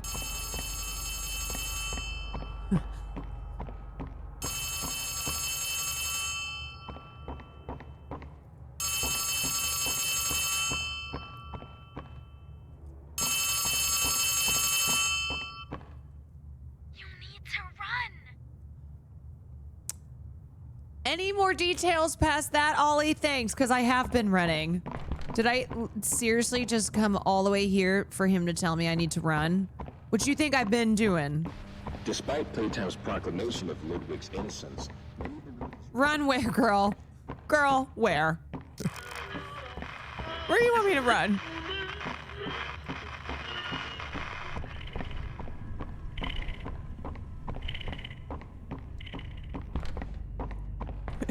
Hate it when people tell me to do something I'm already doing. Thanks so much. Oh!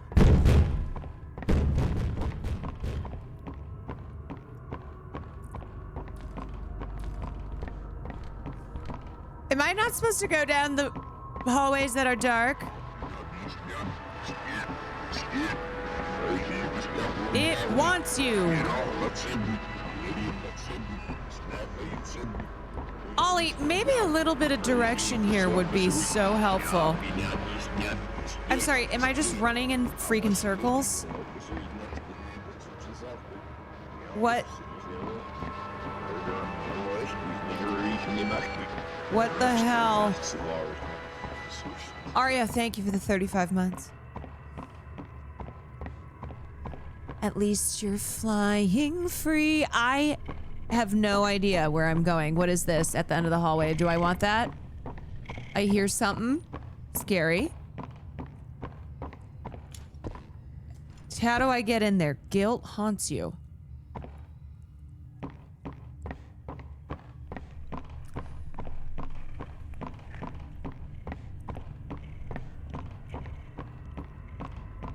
Where is this a puzzle? Everything's a puzzle. Get up. I don't know where to go. Get up. Get up where? Get up.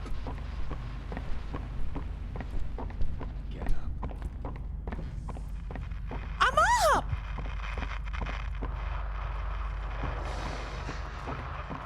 I am up.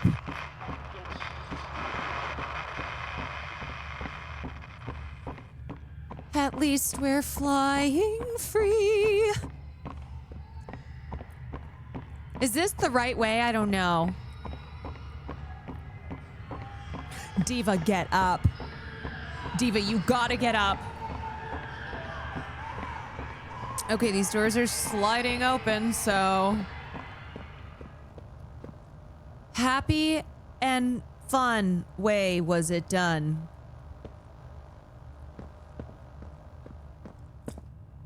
I'm telling you, y'all, I think there was some fucked up shit that happened at this little playtime.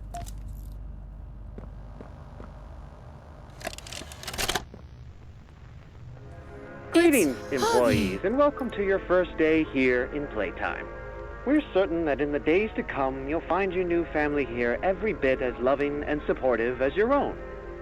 Feel free to wander the halls, sit in the mess for lunch, or watch our children play and learn to their little hearts' content. Join the innovationists where the bounds of science are continuously pushed, or join the counselors of Playcare whose diligence and care for our children will help shape a brighter future. Just you see. Now, every one of you has your part in that future, so should you come back tomorrow feeling unhappy for where you are, for what you've done. Worry not, for your supervisor is here and happy to listen. And should you come back, You're telling me that kids play this? Because I feel like this is the type of stuff that would give me nightmares. May you descend into the dark and the dust, finding all that awaits you are incomprehensible horrors, each hungry for your return, each eager that they might find you. Perhaps they'd smile at you from a shadow, their smiling mouths full of teeth and meat and plastic, watching and waiting patiently for their turn at a warm welcome. Or perhaps they won't allow you such time to figure your place in the world you'd left, a world that's theirs now. Welcome home. Okay. Nope. What the fuck? Excuse me?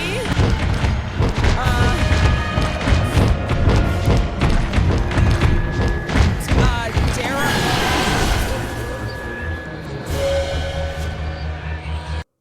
I'm sorry. What am I supposed to do?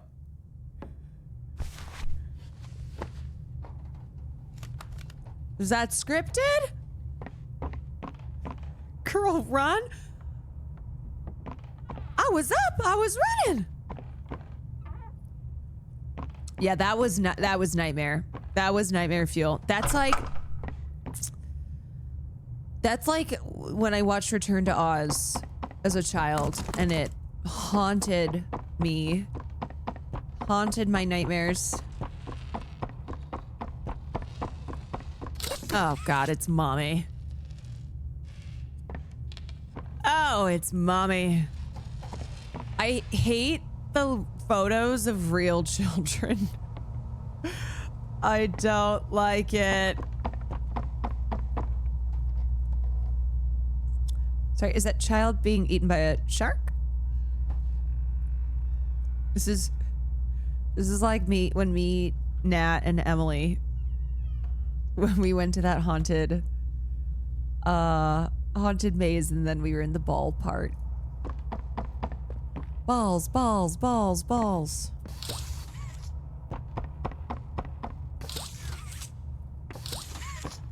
How do I get in here? Okay, let's see. Do I want that sun? Balls, balls. Oh. Okay.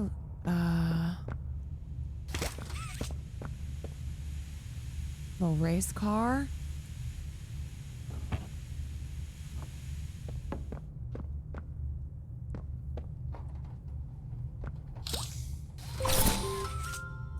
Oh.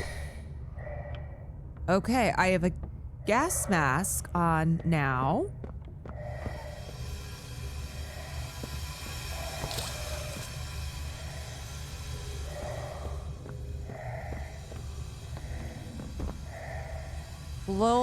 Little hard to see. How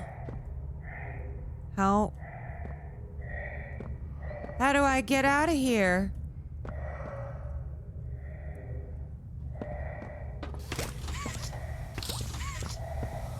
Gotta be something with this car. Car, turn on.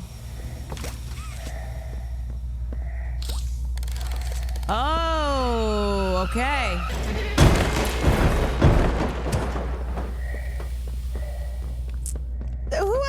Whatever child's in that car is fine. Don't worry about it.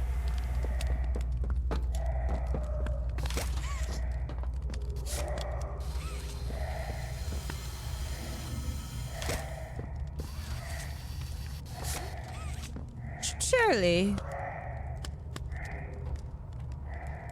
Okay.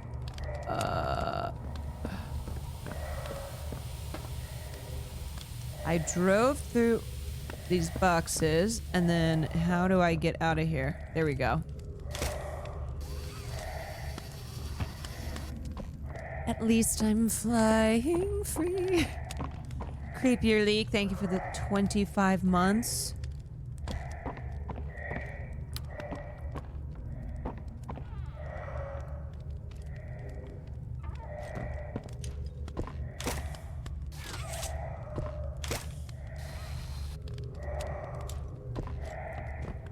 Man, this is difficult to see where the... Uh-oh. I don't know what's making that noise, but it can't be good. Oh, I don't have to wear the mask. Oh, thank God. Thought I had to have that on the whole time. I'm like, yeah, this has just made it infinitely more difficult. Just give me the gas.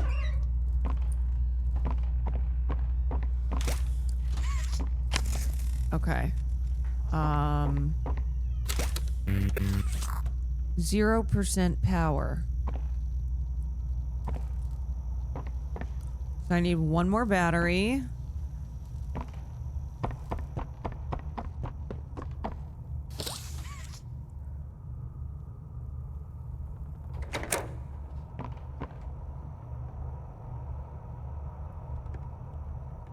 Hide. Watch out. There are dead kids under these beds.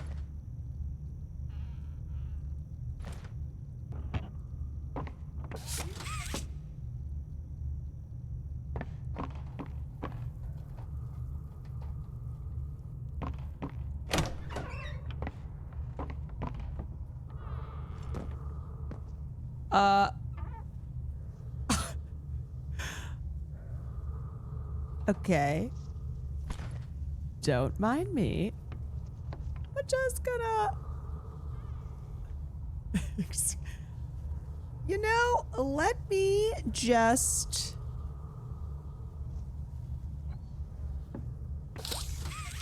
Okay, I just had to test something. What are they looking at? A picture of what? A child? Yeah, let me get out of here. Just gonna scooch on by.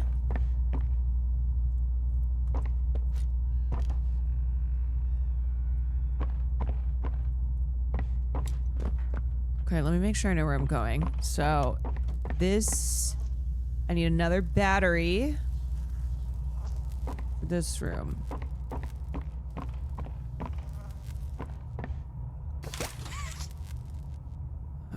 Okay. There's a lot of places that it could be.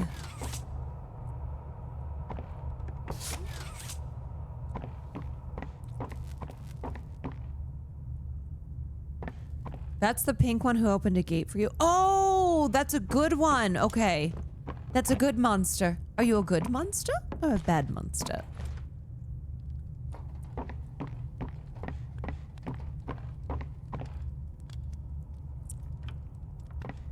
That one was helpful. Why is it in that room, though?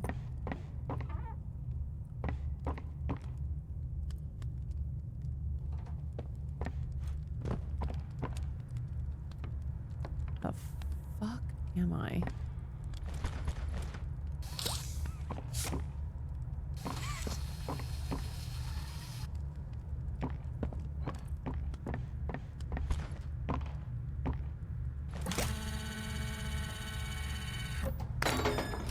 That's her room.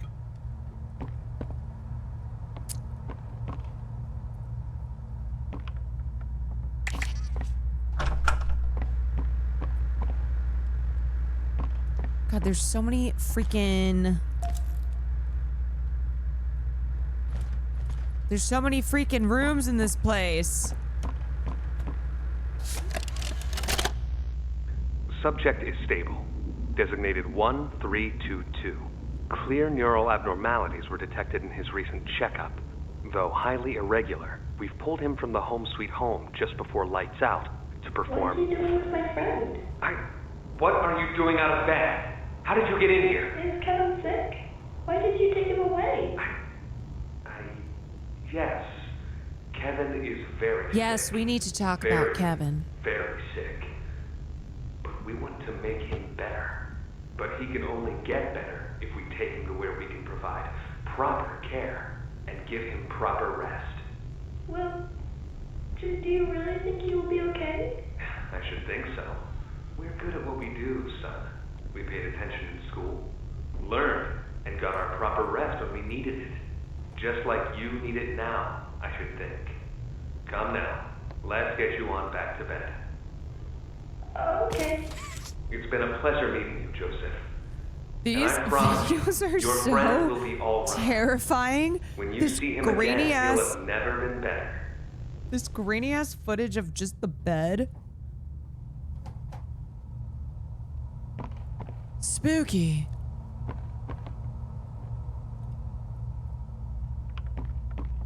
All right, bro, where is this other battery?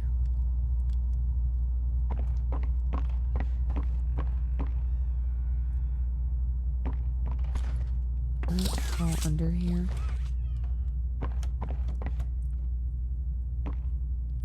Ugh. I've got to be missing something. Was the only thing in this room the lore? I guess. Okay. There's no secret bookcases. They leveled up the creepy in this chapter. Yeah. Yeah, this chapter's freaky.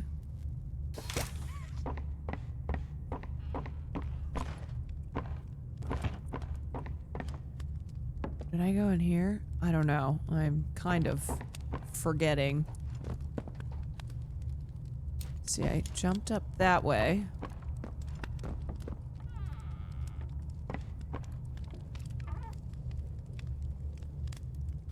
It's also longer. Yeah.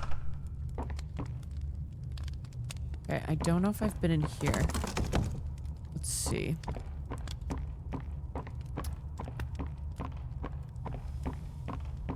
I have been in here, but I need to find that freaking ass battery.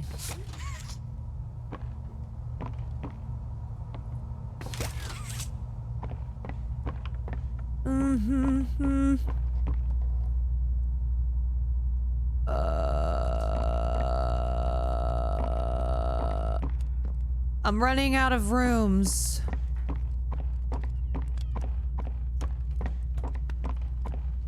Who did that? Put that thing in there.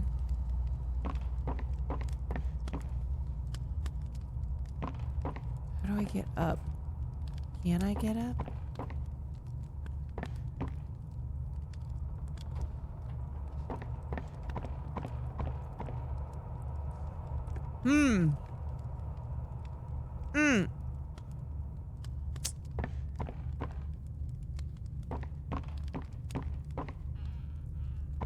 Where's this God's damned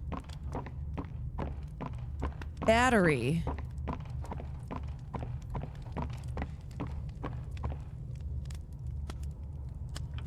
Wait a sec. Did I go in this hole?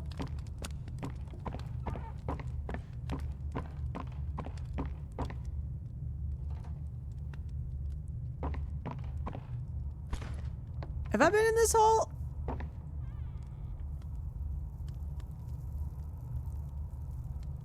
That's where you got the gas mask? Okay, I've been in this hole. So... I'm sorry, I thought I read the stream title was Pegging Playtime.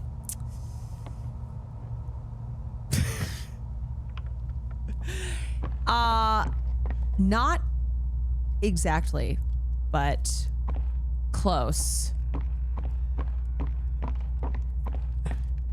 What up, Dan? Thank you for the resub. I was also just saying, have I gone in this hole? Hey, have I been in this hole? It's pegging playtime. Okay. Oh, the holes you can go. All right. Let's go off towards here again. That's locked. This way.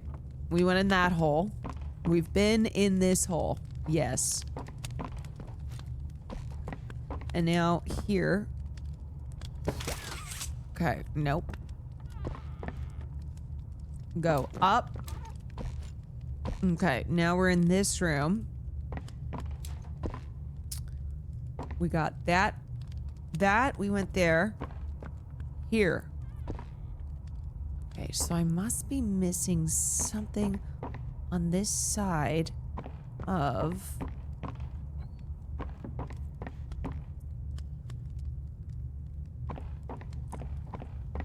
Oh. Wait. How the fuck do I get up there? Get me through this hole. Okay, I don't know if I can get up there. Get some rest.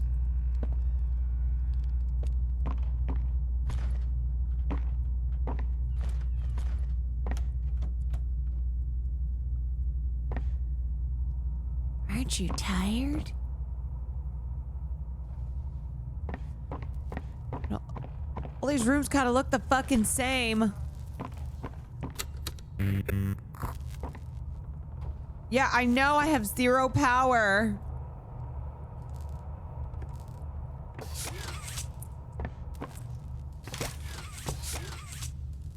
No, I thought... yeah, this is a new hole, but I can't get in that one. Here's another one. Oh, wait. Oh my god. Okay. New hole. We're up.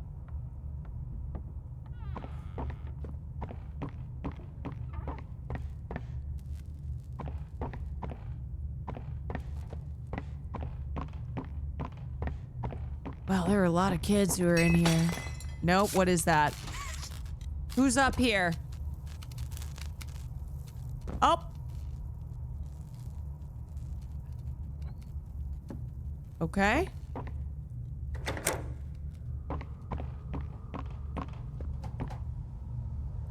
Okay, now suddenly there are holes for those with eyes to see. Run. Thanks for the advice. Wait, where'd my battery go? Oh, wait, I dropped my battery? Where is it? Fuck.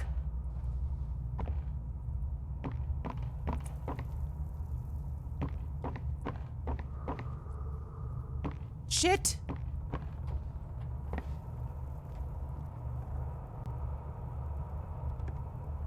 When you open that door...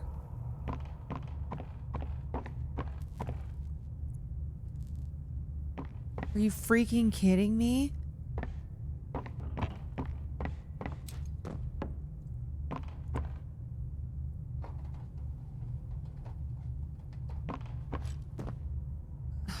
God, I'm turned around. Hold on.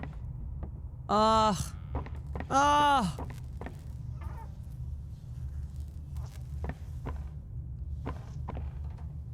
A little bit before... Okay, so this way... We're just gonna retrace our steps. Okay, so I got the battery. And then... I got it from here. Pulled it out, and then I was like, oops! And now here it is.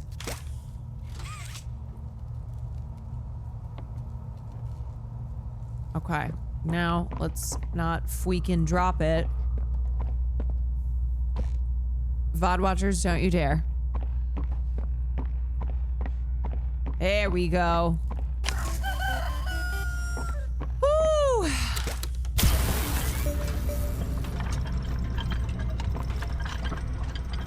Okay. All right, we got a little bit of movement.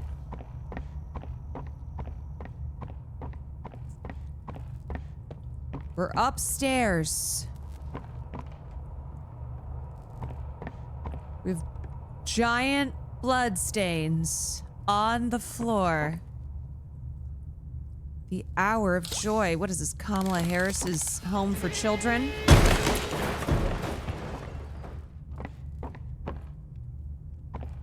Okay. Thanks. Should I jump?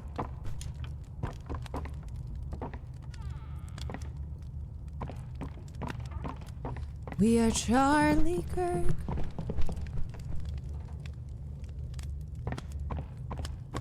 Hi there. I'm Piggy. Let's eat. Hi, Piggy. Beef. Delicious.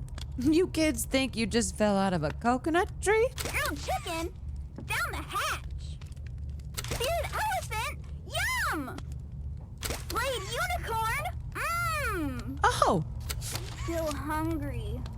Hey, what do you say you and I be friends? I think I have enough friends. Hi there. I'm Piggy. Let's You know what, Peggy? I've got plenty of friends, and I don't think I need any more.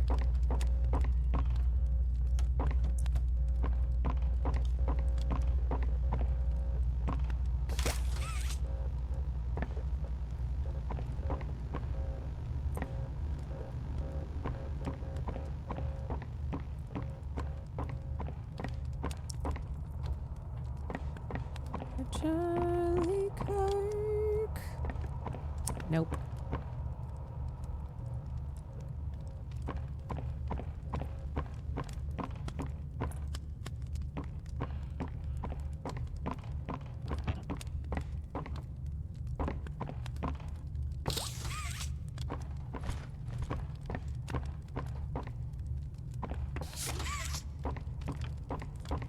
Need a source. I need a source of power.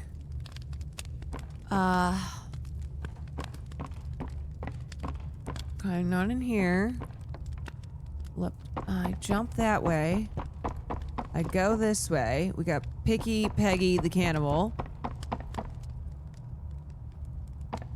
I go over here. There's this green thing. Need a tape.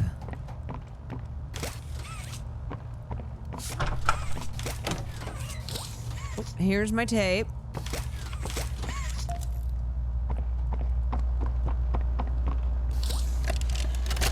Probably some more fucked up child abuse shit. Well, of course. They'd never miss this.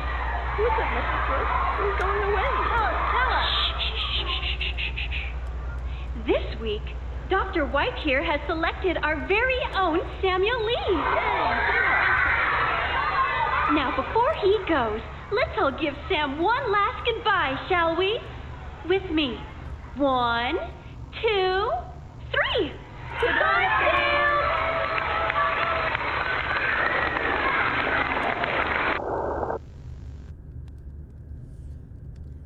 Sam ain't coming back. Is this all beneath the factory? This is the happy home that I was sent to. That was like, we went down those... Wait, actually, how the hell did I end up here? I don't know. This place is huge.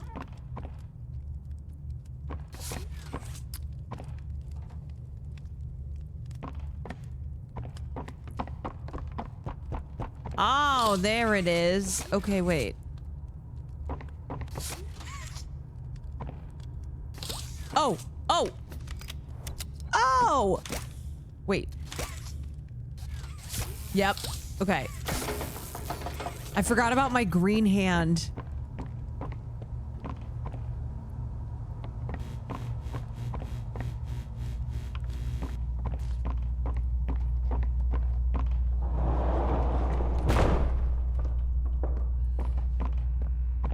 Hello?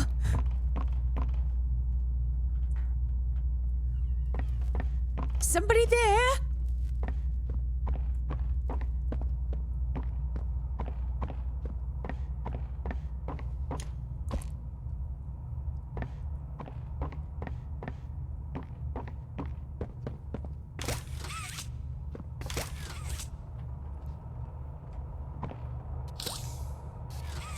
Okay, so the source is there and there. So I gotta get through this window.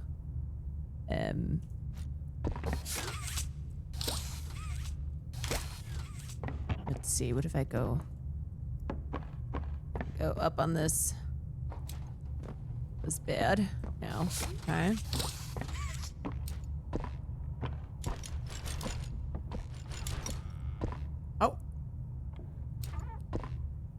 So much blood. The fuck do I get in here? Kind of hard to see.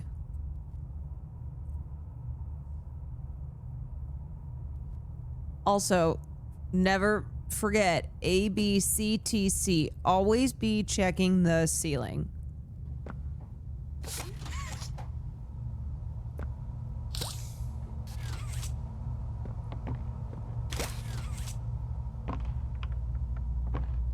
That is something that I forget to do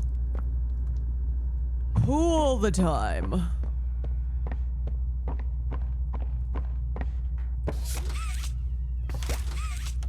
What's that guy back there doing? How the fuck do I get into somewhere?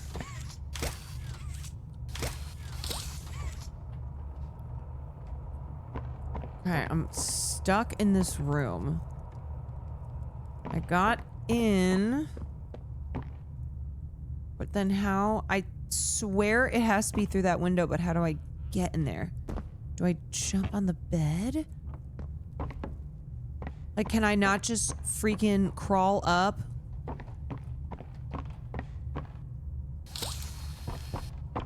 Get me in. Get me in. I feel like it's gotta be through that, but how do I get into that? What's this? Ah, wait. Aha. Yes. Okay.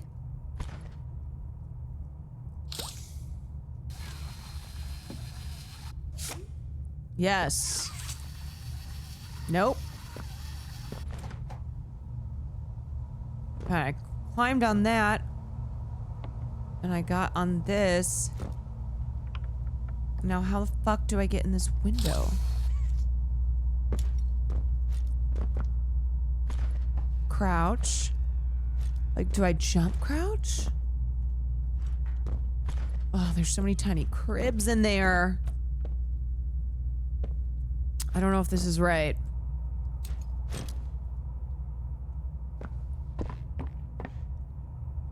Okay, we're gonna have to find a different way. I cannot. What is this? I cannot get in there. Jesus Christ, what is that? I don't know.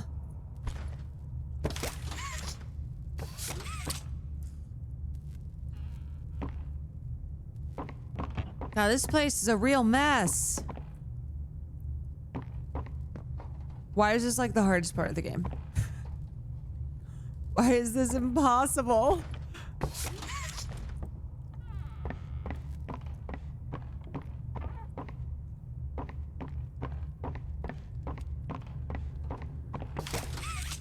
I don't know. I don't know how to get out of here. I'm stuck. Did I skip ahead? No. No skipping ahead.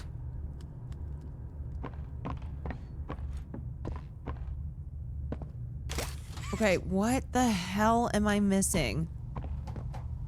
Oh god, I just keep look at the same thing over and over again. Can't go through that hole. Can't go through that one. I think you may have locked yourself in the room when you didn't bring the spark with you. Wait, really? No way. Fuck. Have I just been wandering around for 15 minutes and there's nothing that I can do? I'm gonna crash out. I fear I will crash out. I'm just in hell. I'm in hell. Okay. Should I restart? Am I locked in here? Anybody?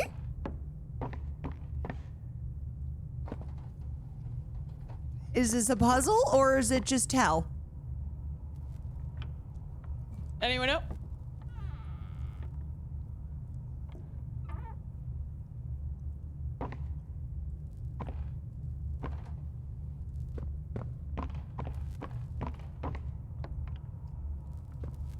Can you see this? I can't. I don't think I can. I genuinely do not think I can get to it. Okay, fuck this. Let's try load game from the last checkpoint. I just, straight up, I just was wondering forever. Cannot believe that.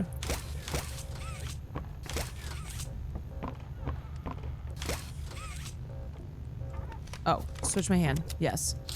Okay. So we go in here. Oh, fuck. Okay. No, stupid. Fuck. Wait, no. How am I supposed to... No, I don't even think... This can't...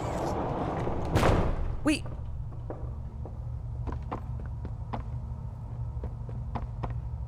What is...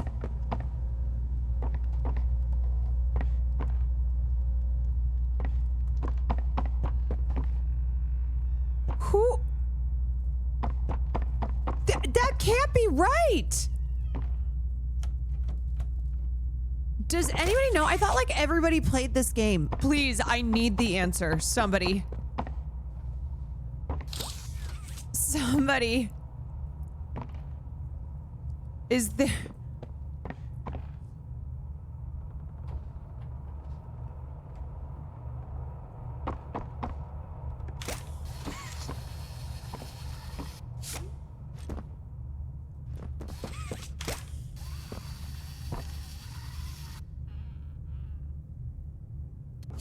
Is it these blocks?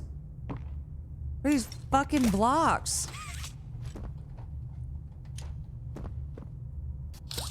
I don't know. Do I reload it again? You guys, this is crazy. Wait a sec. This cannot be how it is. There's no way. The only way to solve this puzzle is if you do that. Okay.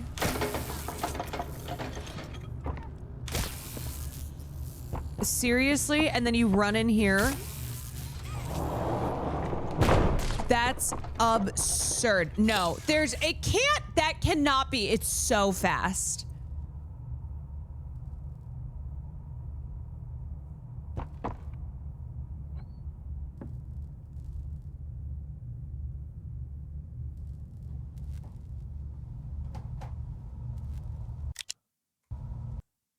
Y'all.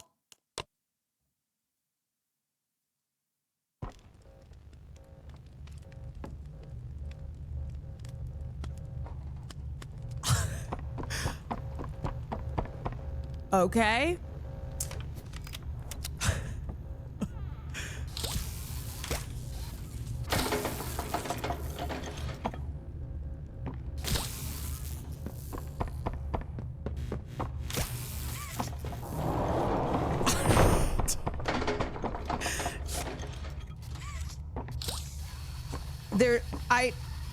Hello?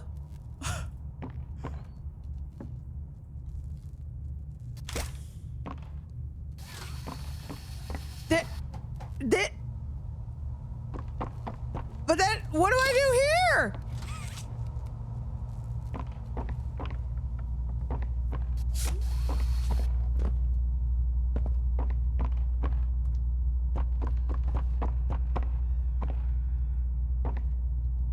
There's...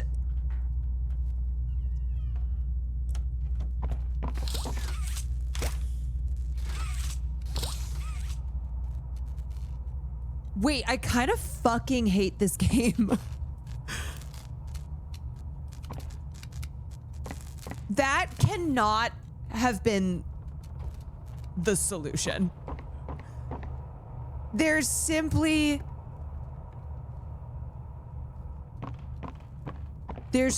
no way. Try standing.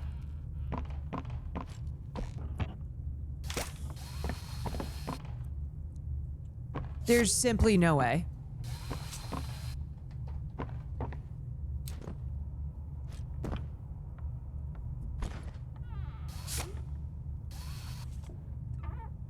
No way. There is... We've found a knower. Okay. There's a gap in the windows. No, I saw this. I can't jump on the blocks, though. Like, it won't let me. Unless I have to pull...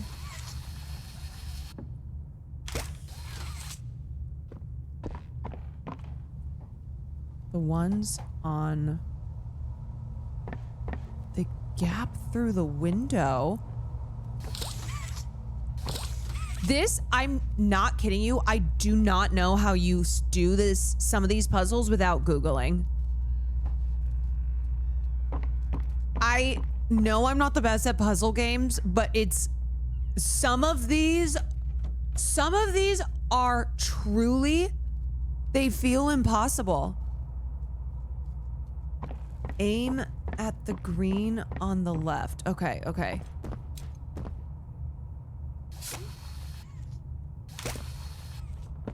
Wait.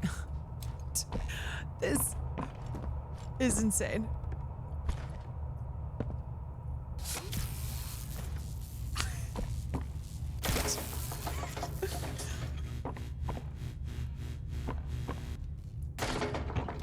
What? What the fuck just opened? Okay, let's try it again.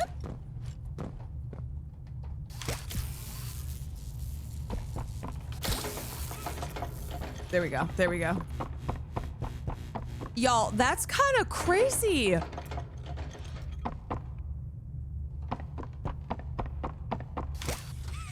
Psych. That is wild.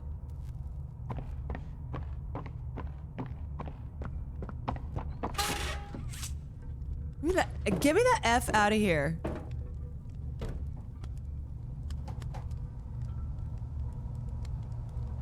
The fuck?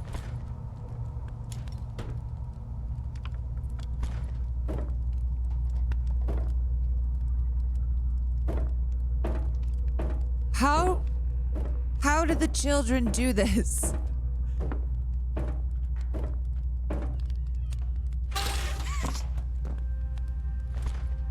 Okay. Now, where am I? I don't know. They didn't, they died. Oh. Wait. Why am I here? Wait a sec. What is this? Is this the same room? No. This is different. Okay. Okay. Okay. We're in a new place. So we're gonna go here. We're gonna take that. Silent Hill 2 is, well, I was gonna say child's play compared to these puzzles, but this is, I guess, child's play. How did I end up back here again? I don't know.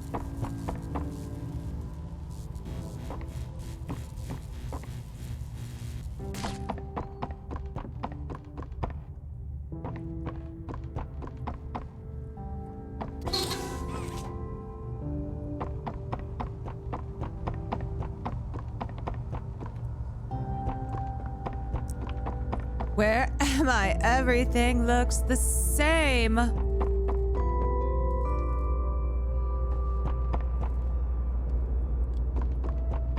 Okay, I went that way. And then I went through... Okay, so I gotta go through this vent again. God, what the fuck? Get me out. Okay, this vent. Now we go. Now we go this way.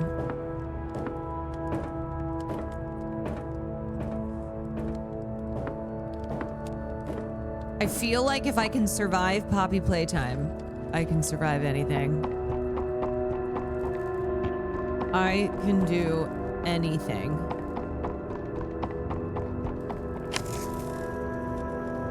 Okay, there's...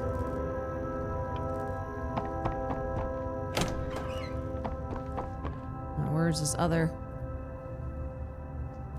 Where's this other freaking battery? Of course, they're not going to make this easy. Can't go that way.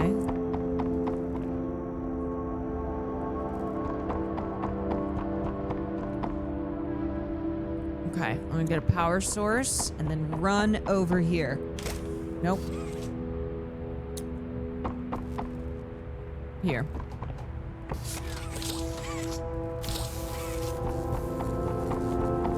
Two, 3, 4. Oh, you stupid.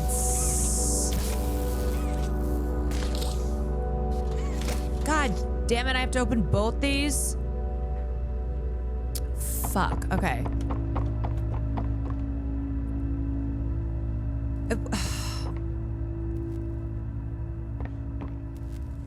Fuck! Only that one. Where's...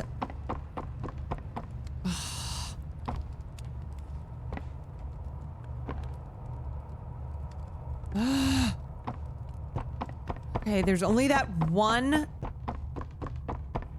source. It's right here.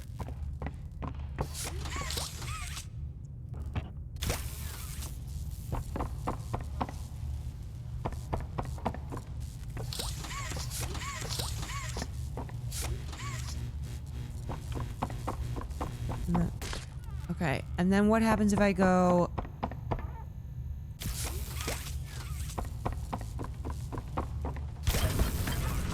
I already went up here. Oh, wait a second. Wait, I need this. How am I supposed to do both these? It's not possible. Wait, I need 2 green hands. Wait.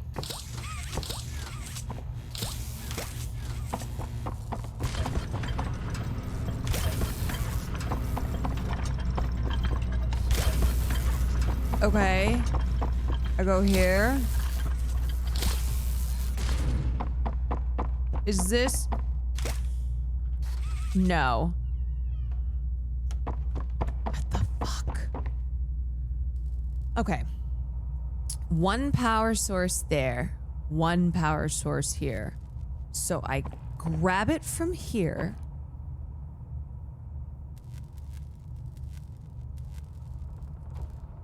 I run over. Okay. I think I got this. We'll see.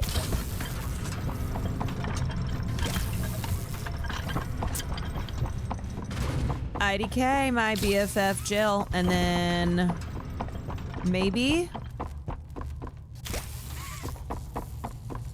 I don't know. Wow, I actually did it. Oh my God. A good day keeps the monsters away. Okay. 2 hugs a day is better in every way. I didn't think that was gonna work. Hugs are non-stop. I'm gonna hug you until you pop. Oh, yeah. Fuck it. A hug a day keeps the monsters away.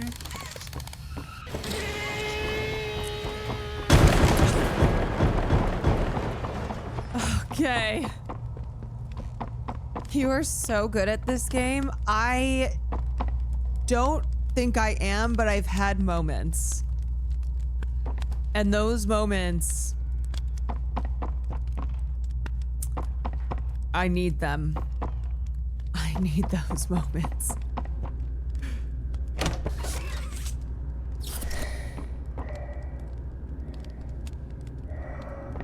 Gas mask on. I honestly forgot about the gas.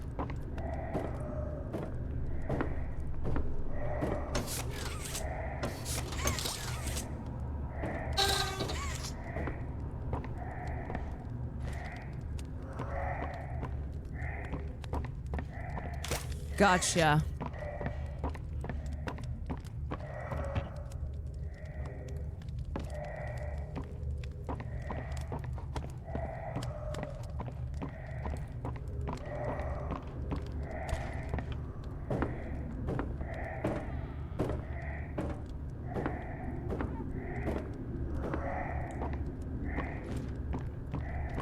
Okay, we're almost done. Can't believe it. I can't believe it. I'm actually figuring it out. We did it, Joe!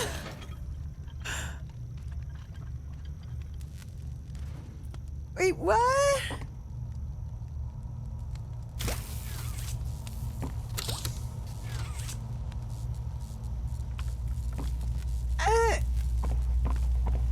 Wait. I don't get it. Why? No work. Something opened?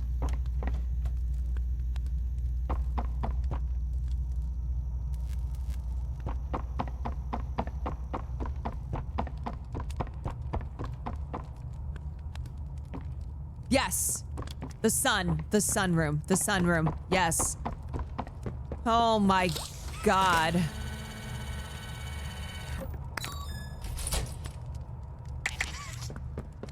Wow,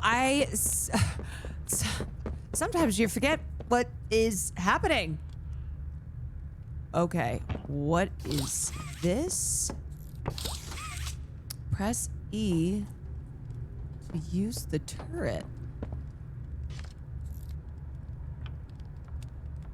Aim turret at the power pole. Wait.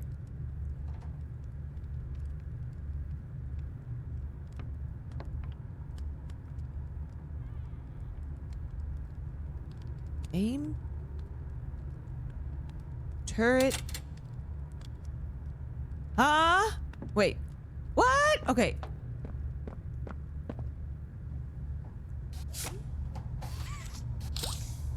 Oh, we need power. Where's the power pole? Here? Pull the lever. How do you pull the lever?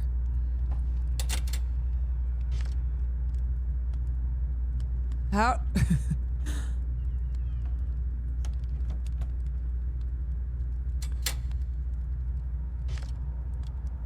Oh. Oh. Duh. Duh.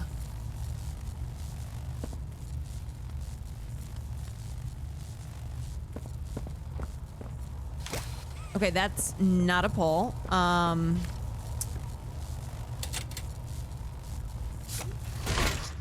Okay.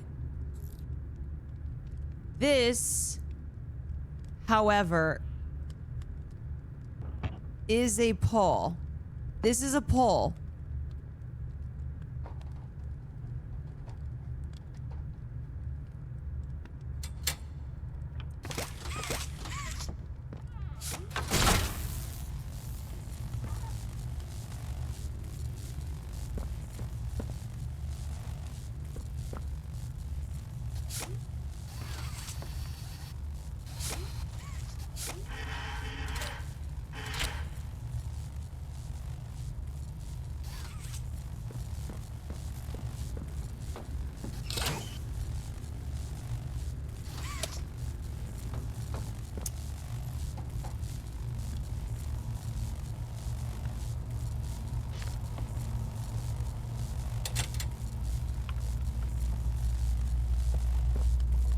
Wait a sec. Okay. We go here. And now... Yes. Yes! Oh, okay. Okay. Okay. Okay. Okay, fuck. Okay, if I aim it at that, what happens? If I aim it here. She's a runner. What happened there? Okay. Where does that need to go? let's see.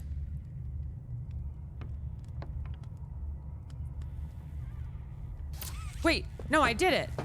I did it. Right? Wait a sec. Oh wait, there's number 2. No.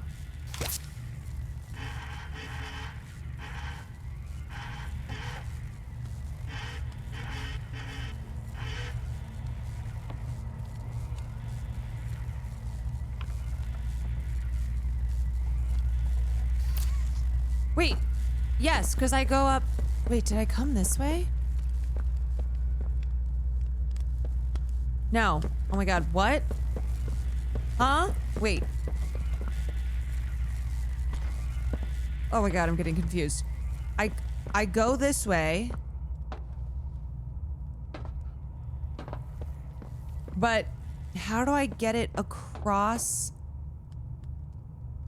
I gotta lower that thing.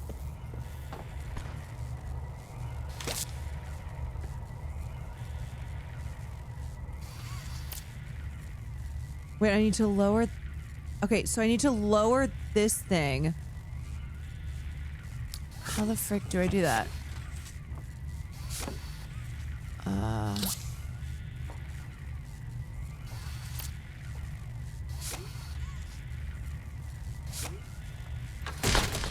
Okay. Oh my god, wait, am I actually figuring this out? This is crazy. Okay.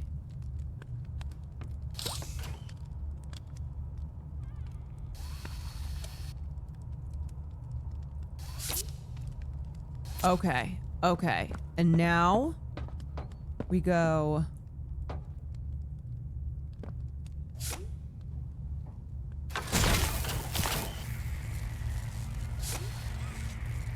Yeah. We did it? No. Did we do it? Question?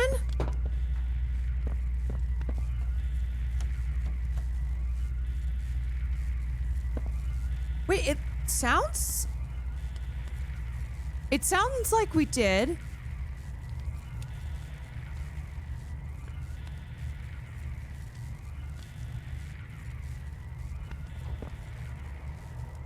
Maybe. Now do I have to... Okay.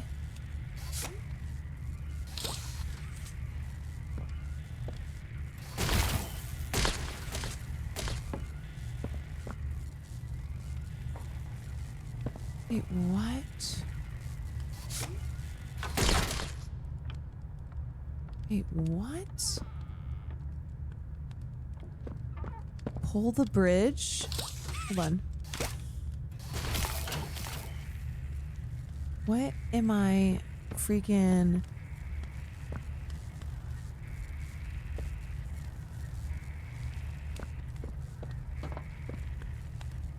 I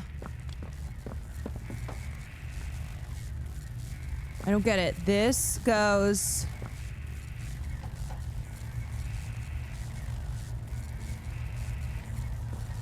Wait, I have to activate both. How do we keep... Okay, wait. So...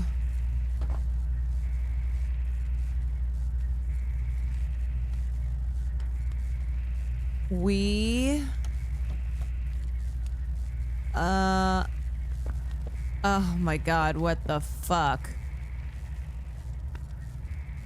Okay, so when this is activated...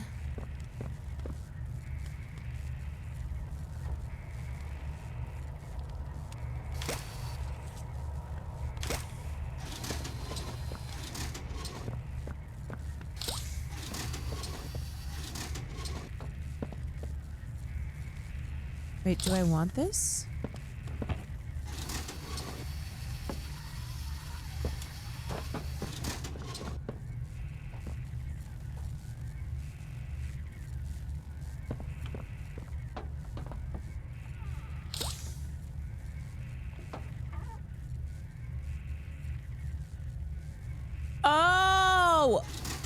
Okay, wait, okay.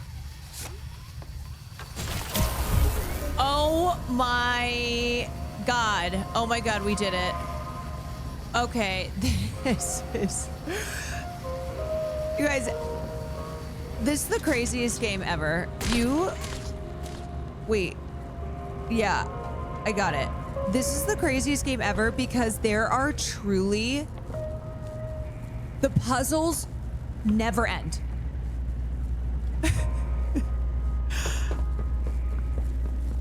Not gonna lie, I had to look it up.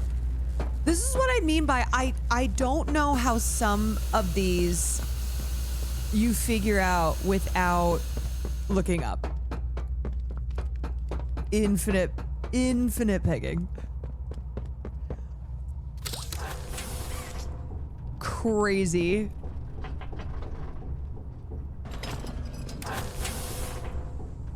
Absolutely nuts. Wow. Almost like it's a puzzle game? Almost. Just about. Wow.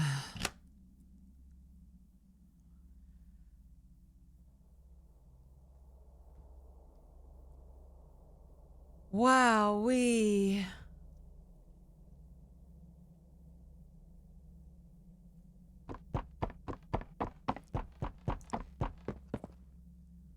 Okay. I finally finished this segment. Okay. I'm... No! Let go! What? I didn't do anything wrong. Oh, it's Poppy. We're actually here to help. Oh. This place makes her tense. I'm glad that Ollie could help you get this far. He's the reason we found you at all. Her eyes bloodshot AF. Looks like the train crash hurt us both. You've been through so much. You deserve an explanation. Come on. Wait, didn't Peggy fuck us over? Okay. We'll be okay. Wasn't she like, you can't leave? You're now my prisoner.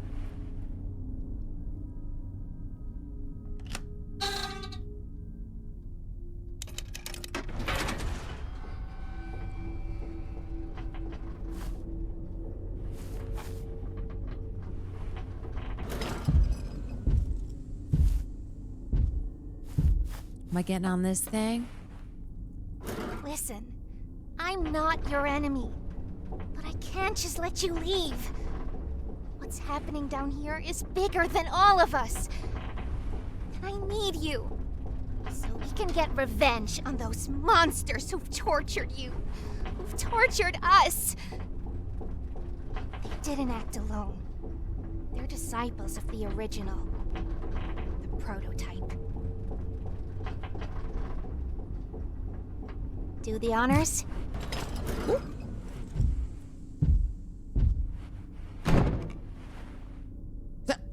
Oh, are you sitting?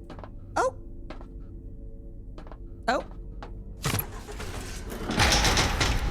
Prototype knows we're coming by now.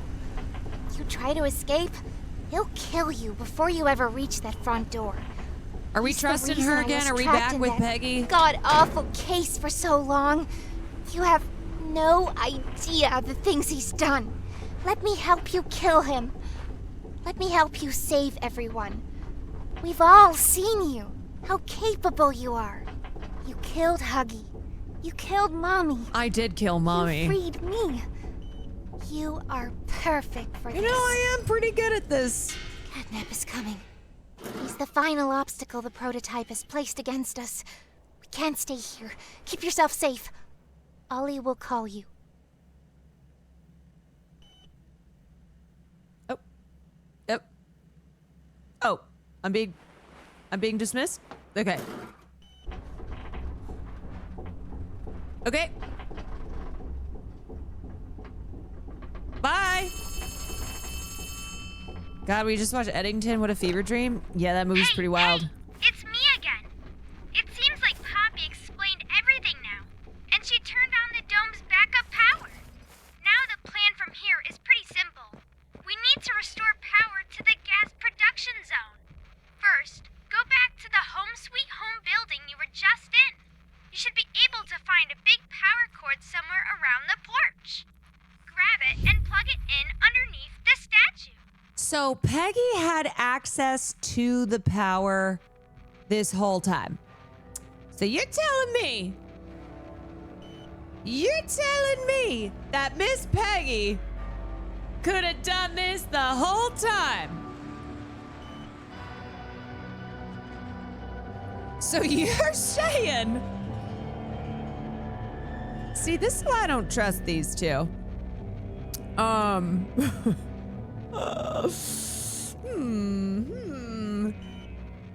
Okay, I think I'm like halfway through this level, so I think I'll probably stop here and then finish the second half.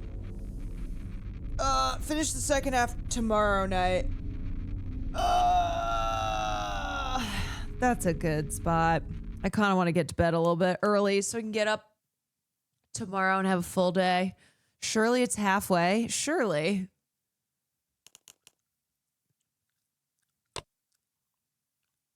Surely.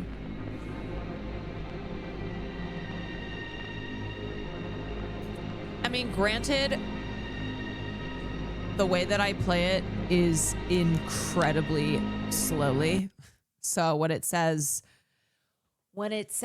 4 to 5 hours on the internet, it might be even longer than that for me, but I do think I'm getting better.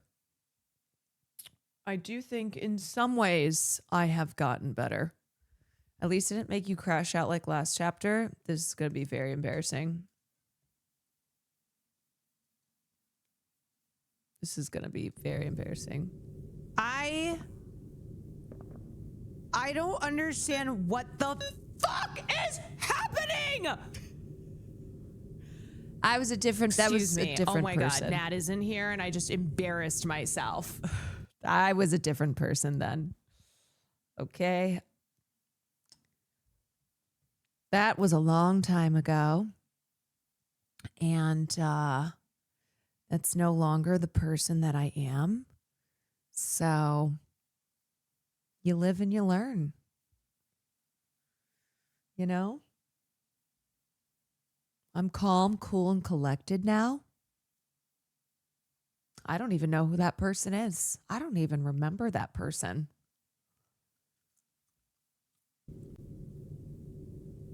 So that was at least 24 hours ago, which is really just a lifetime ago. When you discovered that you actually had to press E up close. Yeah. Haters will say that was yesterday and the haters would be wrong. Is part 2 a Sunday thing or Monday thing? I think part 2 will be a Sunday thing. So tomorrow night after film, I got to figure out if I'm going to do some cooking tomorrow. I kind of just want to like make some cookies.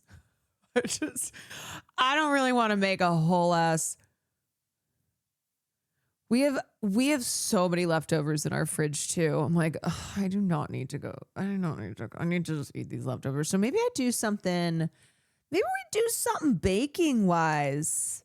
Maybe we make some Christmas cookies. Oh, that sounds nice. Some delicious Christmas cookies to put out for Santa Claus. They'll be 12 days old. But by the time Santa comes, the cookies will be almost 2 weeks old, but I'm sure they'll be fine. I'm sure they'll still be delicious.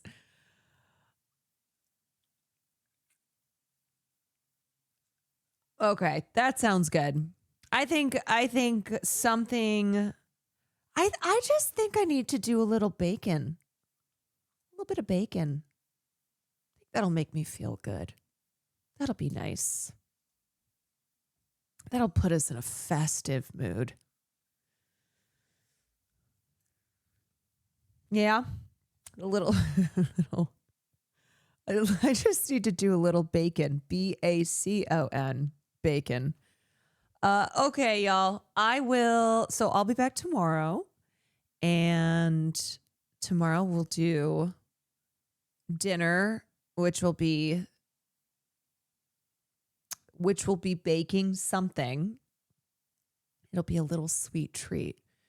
And then we'll do film night, and then we will do gaming afterwards. Cool beans. All right. I think Will is playing some Dispatch.